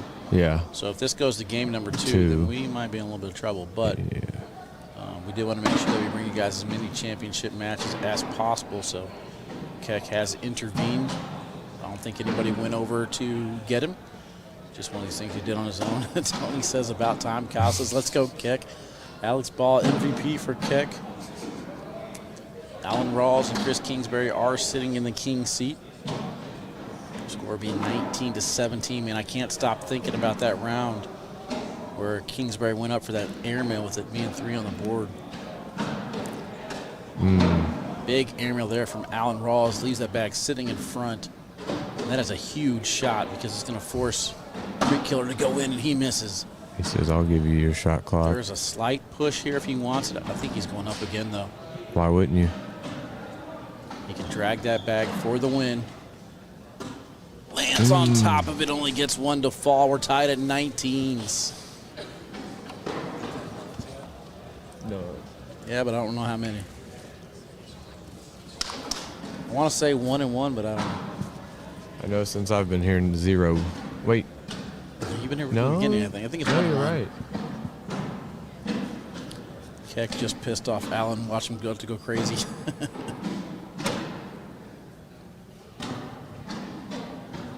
We'll see. We will see if it plays a factor or not. Mark, I don't know if anybody complained about the time or not, but I mean, this is the only match to watch. All the other matches have finished, so I mean, they're watching all these matches as they play out. They got their phones up, watching over the director's table, so Yeah, that was what I was they wondering. can see what we can see. I don't think there was anything said. It's just got some time restraints going here. Tiffany Price has grabbed her popcorn. Yeah, let's go. Again, Foreman just not sure where his bag is going. Ends up being a perfect shot. Takes everything in and kind of spun the other one closer to the hole.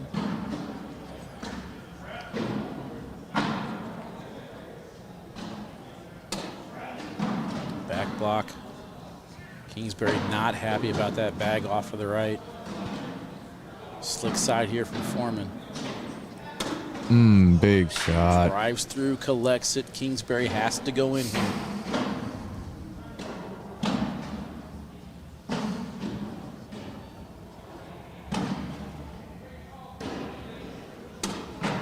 And he is in. Foreman in for the win to force game number 2. And it will go in. We are heading to game number 2. All timeouts reset. Keck is over here, so he'll stay here the entire game. No matter what happens, we'll get Jordan Power and Hunter Thorne to take on Cheyenne and Frank next. Got a water delivery from Creek Killer. Throws it at Jacob Foreman. Now we are going to have a bathroom break. Anything? I'm good. Did we get 1,000 viewers? We got 698, 172. All right, chat, you let me down. We did not get 1,000 viewers, so we'll take a quick commercial break. Be back here in just a little bit.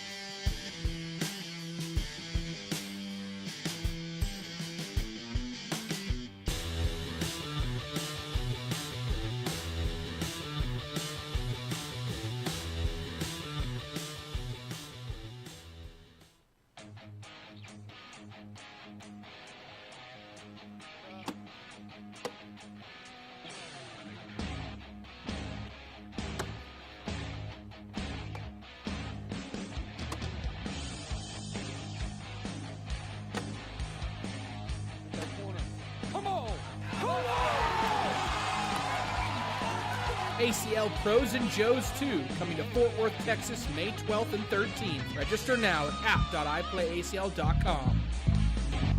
All right, chat. Looks like we went ahead and went live after that commercial break. Had one player use the restroom, so we went ahead and allowed the time that they deserve. We went ahead and went live, and Creek Killer fires his first bag in front of the board. All the other bags are pretty much in the hole right there, as you can see.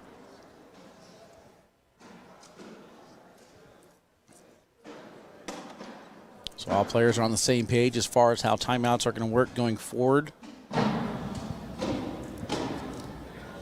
Keck is here with the shot clock. Good push through there from Creek Killer.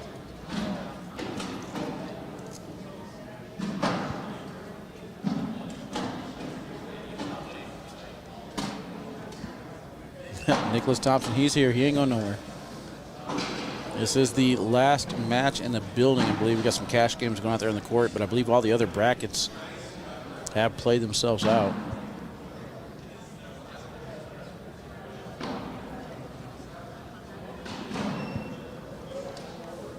All right, so 1-0 start from Allen Rawls.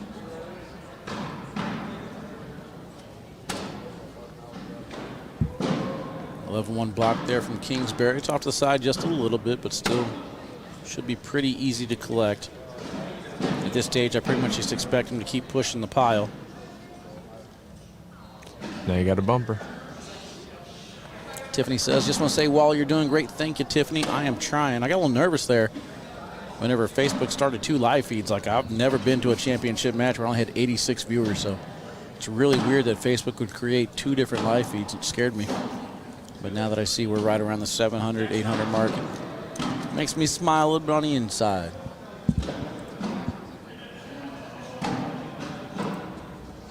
If you haven't already, click that like and share. Get everybody in here ready for the championship. Yeah, so we're down to the final 4 teams. We got Jacob Foreman, Matthew Creekler taking on Alan Rawls and Chris Kingsbury. I assume that was a good shot because the crowd was crazy. The ramp roll. So other side, other bracket, we have Jordan Power and Hunter Thorne that are going to be in the king seat to take on Frank and Cheyenne. Frank and Cheyenne will have to double dip. Let me see if this was a good shot or not, or maybe the crowd's just lying to me. That'll do. That'll do. It might have used them to get into the air before it went in. So the timeouts, how much time do you have once you call your timeout? I believe in doubles you get 45. 45? That's a question for Keck behind us here. I always get like confusion. Like I always get them mixed up and confused. It's 12 seconds. You have 4 timeouts in doubles, 3 in singles. I believe it's 45 in doubles though. Hey, how long's the timeout in doubles? 45? No, timeout's always 60. 60 In between rounds is 45. Okay, so 60 seconds for timeouts in between rounds is the 45. Okay.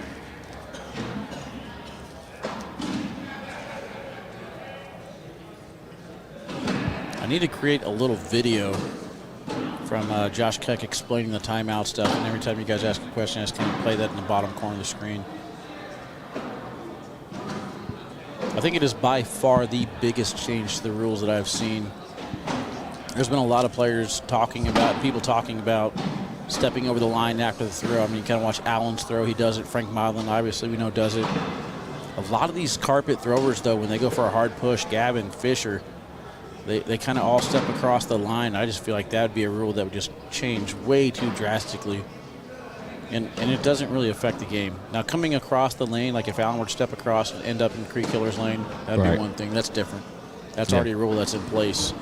As long as you're under control in your side, your zone.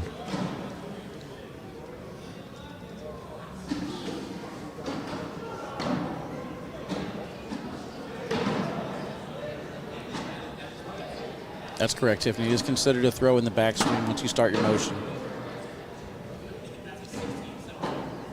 Bag on the board once it stops. There's a little 3-second buffer. If it goes in the hole, there is no buffer. This to the right. I think that rule might be in place for the directors. We saw, I got first-hand look. I missed the roll a little bit too far to the right. I got first-hand look at Gonzalez yesterday, just pushing that button, going really, really quick, and especially when the Super Hole players, even shot clock the celebrities, when they're throwing, you know, he's just trying to reset it. I think the celebrities took like 1.5, maybe 2 seconds in between throws. So it's really, really hard to make sure that you start it on time. But I think for the most part, they've done a pretty good job on broadcast.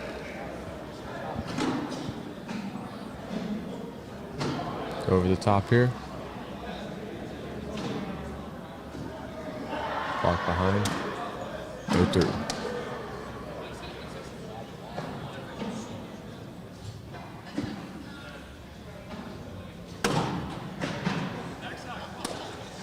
Backside, come on, he says. Now He wants it.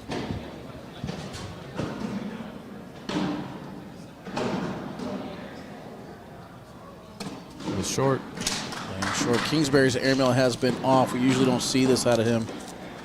Alan Rawls has been on. Kingsbury, very strong airmailer.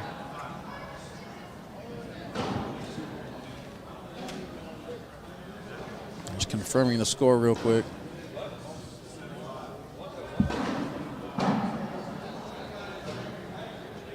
Saying that's 7-5, wasn't it 8-5? Well, see, and here's another thing. Well, they agree on 7-5. So, time limit. You got 12 seconds. Well, now we're trying to figure out the score, make sure it's right. So does he lose 5 seconds there trying to figure out the score? Well, they got in between rounds. You get time to reset. Oh, So okay. it counts down off of that one. Okay. I wish I could go back down and see what that was. He hit that bag in front end, then went off the back, right? And then Kingsbury had 2 off to the side. I mean, it was 8-5. Foreman had one off, I guess. 8-5, right? Or did If Foreman have one if off? Foreman had one off, it's 7-5. Either way. Looks like Kevin Long agrees 7 on 5, they said. Okay. I was trying to think of what the right side looked like. I believe Foreman's bag was on the back, and that was the only one I saw there, so that would make sense. Let's see if Allen wants to go up for the airman. Now, backside is open. He likes to lay up. They don't have a game to play around with anymore, so they might go a little bit more conservative on it. Hole is a little dirty.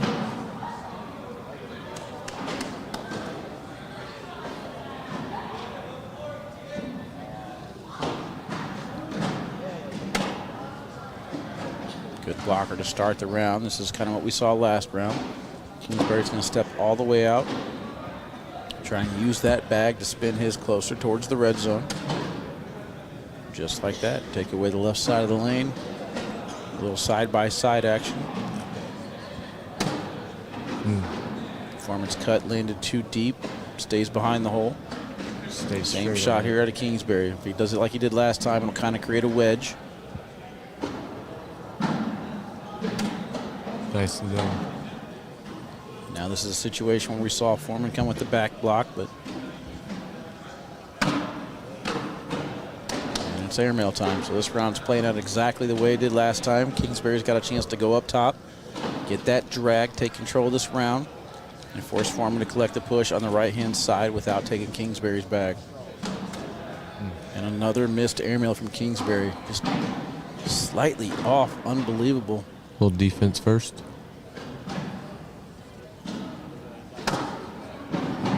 That push does not hit. That's about to say that's tough airmail now, especially with him not hitting those airmails. Whoa, whoa. We almost lost Rawls and the curtains. I think he's telling him to push into the pile and try and spin it. Wrong side, wrong bag. That's their second timeout, they said.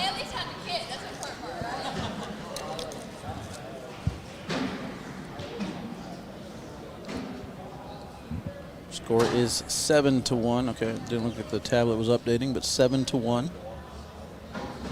One timeout has been used, plus the one they called. 2 total for Rawls and Kingsbury. Good back block there from Allen.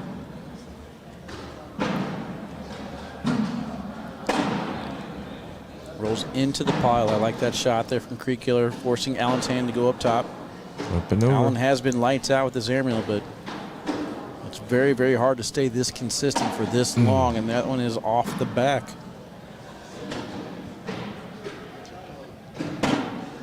Good roll, good speed. Gets it to go 5 on 1 up to this point. 3 bags left to go in the round. Doesn't phase from it, goes up again, hits that one. Big shot. And because he hit that airmail, he's in position to score 1 point this round.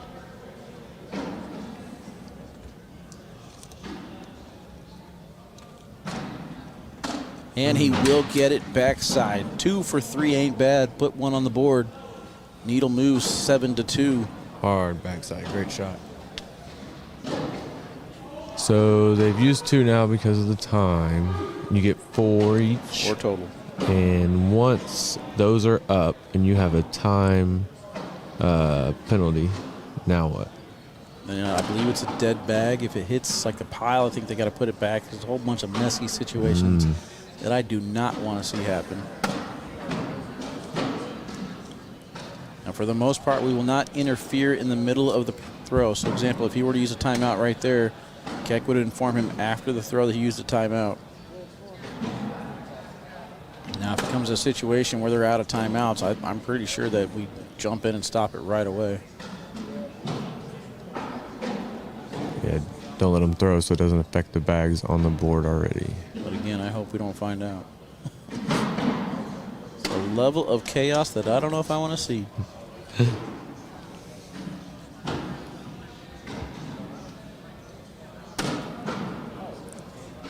Kyle says, come on, we need to set an example or see an example. Yeah, I mean, I guess that's true.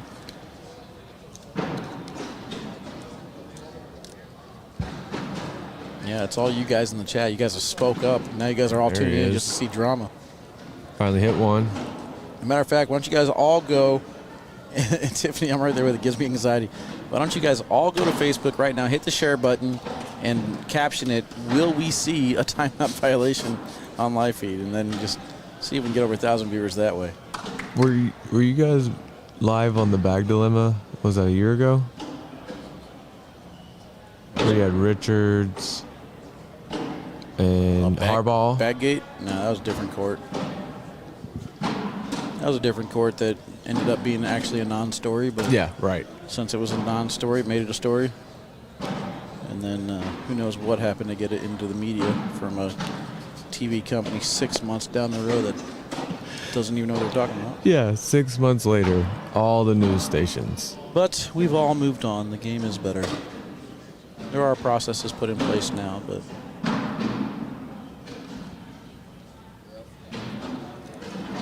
But 6 months later, you're on the news. That means what? Any publicity is good publicity? maybe. We got some dancing feet over there. Clock is ticking.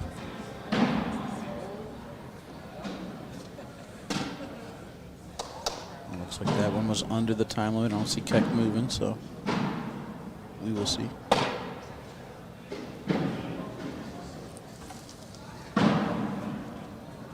Nine to 7, Rawls and Kingsbury take the lead.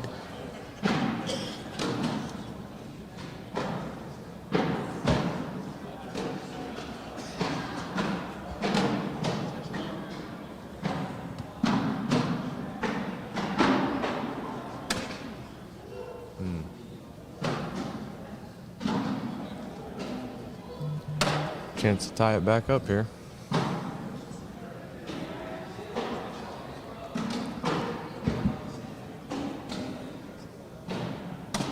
All right, looks like the wife's almost here. Uh-oh. We're gonna go have a few. It was a pleasure. All right, Bubba. Good to see you again, man. You too. Coming tomorrow now. No, unfortunately. All right, A Bubba. little Good to see you tired. again, man. I'll be at a blind draw before I move back to St. Louis. We'll see. Good. I expect it. All right, man. Be safe. Always. You too. All right, appreciate you, Steven. He gone.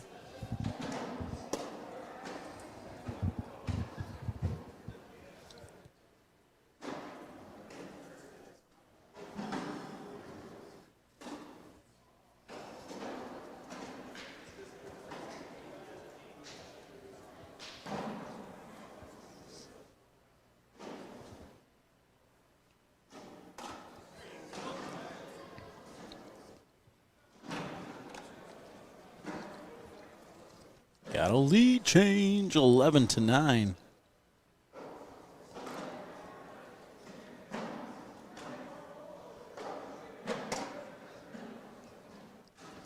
Good blocker over on Allen's lane.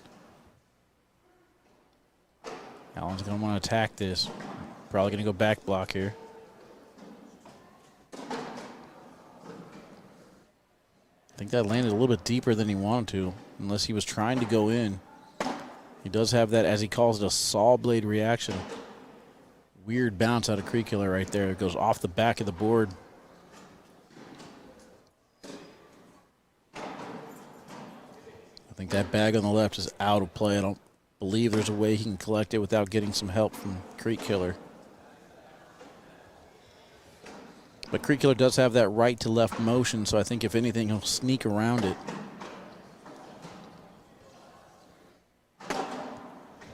There's a little bit of help. Might be just enough to tease Allen to go after it and see if we get held up in the front of the hole.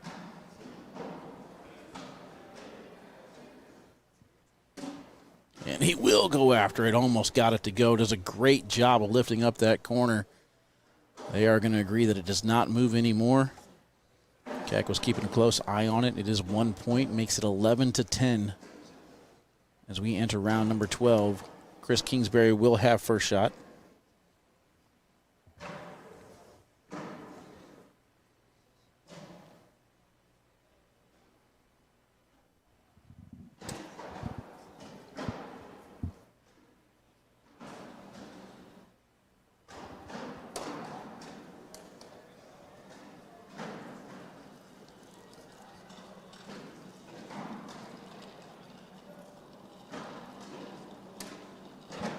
That's a good bag right there. Bunches up Foreman's bag on the right. And takes away center lane position. Foreman rolls over the top. Goes in.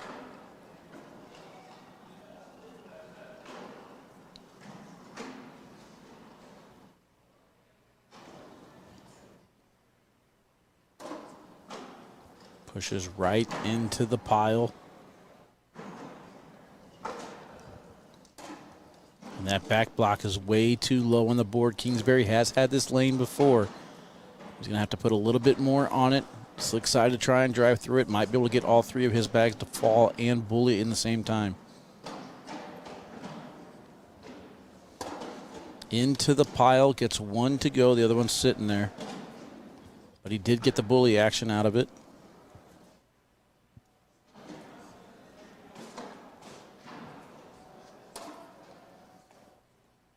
That push knocks in Kingsbury's bag. That's +4, making it 14-11. Got ourselves a lead change.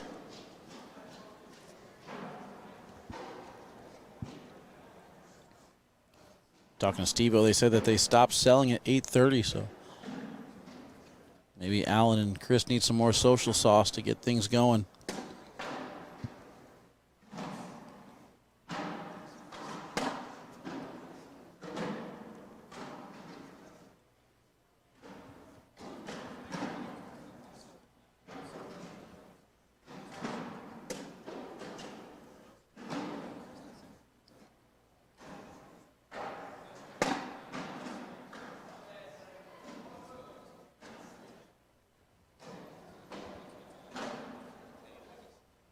Looks like Creek Killer and Foreman are doing a much better job of adjusting to the pace.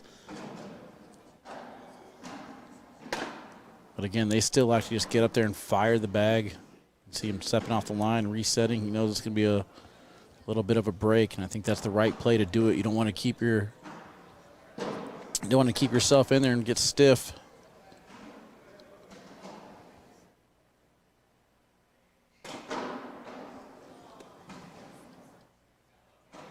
Slick side doesn't look like it's moving. Keck's keeping a close eye on it. Just not loose enough around the hole. It was a good toss, though. Doesn't get the drip for it to fall back in.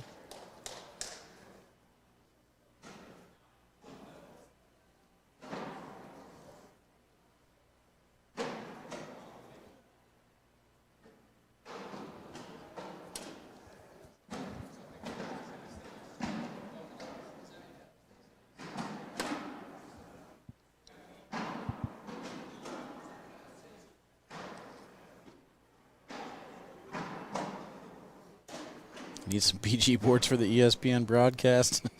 He doesn't need it. The boards and the bags were all last time BG. It's been a lot of BG on the broadcast, man. No doubt about it. Getting their TV time with the National. And even whenever Harbaugh wasn't throwing, still got some BGs in his hands to throw a BG against Jacob and Justin.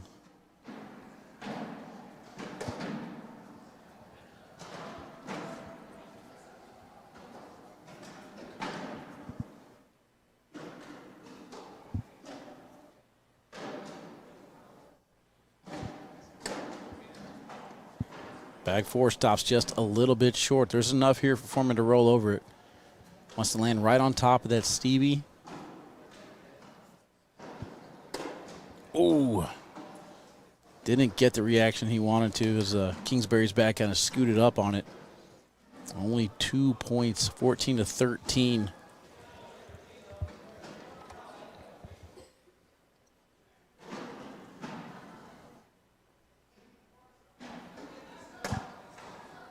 Bag number 1 off to the right-hand side. This is what Allen needs. See if he wants to just go straight in or if he wants to try and block. Ooh, off to the right. That bag could go, though. The question is, how does he want to go after it? Does he want to try and keep edging that corner closer and closer? And I think Creek Killer did him a favor there. That forces his hand now. For me, if I'm Alan Rawls, I'm shooting this airmail. Oh, he went for the reverse cut. That's my shot. He's been watching me. Took a page out of my book. Sneaks around left to right action. Things are getting saucy. I love it.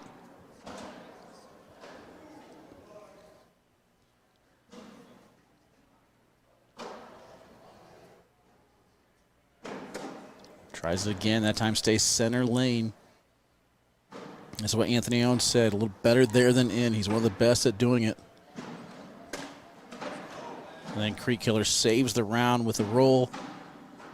Allen asking Chris for some advice. Pretty sure this is going to end up being timeout number 3. Hard into the push. Only gets one to fall. Good shot, but the other one does not go.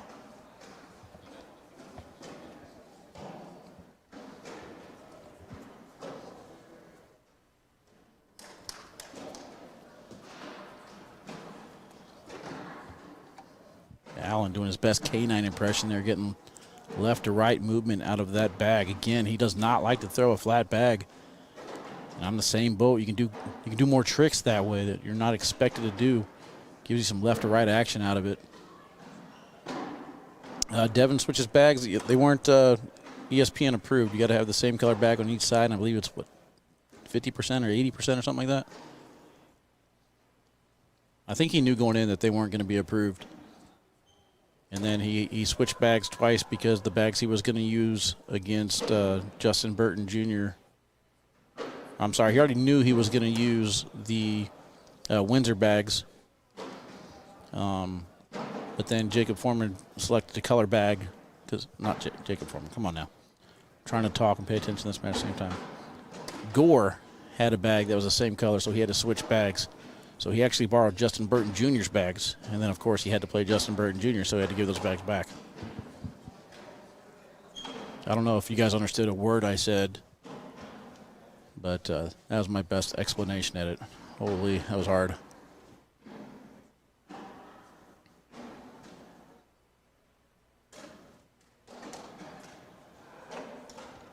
Steven Childress in. What's up, Mr. Toss Sauce? How you doing, bro? Hope you're having a great night, sir.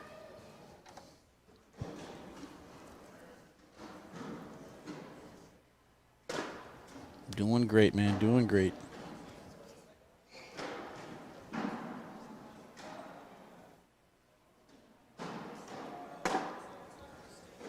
So as of right now, to give you guys an update on the timeouts, this match I feel like it's been going on for a while. Only 2 timeouts over on Allen and Chris's side. This is match number 2 for this bracket.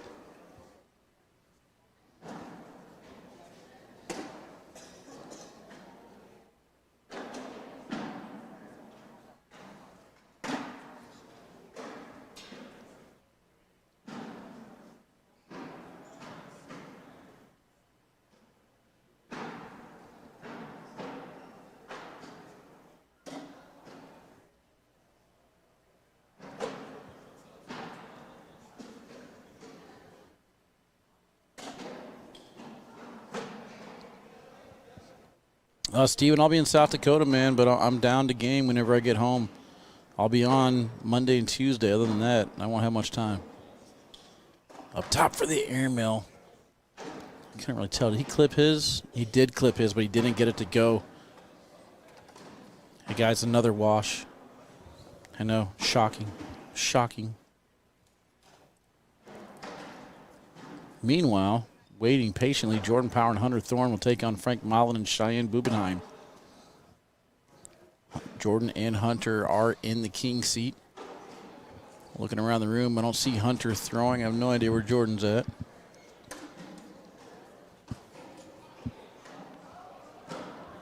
And I don't see Frank or Cheyenne either. I imagine they're throwing somewhere.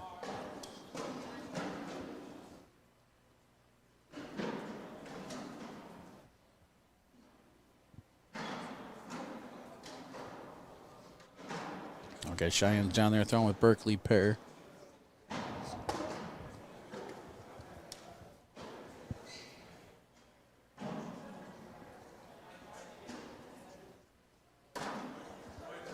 Foreman able to sneak around the right side, gets that one to go. Nice shot.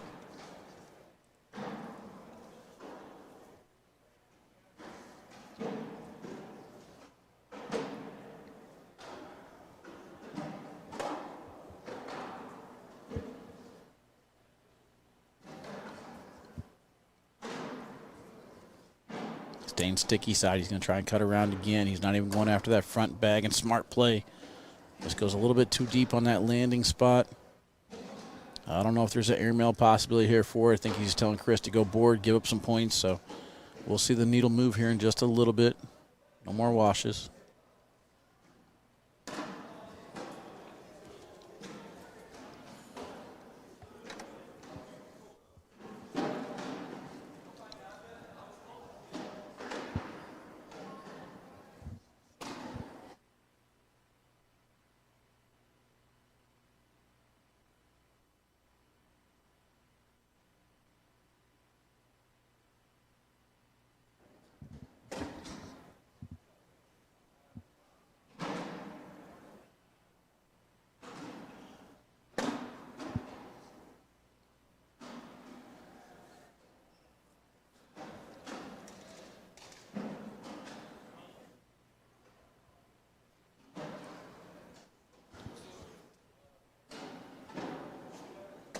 Allen with a great shot, steps outside, puts a different angle than the last replay on that one and gets it to go. Meanwhile, Creek Killer comes right back in, fires a nice little hop, skip, and a jump in the hole. Again, you can see Creek Killer got himself set. Due to Allen's pacing, he had to step off and reset himself. He misses bag number 3 a little bit too deep. Had the right lane on it. Just didn't get it to go, and if I'm him, I'm shooting this bag. There might be enough there to grab. You just tell him to go up top. Crowds tell him to go up top. He's made up his mind. He's ready to go up top. Bag is away. Lands short and doesn't get it to drip back in. Keck is going to step in to make sure it's not moving, and it is not. Only 2 points. Unfortunate break there for Allen. I thought he had 6 waiting. Instead, it's only 2. 17-16. Let's take a look at this push one more time. Good collect from Allen on the outside. Hit the same lane on the next bag. Just didn't get it to go. And then the airmail gets hung up on that bag as well. Kingsbury off to the left. He's down to one more mistake.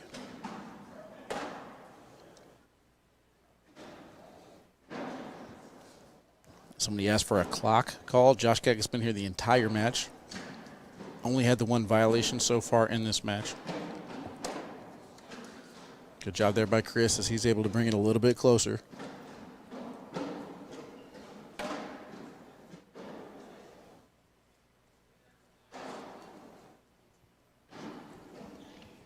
Cameron, I would answer you. I just have no idea what you're talking about.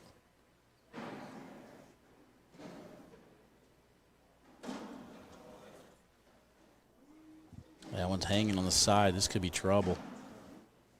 17-16. Kingsbury's got 1 bag left to try and figure out that one to go, and it did get the drip.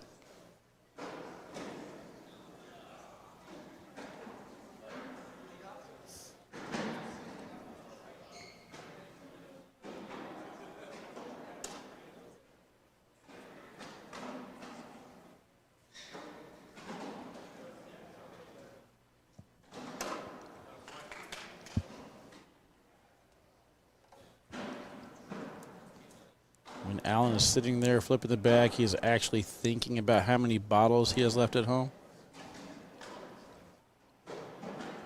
I see you, Ian. I see you.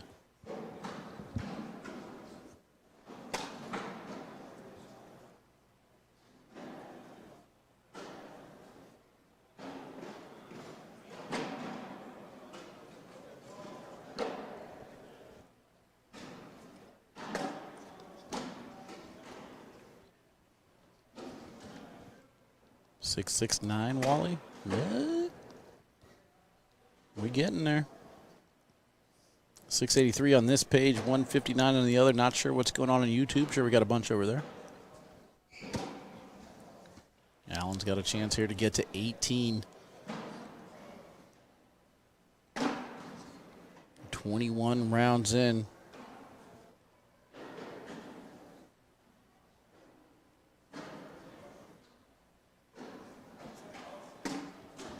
One bag left to go to collect 2 more points. Oh, now there's an airmail opportunity for a possibility of 4. It's been said plenty of times, if you're going to miss deep. I say don't miss at all. And again, Allen has been taking a page out of my book as he hits that one clean. +4, 20-19, Allen Rawls airmail. Lights out.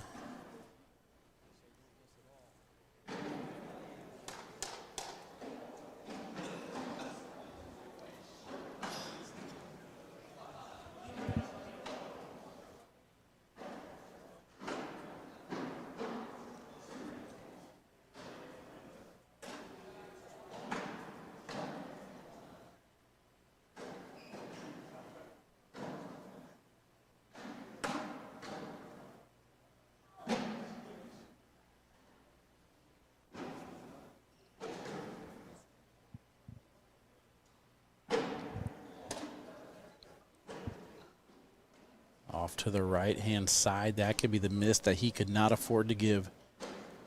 Jacob Foreman.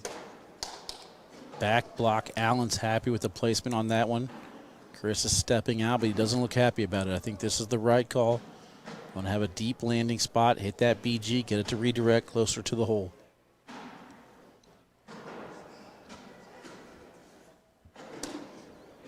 Ends up being a perfect block, and that actually helps out Foreman. That's making his roll a little bit easier now because that pile is bunched.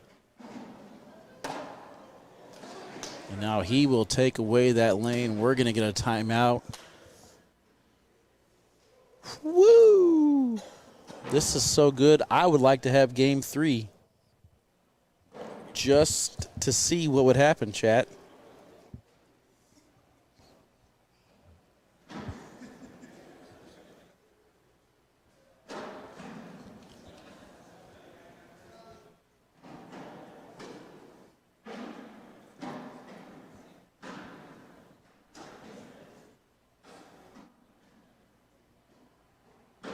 Cody says, great game. Actually, all jokes aside, you ain't lying. I should have played you. No, I didn't. You're still in it? Jordan Power. To my right, he's ready to play.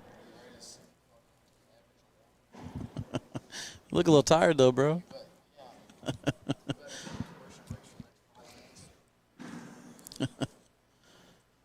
Wally for sure showers with some toss. What are you talking about? You guys crazy, chat. You crazy. Usually break in my boards with sauce. Okay. Let's go. Let's go. Use it for everything, I guess. All right, important shot on the line here, guys. 22 rounds in. Comes down these final couple bags.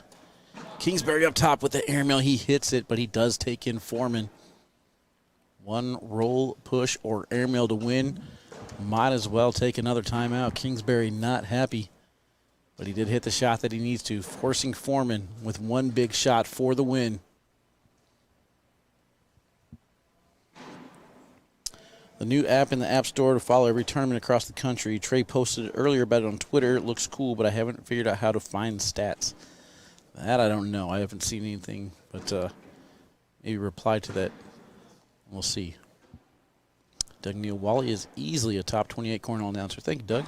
Appreciate you, man. It's mainly because I read everything in the chat. I read every single word for word in the chat. And you guys like that for some reason. Hard into the pile. He's able to collect 2 for 1. Jacob Foreman and Matthew Creekkiller able to pull off the double dip. Allen Rawls and Chris Kingsbury eliminated. Good run for them.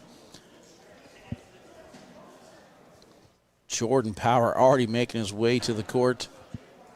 Let's see where Hunter Thorne is. I don't know if I see Hunter anywhere. I don't see Frank. I don't see Cheyenne. So that means we got to take a quick commercial break, chat. Give you guys a chance to go ahead and take a break. Get yourself some beverage.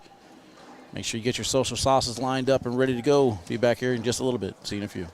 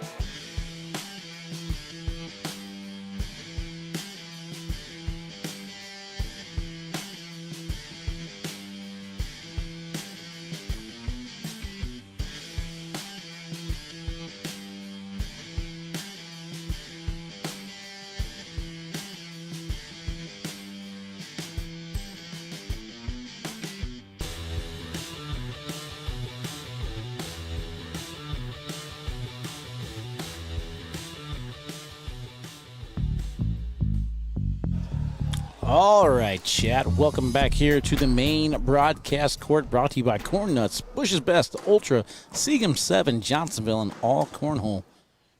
We got another championship match here for the bracket. The winner of this one will go play Matthew Creekkiller and Jacob Foreman for your overall Open number 10 championship.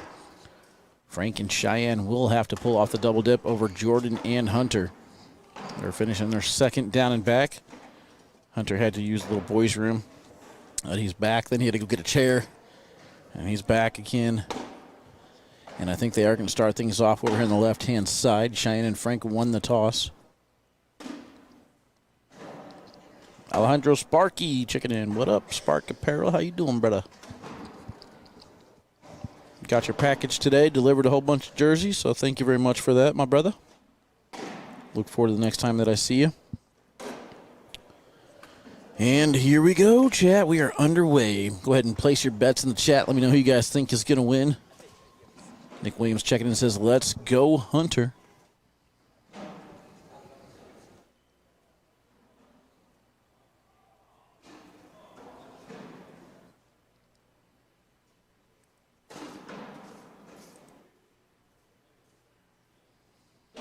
Matt Emery, what's going on, brother? Appreciate you as well, sir.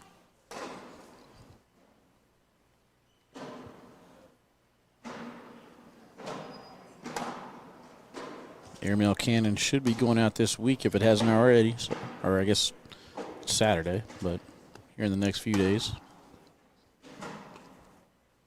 Arizona Open and Portland National. Let's go. I will be there, my man. And nice little drip there. Good shot from Frank. Able to collect that one in.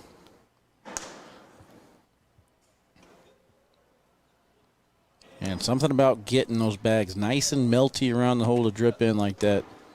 Collects 2 points. As we're underway here in game number 1.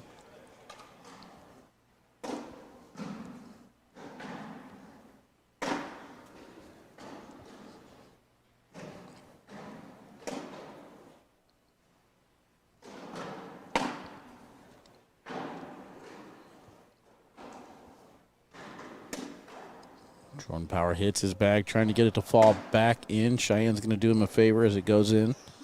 On bag number 4, last time they played, Jordan Powers lights out through an 11.33 at one point during that match. He is going to miss bag number 4. It's going to be 2 more points.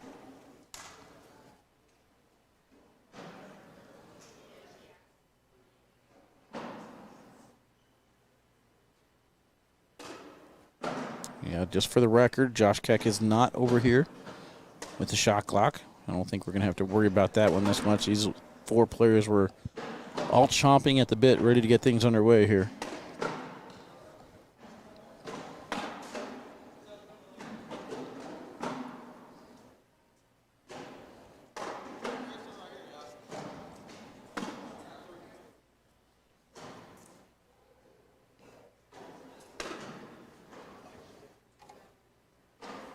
Social. Everyone, put your social sauces in the air. Let's take a little sippy sip. We're underway, 4-0 start here. The crowd's kind of cleaned out a little bit. We still got a few pros on hand watching. The amateurs, for the most part, have been front row through the entire night, watching some great cornhole action. Championship match will be next. Jacob Foreman and Matthew Creekkiller have already punched their ticket.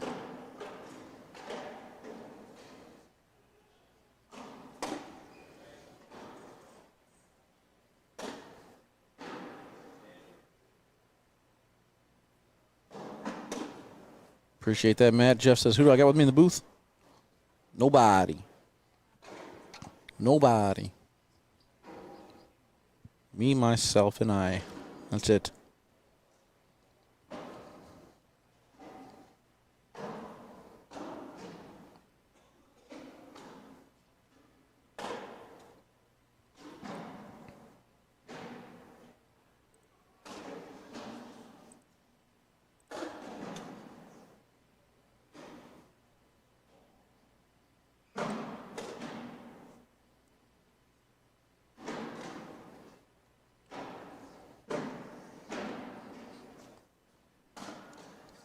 Good job by Frank Going right into that, kind of bullying him off a little bit. We've seen him do that time and time again on first game.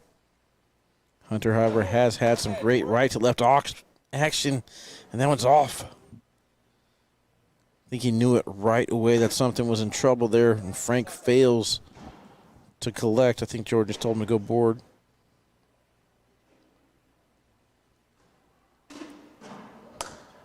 And he will go board right there. So this is what it looked like before that round. That's going to be a 7-0 start. Cheyenne's first shot is down the middle and in.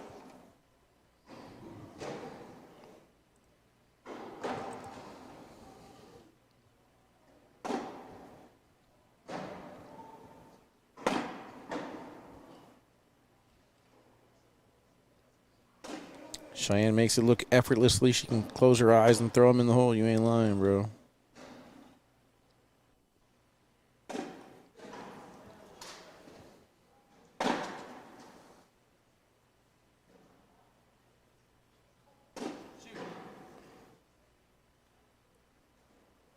Just curious whether music being played during today's games or if you heard anything about that. I actually haven't paid much attention to it, Tiffany. I don't know. I do feel like it got really, really quiet, but I mean, there's a lot less people here, so. Don't know if it was just the rhythm of the bags hitting the board that made it seem louder, kind of like music, or if they actually had music playing in the background. Not sure.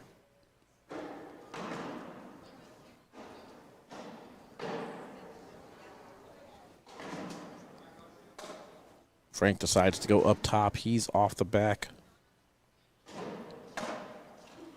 And Hunter able to get around that one, but did roll slick side on him. There's an airmail from Frank.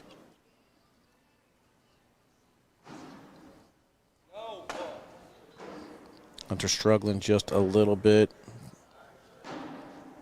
They've been sitting for quite a long time, so that might play a factor. It is only game number 1. They got a game to give. I expect the same shot attempt from Hunter. Different result, though. We'll see. And he is able to collect it that time. So, yeah, definitely different result. Finishes the round with a 9.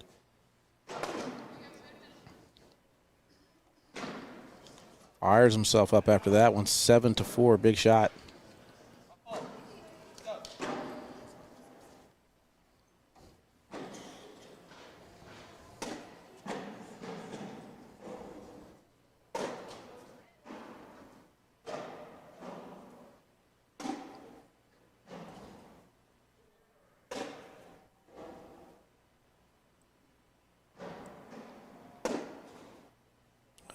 Let's see, beginning to end, how many hours we put in today with the Open?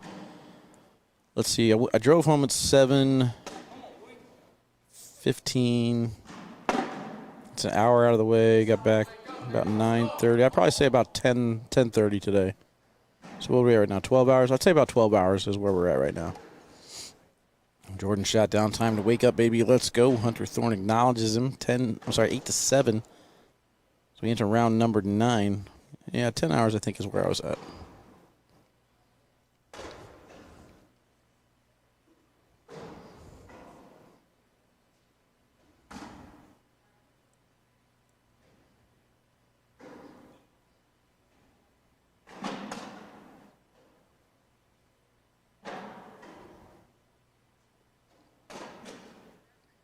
Good side by side. One of each falls in. I expect the same shot that Hunter had last round where he was able to come across the left or the right side of the board to collect big. And Hunter immediately says, I've been shanking that to the left. Jordan offers the correct advice. Don't think about the shank. Think about what you're about to do. See if it pays off. Rolled over. Stays on the back of the board. Frank flips the bag over in hand, going slick side. Slight angle on it, just went for the replace. Good speed control. It's like Frank knows what he's doing with these game changers. Meanwhile, Hunter blowing up on the other side. Can Frank collect? Knocks in the wrong one. I think Frank's only going to get one out of that.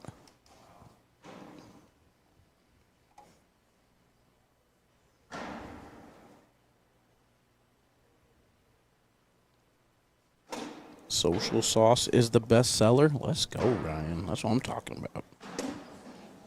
If only.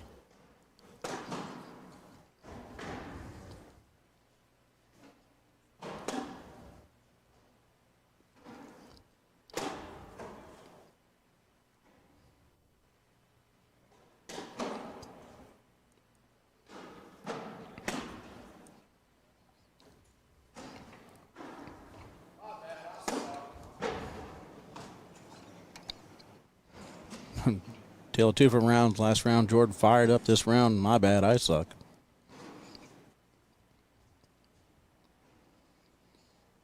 Can you guys imagine, though, if K9 Unit and Toss Sauce were to team up and create some social sauce? That'd be a good partnership for next season, don't you think? Chat would love it, apparently. At least Ian would love it.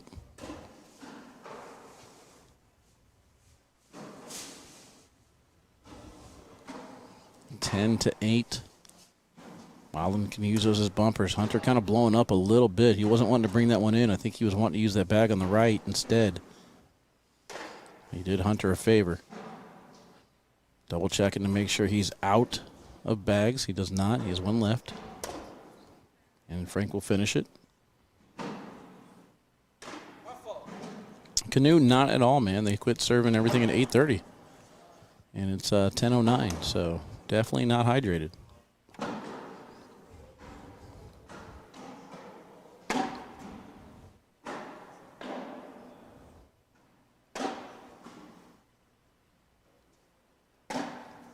Yeah, I was actually pretty good on my energy levels today, though. I mean, didn't really get a chance to eat much, but I think that we're doing a pretty good job as far as keeping interaction with the chat going, thanks to you guys. And I really had panic mode earlier where it said I only had 80 viewers, but for some reason, Facebook decided to create 2 live feeds, found out what the issue was, and now we're back up and grinding. Jordan has enough on that final shot to get that one to go in. For those of you who have a drink available, it's a social. I, however, am not so lucky. And did Cheyenne have one off? Oh my gosh. I was about to panic. I don't think Cheyenne even know what's happened. Jordan stops him mid-throw. Hunter was about to throw out a turn. They've been sitting way too long, chat.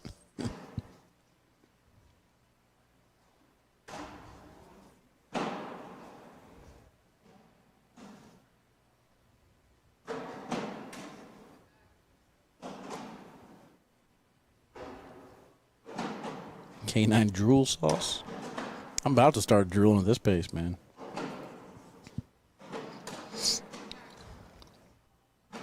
Yeah, today hasn't been that bad.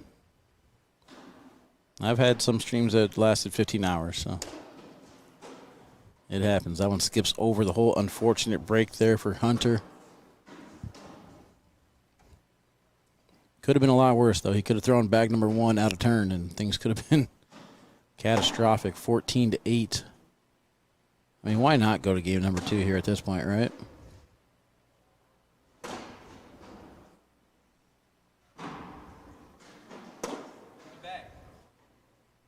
I think it's time for you to be PC. Eh? I don't know what I said.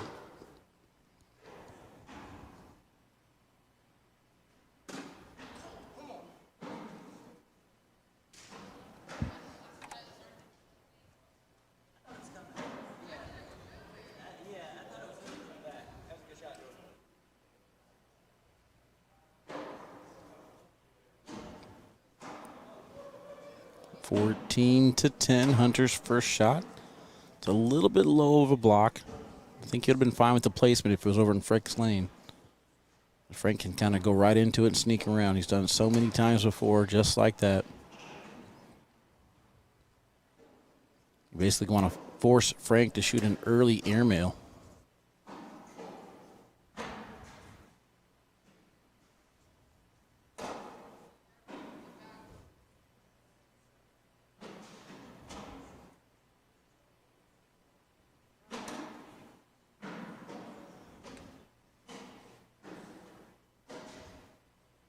Personal cooler.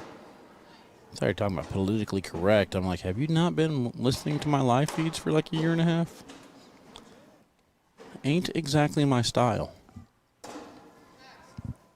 Big round. I believe that's going to be 6.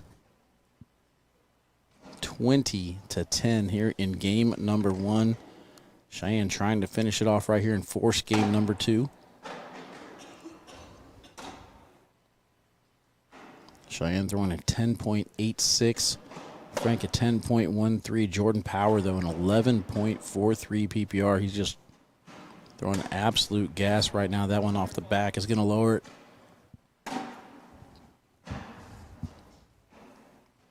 I don't think he cares about PPR at this point. Hits that airmail. 1 bag left to go. He needs Cheyenne to miss, though.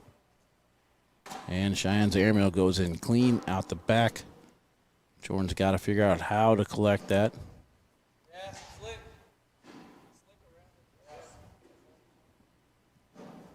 He ain't giving up yet, though. He's going to try and go slick around it for this collect. If it happens, they're still alive. If not, we're going to go to game number 2. He's able to get that bag to go. Misses, bag in hand. Game number 2 underway. Starting things off over here on the left-hand side.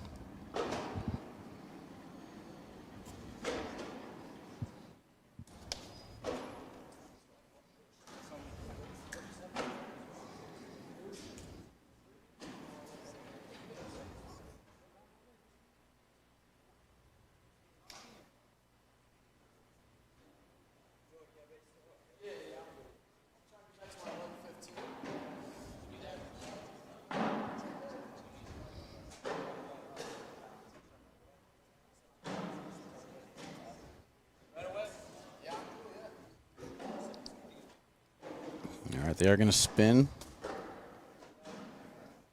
Looks like Frank is going to win the toss.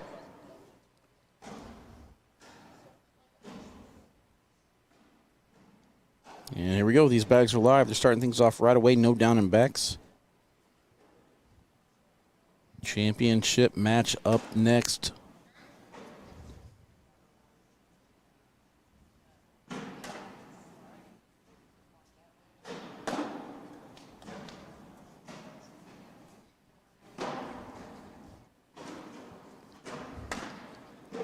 Good job by Hunter sneaking in the right-hand side. Bag on the left moved a little bit. Hunter's in good position to start this game off with +4.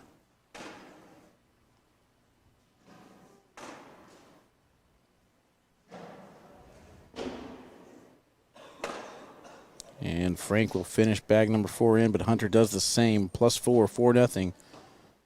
Much better start here for Hunter. Good job rebounding.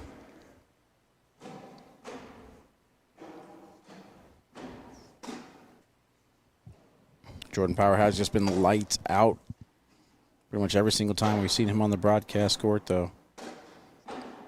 Keeps putting bags in the hole, throwing over at 11 last match before that missed airmail. Or 2 missed airmails, rather. Michael Gamboa says, Hunter and Jordan about to light it up. We will see. We will see. So far, so good there. And Cheyenne does the same thing over on the other side. So the man of the weekend, Frank Modlin, the only one to blink so far in this game. 4-0 start. Championship matchup next. Michael Creek Killer, Matthew Creek Killer, whatever his name is. Might have changed since last time. I was like, man, I started saying that sounded weird. Matthew Creek Killer and Jacob Foreman in the championship match already.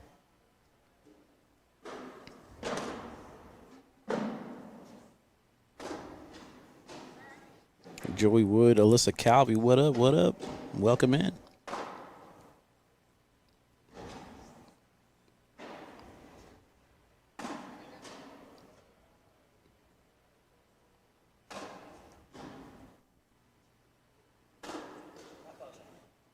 Bag number 4 off to the right-hand side. 9-0.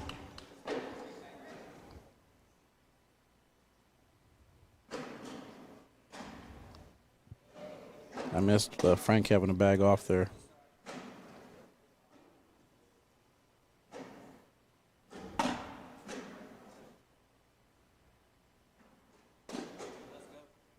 Jordan misses his first 2 bags of the second match here. Cheyenne, however, is not missing. And that's what Frank needs. He needs her to pick him up, get back into this.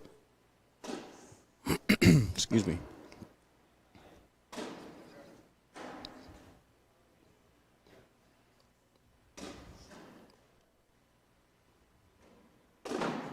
And bag number 4 is in for Cheyenne. Jordan tries to direct it out of the hole. Unfortunately, that's not how this game works. They are on the board. Is this the new super team? They took down the shootout. That's round limited format, though. This one's first to 21. Their only loss was to Jordan and Hunter in the King Seat match. Out of their way back here. Sat for quite a long time, but were able to come out a lot better. Finished off game number 1, forcing game number 2. Find themselves down 9-4. Great job there by Hunter. Takes away that collect from Frank. And Frank hops right over it.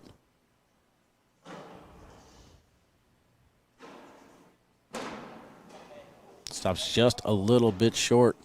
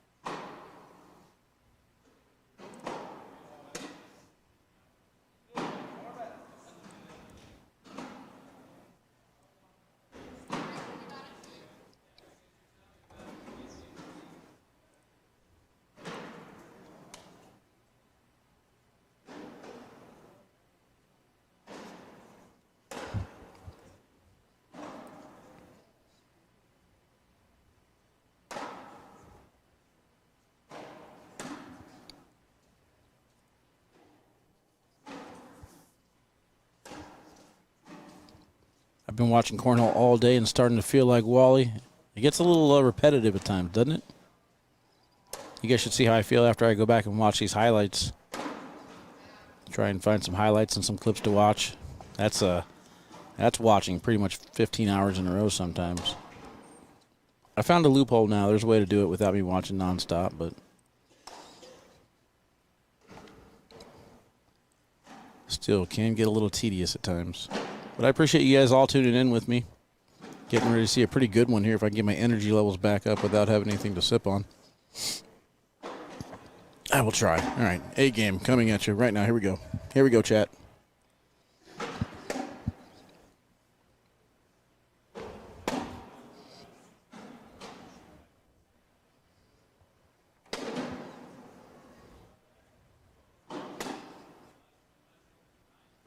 Safe to say Cheyenne is pretty locked in right now. Jordan able to finish off bag number 4 there for another social. We're underway halfway through this game. I'm calling it, chat. 18 rounds is where we're going. You guys with me? How many rounds? Over, under 18, chat. You know what? We'll be back with me tomorrow. Appreciate that, Kyle. Yep, tomorrow's Singles Sunday, man. We still got one more day left of this. It's going to be fun.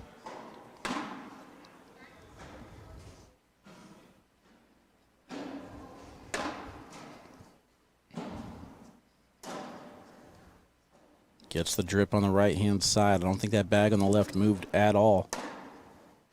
That time it looked like it moved a little bit. He elects not to go up top for the airmail. I think he probably should have went up top on bag number 3, and he might be thinking the same thing, but now Hunter let him off the hook.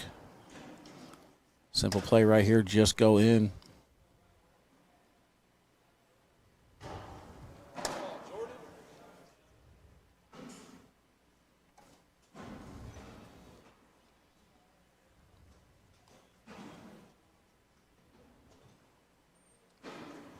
They'll call him 22 rounds. Hunter's heating up while Frank is starting to spray him a little bit. What kind of jersey does Hunter have on? No idea. It's a hoodie. It's a hoodie jersey. What do you call hoodie jerseys, by the way? Besides jersey with a hood, that's what I call it. Allen's calling over 18. Will Spencer says, give me over 18. I'm taking 23.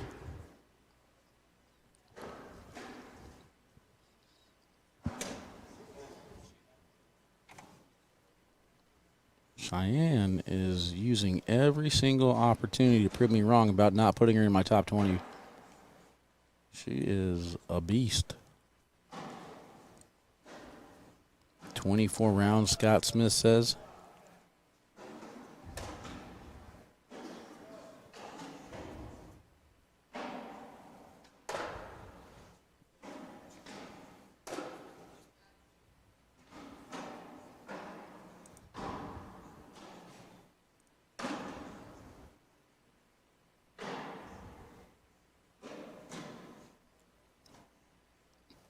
Frank rethinks his approach for this bag.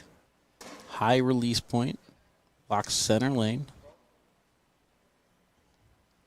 Might get a roll attempt here from Hunter.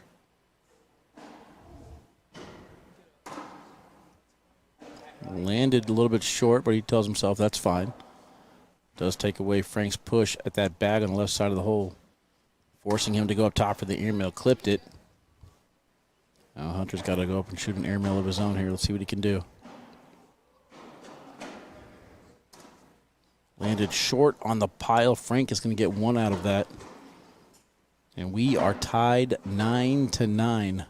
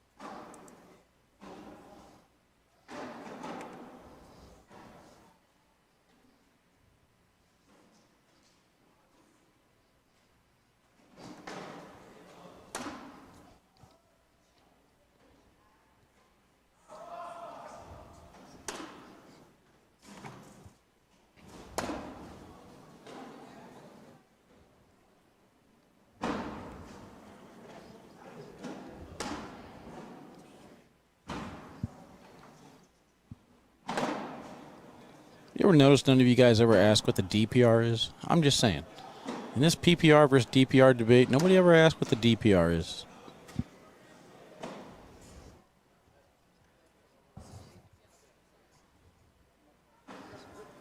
I think Frank just said, you want me to kind of roll up on it? And Cheyenne said, yeah, that's what I was thinking. So they're going to take a closer look at it and see.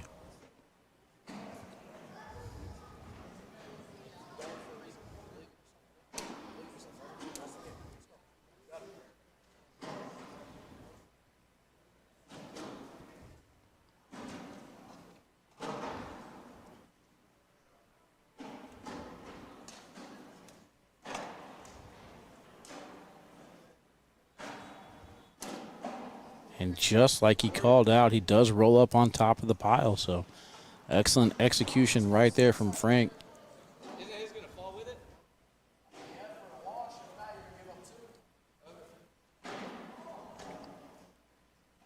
He thinks he's going to try and push through this, he says. There might be a slim possibility to get the clip. Hits the pile. It's given up to either way. I'm not really sure there was a shot there, but I don't mind the attempt at it.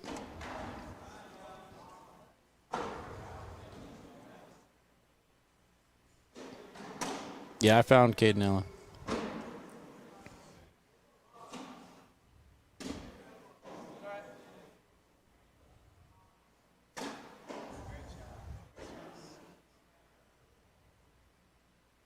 PPR for show, DPR for dough. I like PPR for the game, DPR for the tournament, but that's just me.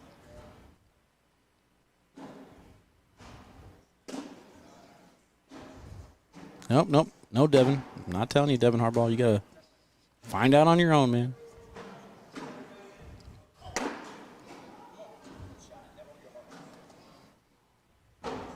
First miss right there, so let's take a look at the stats.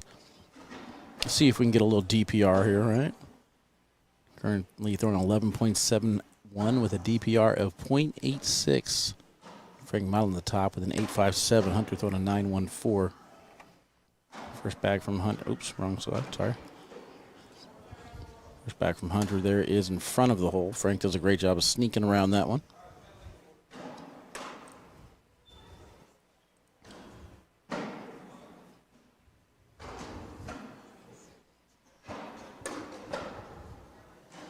I think PPR tells you how well you're throwing. DPR tells you how well your opponent threw. So I don't know. I'm a PPR guy myself. I mean, let's all be honest. We're all pretty impressed right now with what Cheyenne's doing.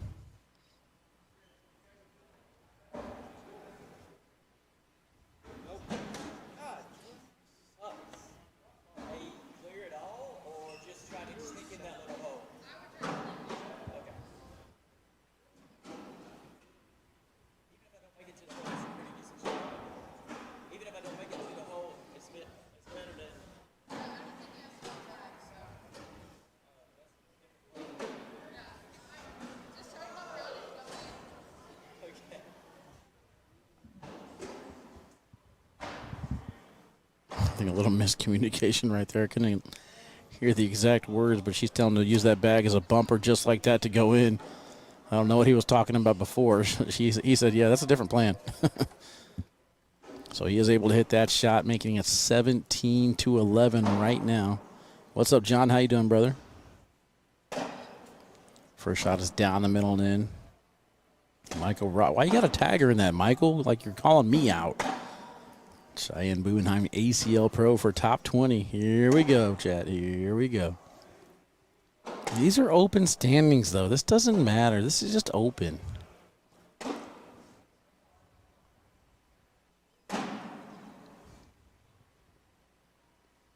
Although I got to say, very impressive what I saw at her at the Nationals. So she doesn't look like she's going to slow up no matter where they're going to be throwing. Did I say throw up or slow up? I don't know what I said. Either way, she good.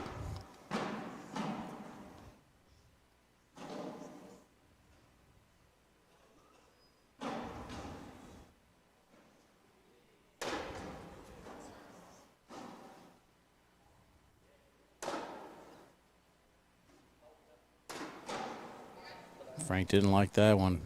Yelled, get up. Knew it was a weird landing spot. Misses off to the left, and again, Hunter lets him off the hook.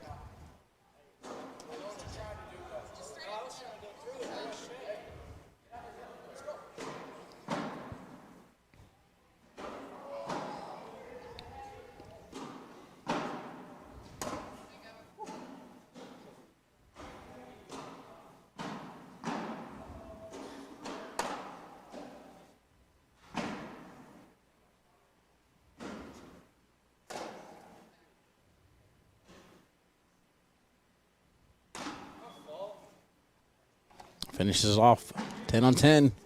10s don't score, though. At this point, you need to get some points on the board. Cheyenne not letting up on her end.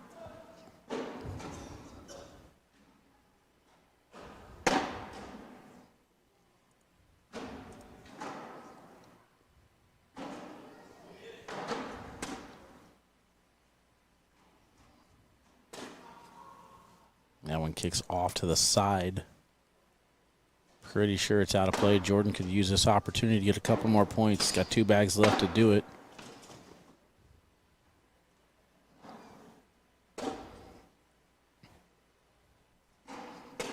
Stops a little bit short. She sneaks around it. Jordan should be able to drive through this to get a couple points, and he does get that drip on the side. So he's going to pick up 2 more points. 34 out of 36 in the hole for Cheyenne. Over on the other side, though. Not too many opportunities. Scores 17-13 here in round 19. Like I said, chat, definitely over 18 rounds. There's no way I said anything less than that. Although Alan Murphy's already called me out on it. I appreciate you, Alan. At least I know you're paying attention.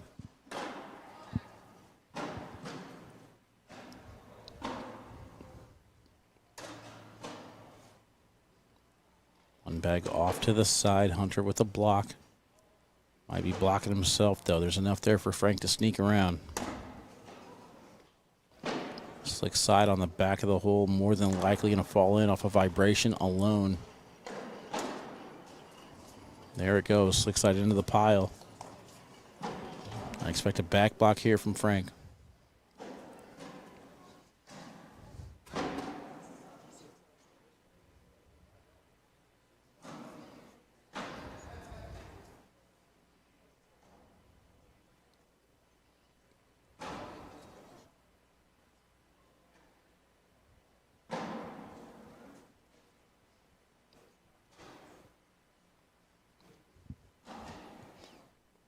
Foreman and Creek Killer warming up on game number 2. Their championship match is up next.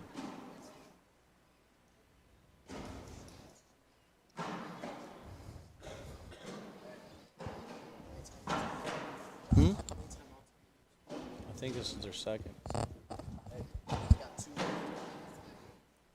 don't know, Chaz, this is their second time out, I think. I mean, technically, I think they could have called a third one earlier, but they didn't get him on here.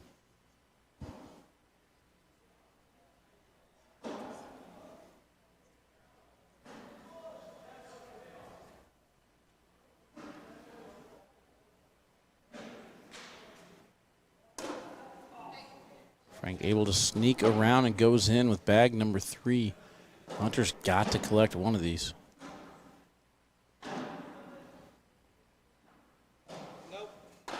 And he's off the back of the board. I'm pretty sure that's going to do it. 9 on 5. That is game. 4 points there for Frank Modlin. Hunter is flabbergasted beside himself. Either way, championship match is set, chat. Frank Modlin and Cheyenne Bubenheim will now take on Matthew Creek Killer and Jacob Foreman. We'll be right back. See you in a few.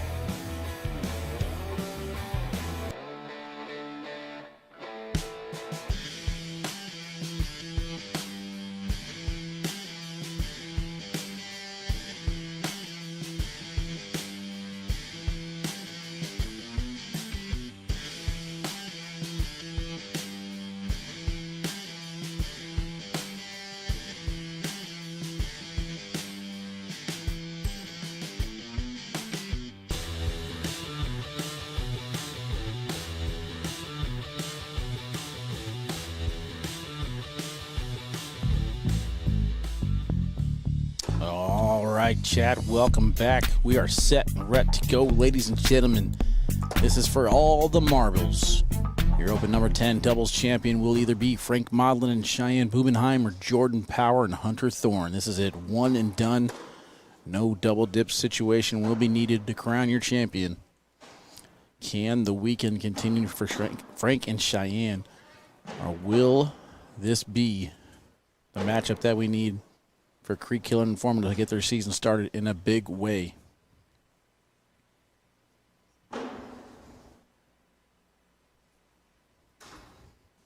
Slick side push, misses, stays on the board though. There's a little bit lane. Frank wants to go right at the hole, hits that corner, misses it. Either a roll for 2 or a push for possibly 4. And one early, no, doesn't get it to go, but he does get that push.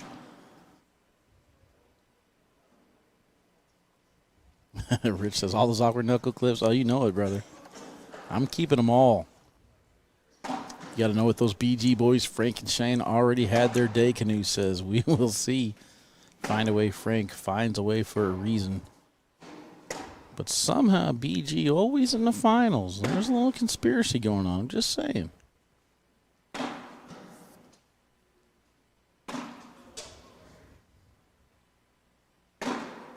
Oh, misses bag number 4. So she had a chance to get on the board and get first bag back to Frank, but she's going to miss. Score stays 2-0. Would have shot the N1. Oh, hunted for real, Ryan. I would have been all over that, man. King seat was not safe today. Ain't lying.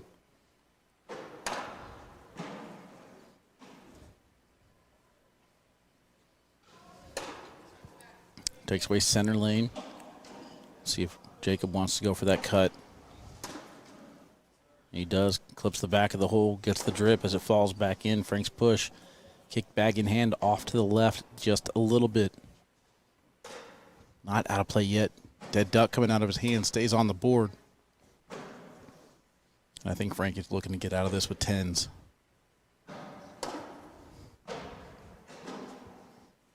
And that is going to be the case. 10 on 10. Score stays 2-0. Championship match here.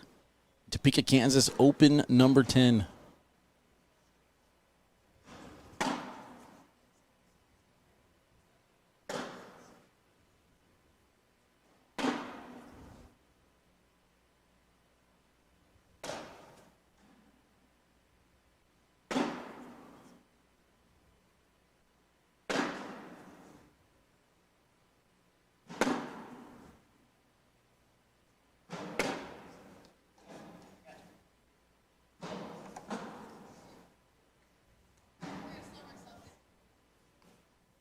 Frank says, I got you. Cheyenne yells down. I got to slow myself down. 4-0 again. This is only one and done. No double dip needed. Whoever wins this match is it. That is your champion.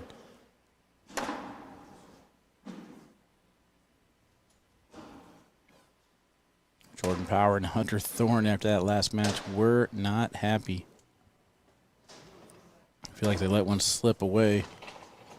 Who knows what would have happened if they just would have played that match right away, the match before this one, or that one rather, with Matthew Creekkiller and Jacob Foreman against Allen and Chris. Kind of lasted a lot longer than I think any of us thought it would. Did that play a factor? We'll never know.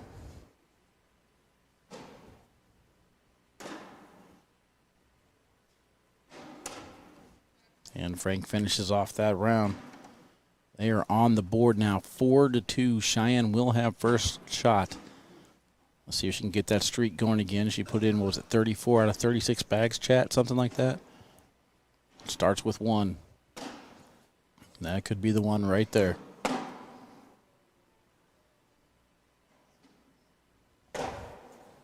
Mark Zamani calling it Cheyenne and Frank for the win, he says.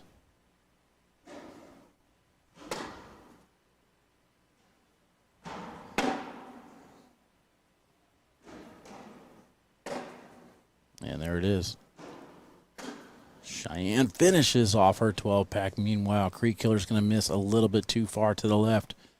We are tied at 4, entering round number 7, chat. What's the over-under on this one? I'm going to go ahead and put it at 24 and a half, Chad. Over-under 24 and a half for this championship match.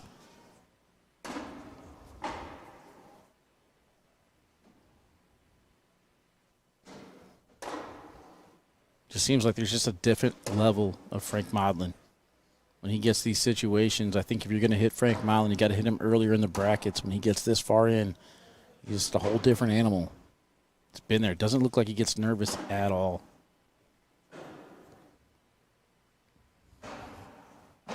That's that experience that kicks in.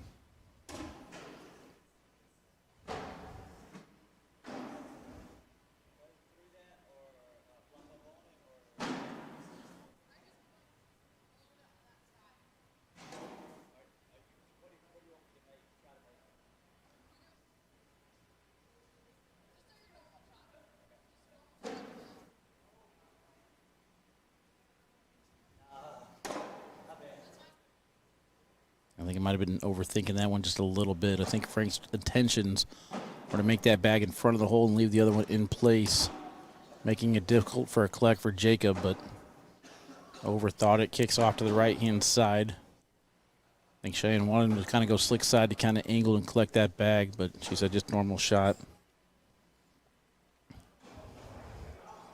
Clarissa calling it 20, she says.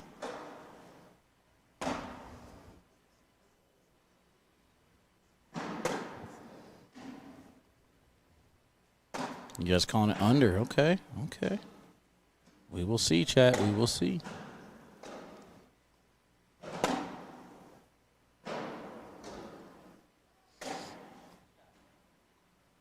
Like I said, Cheyenne just could go on a streak at any moment. That's 8 in a row. And there's that one's on you, Matthew. Says Creek Killer throws so hard it's wild it doesn't fly off the back. Well, there you go. Hope you're happy, Matthew Richardson. That is all you. Putting that out there in the world, making that happen.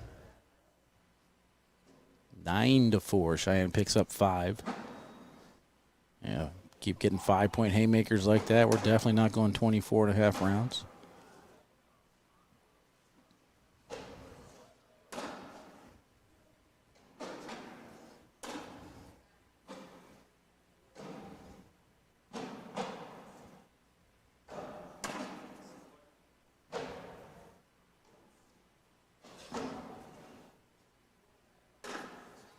Big airmail. He's showing he's got all the shots right now.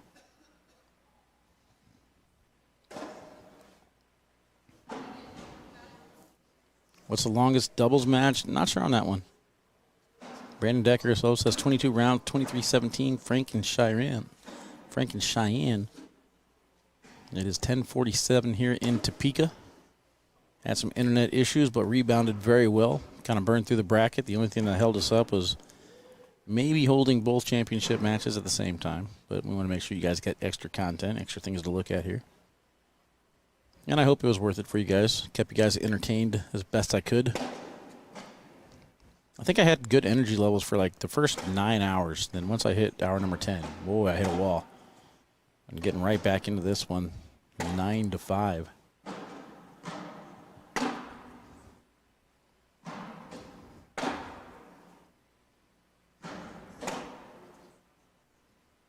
Bag number 4 off to the side creates a bumper, even though she doesn't need it. She's down the middle again for another 4-bagger from Cheyenne.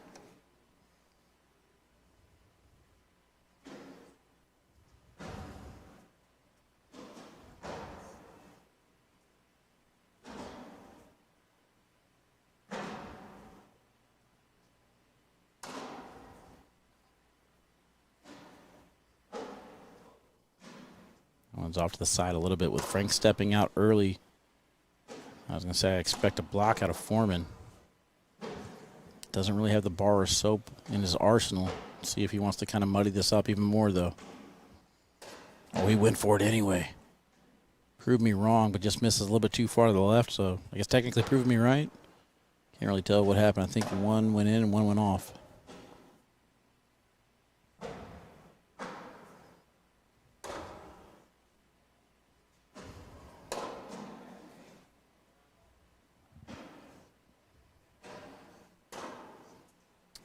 Creek Killer and Foreman's fourth bag is stopping just a little bit short or just a little bit off to the side on him. Unexpected miss, making it 13-5. Frank and Cheyenne 8 points away from finishing things off. Meanwhile, Cheyenne hasn't missed a bag in a minute.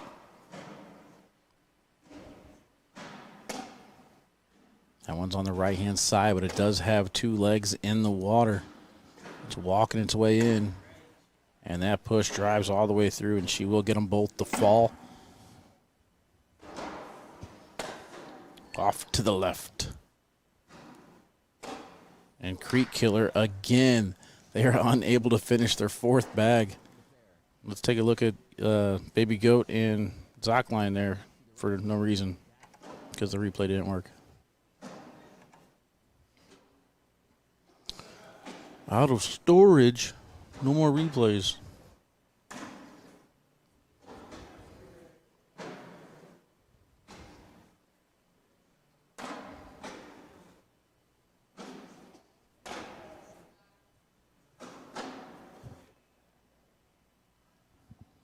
What you talking about? What are you talking about? I didn't do nothing. I don't jinx anybody, Cat. That was a nice shot from Baby Goat. I wanted you guys to see how the day's gone to lead us up to this point, you know?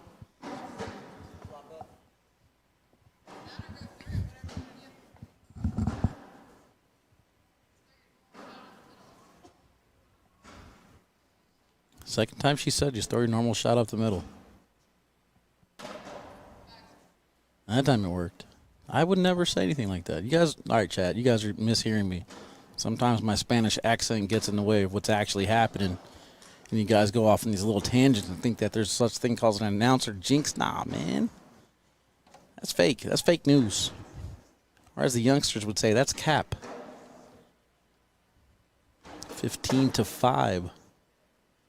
Bag number one off the side, 14 rounds in.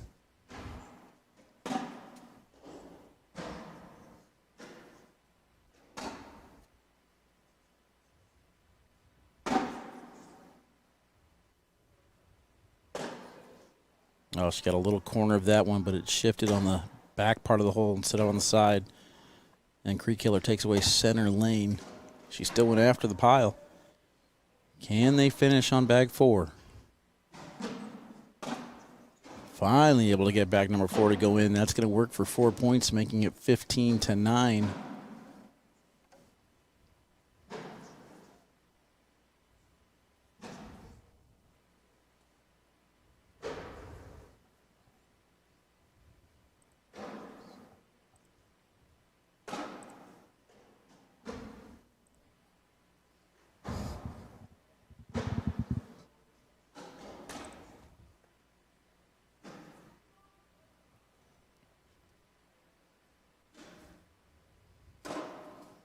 Good roll, deep landing spot, hits the pile perfectly.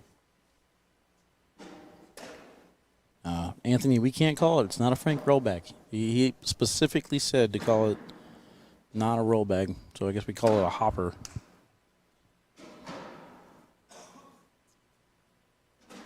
We're going to get a timeout to look at this situation here. He's going to try and figure out how to manufacture some points.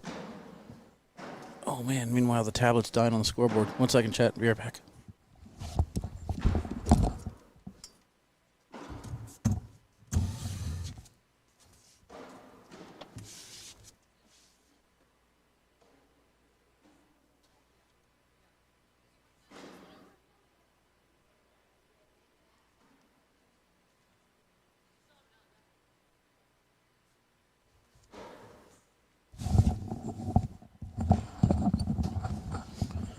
That would have been on Bella.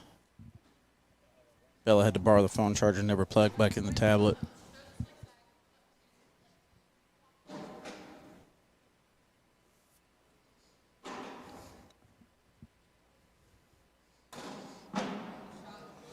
Good shot.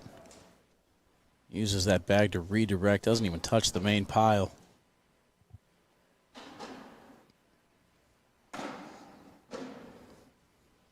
He kind of spun him out. There might be a push opportunity here for Frank to get 4.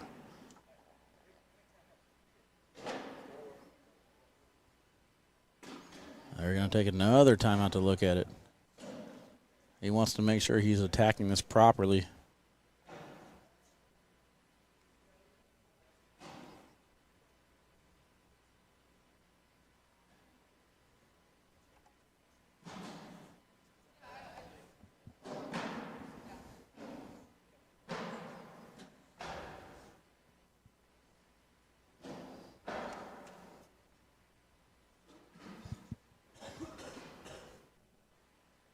Bernie Neighbors would say that's gamesmanship right there.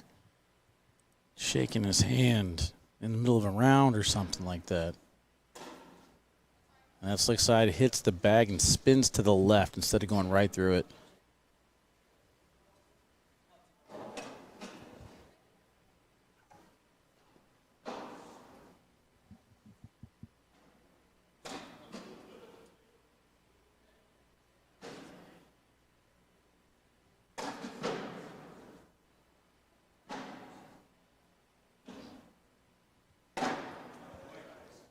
Good roller from Creek Killer.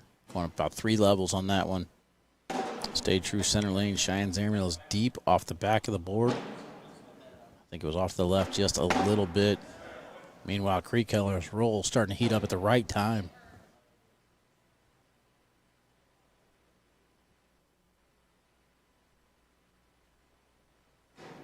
Way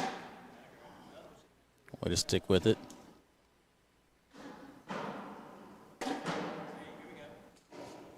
Try the roll one more time. That one didn't get the same hop out of it.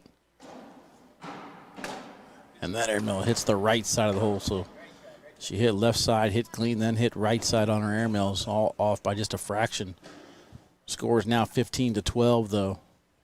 We're entering round 18.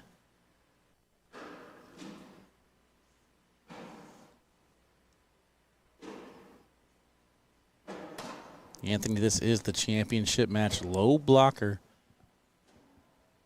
I think Frank's going to want to try and land over the top of that.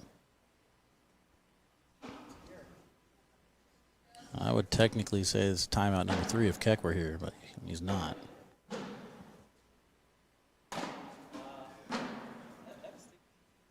Those accidental blockers end up paying off, though, man. Sometimes you put a blocker right there on the ACL logo, and it throws everybody off.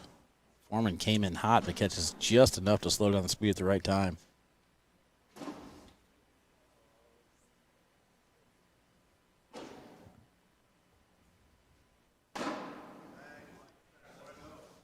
Accidental block is working in Foreman's favor.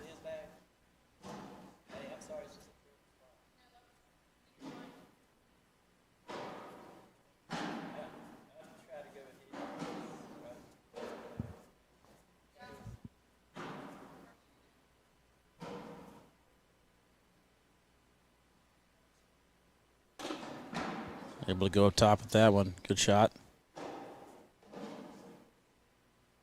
Alex, are you just hopping back and forth between chats? 2 great blocks in a row. You ain't lying. It's a good accidental round here from Foreman. And it's going to pay off as Frank is off the back again. 19-15. And there's the knuckles whenever he gave up a big round. So I think that kind of squashes Bernie's point. Meanwhile, we got a chance to finish this thing off. Two more points. First bag off to the right-hand side. It seems like my mouth is going to stop moving. Cheyenne trying to beat him at their own game as she throws an accidental low block. And it's got Creek Killer doing the same thing. Dancing around in the box trying to figure out how to attack this.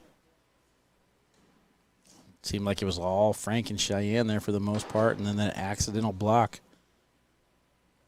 pays off. Joseph, you ain't lying. Don't see 7 scored on Frank very often.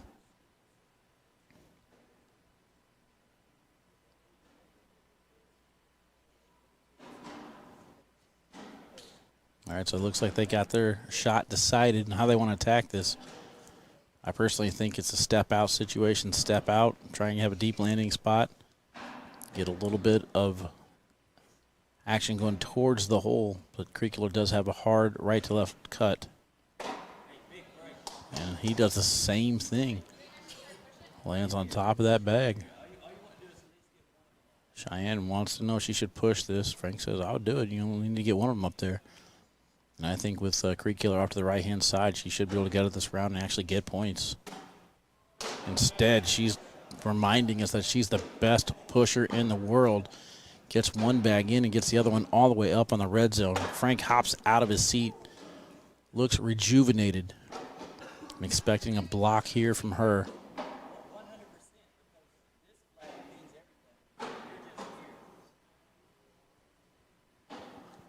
I think he might be saying to go ahead and dirty bag, but he wants that block. And she's off the back of the board. She's still up on the round, so the board looks like 6 on 3.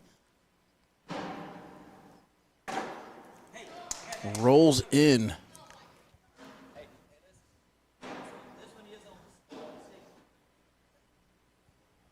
This would technically be their 5th timeout, so bag would be forfeited, game would be over. What? I don't know the rules. I ain't gonna lie. I think it'd be a dead bag, right? 6 on 6 wash. Where's Keck when you need him? He just wanted to make sure she's not trying to take that one off the side of the board. She says, I wanted to fall off, but that ain't what I'm going for. I expect to play here just to go right down the middle and go in. And she will go in for a 9 on 8. That bag does hang on the side. So if she gets out of that with an accidental block, missed opportunity, get at least one, though, and is 19-16. So crazy run of events.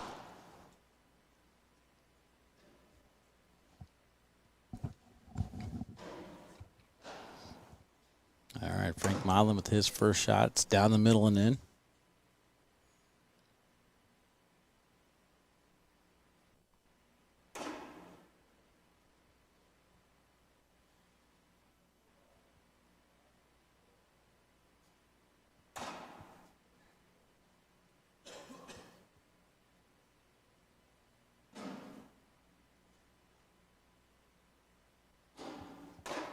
You hear a pin drop in here right now. Foreman does a great job taking away center lane.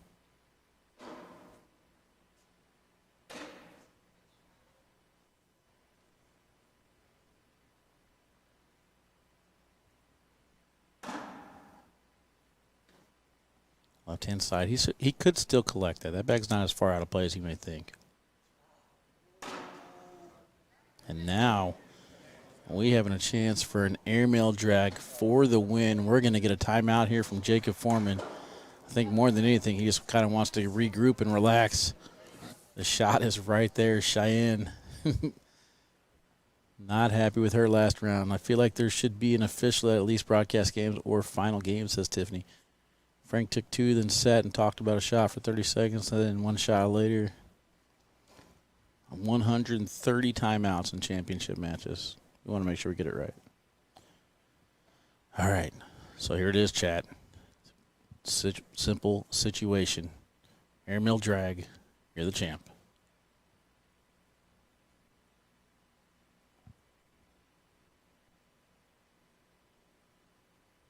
Everybody holds their breath. The bag is away, and he misses to the left. Off the back of the board it goes, and I believe that's going to be 3. I think we're tied. Nobody in the crowd is making a sound. They're all afraid to talk. 19 the accidental blocks have paid off. Mouth not moving properly, but points up the scoreboard. Here we go, round 20. Cheyenne's first bag is down the middle and in. There it is. Story of the match, an accidental block from Matthew Creekkiller. Cheyenne lands on top of it, but that bag has a corner in. And he hits it as well. Do you have any kind of lane? He says. She says no. It's in that same dumb spot, he says. They're going to take a look at it. And he apologizes to everybody in the crowd. They're going to talk about this one more time.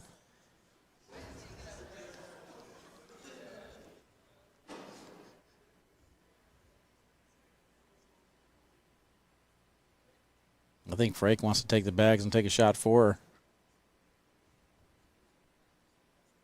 This makes me feel pretty confident about my game. I mean, this is a pretty straightforward shot for me. Just throw it a little bit higher, land on top of the ACL logo, and get it in the rest of the way. You need me to take the shot? I'll do it. I'll come in there. 4 hours later.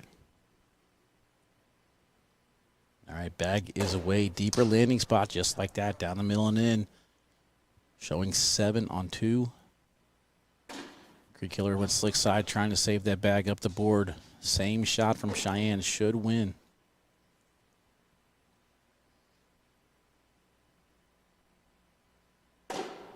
And it kind of rolls, but it does go in the hole. Shot is simple. Creek Killer has got to save that bag from a level 4 position. Why not take another timeout to take a look at it?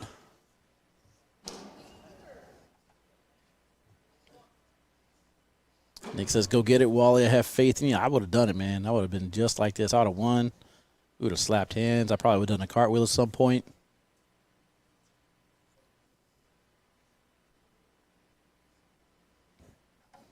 Make sure I got the right camera angle here as the game is on the line.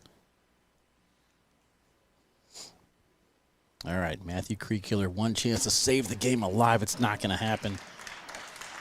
I am honestly surprised that he did not go for the and one right there. He took a look at it, but ultimately decided he had to collect that bag to stay alive. That's going to do it here in Topeka. Day number 2 comes to a conclusion with another Frank Modlin and Cheyenne Bubenheim championship. 24-19, they defeat Jacob Foreman and Matthew Creek Killer. Chat. Very, very entertaining night. Appreciate y'all for joining me. We'll watch the replays on the way out. See you guys later. Here you go.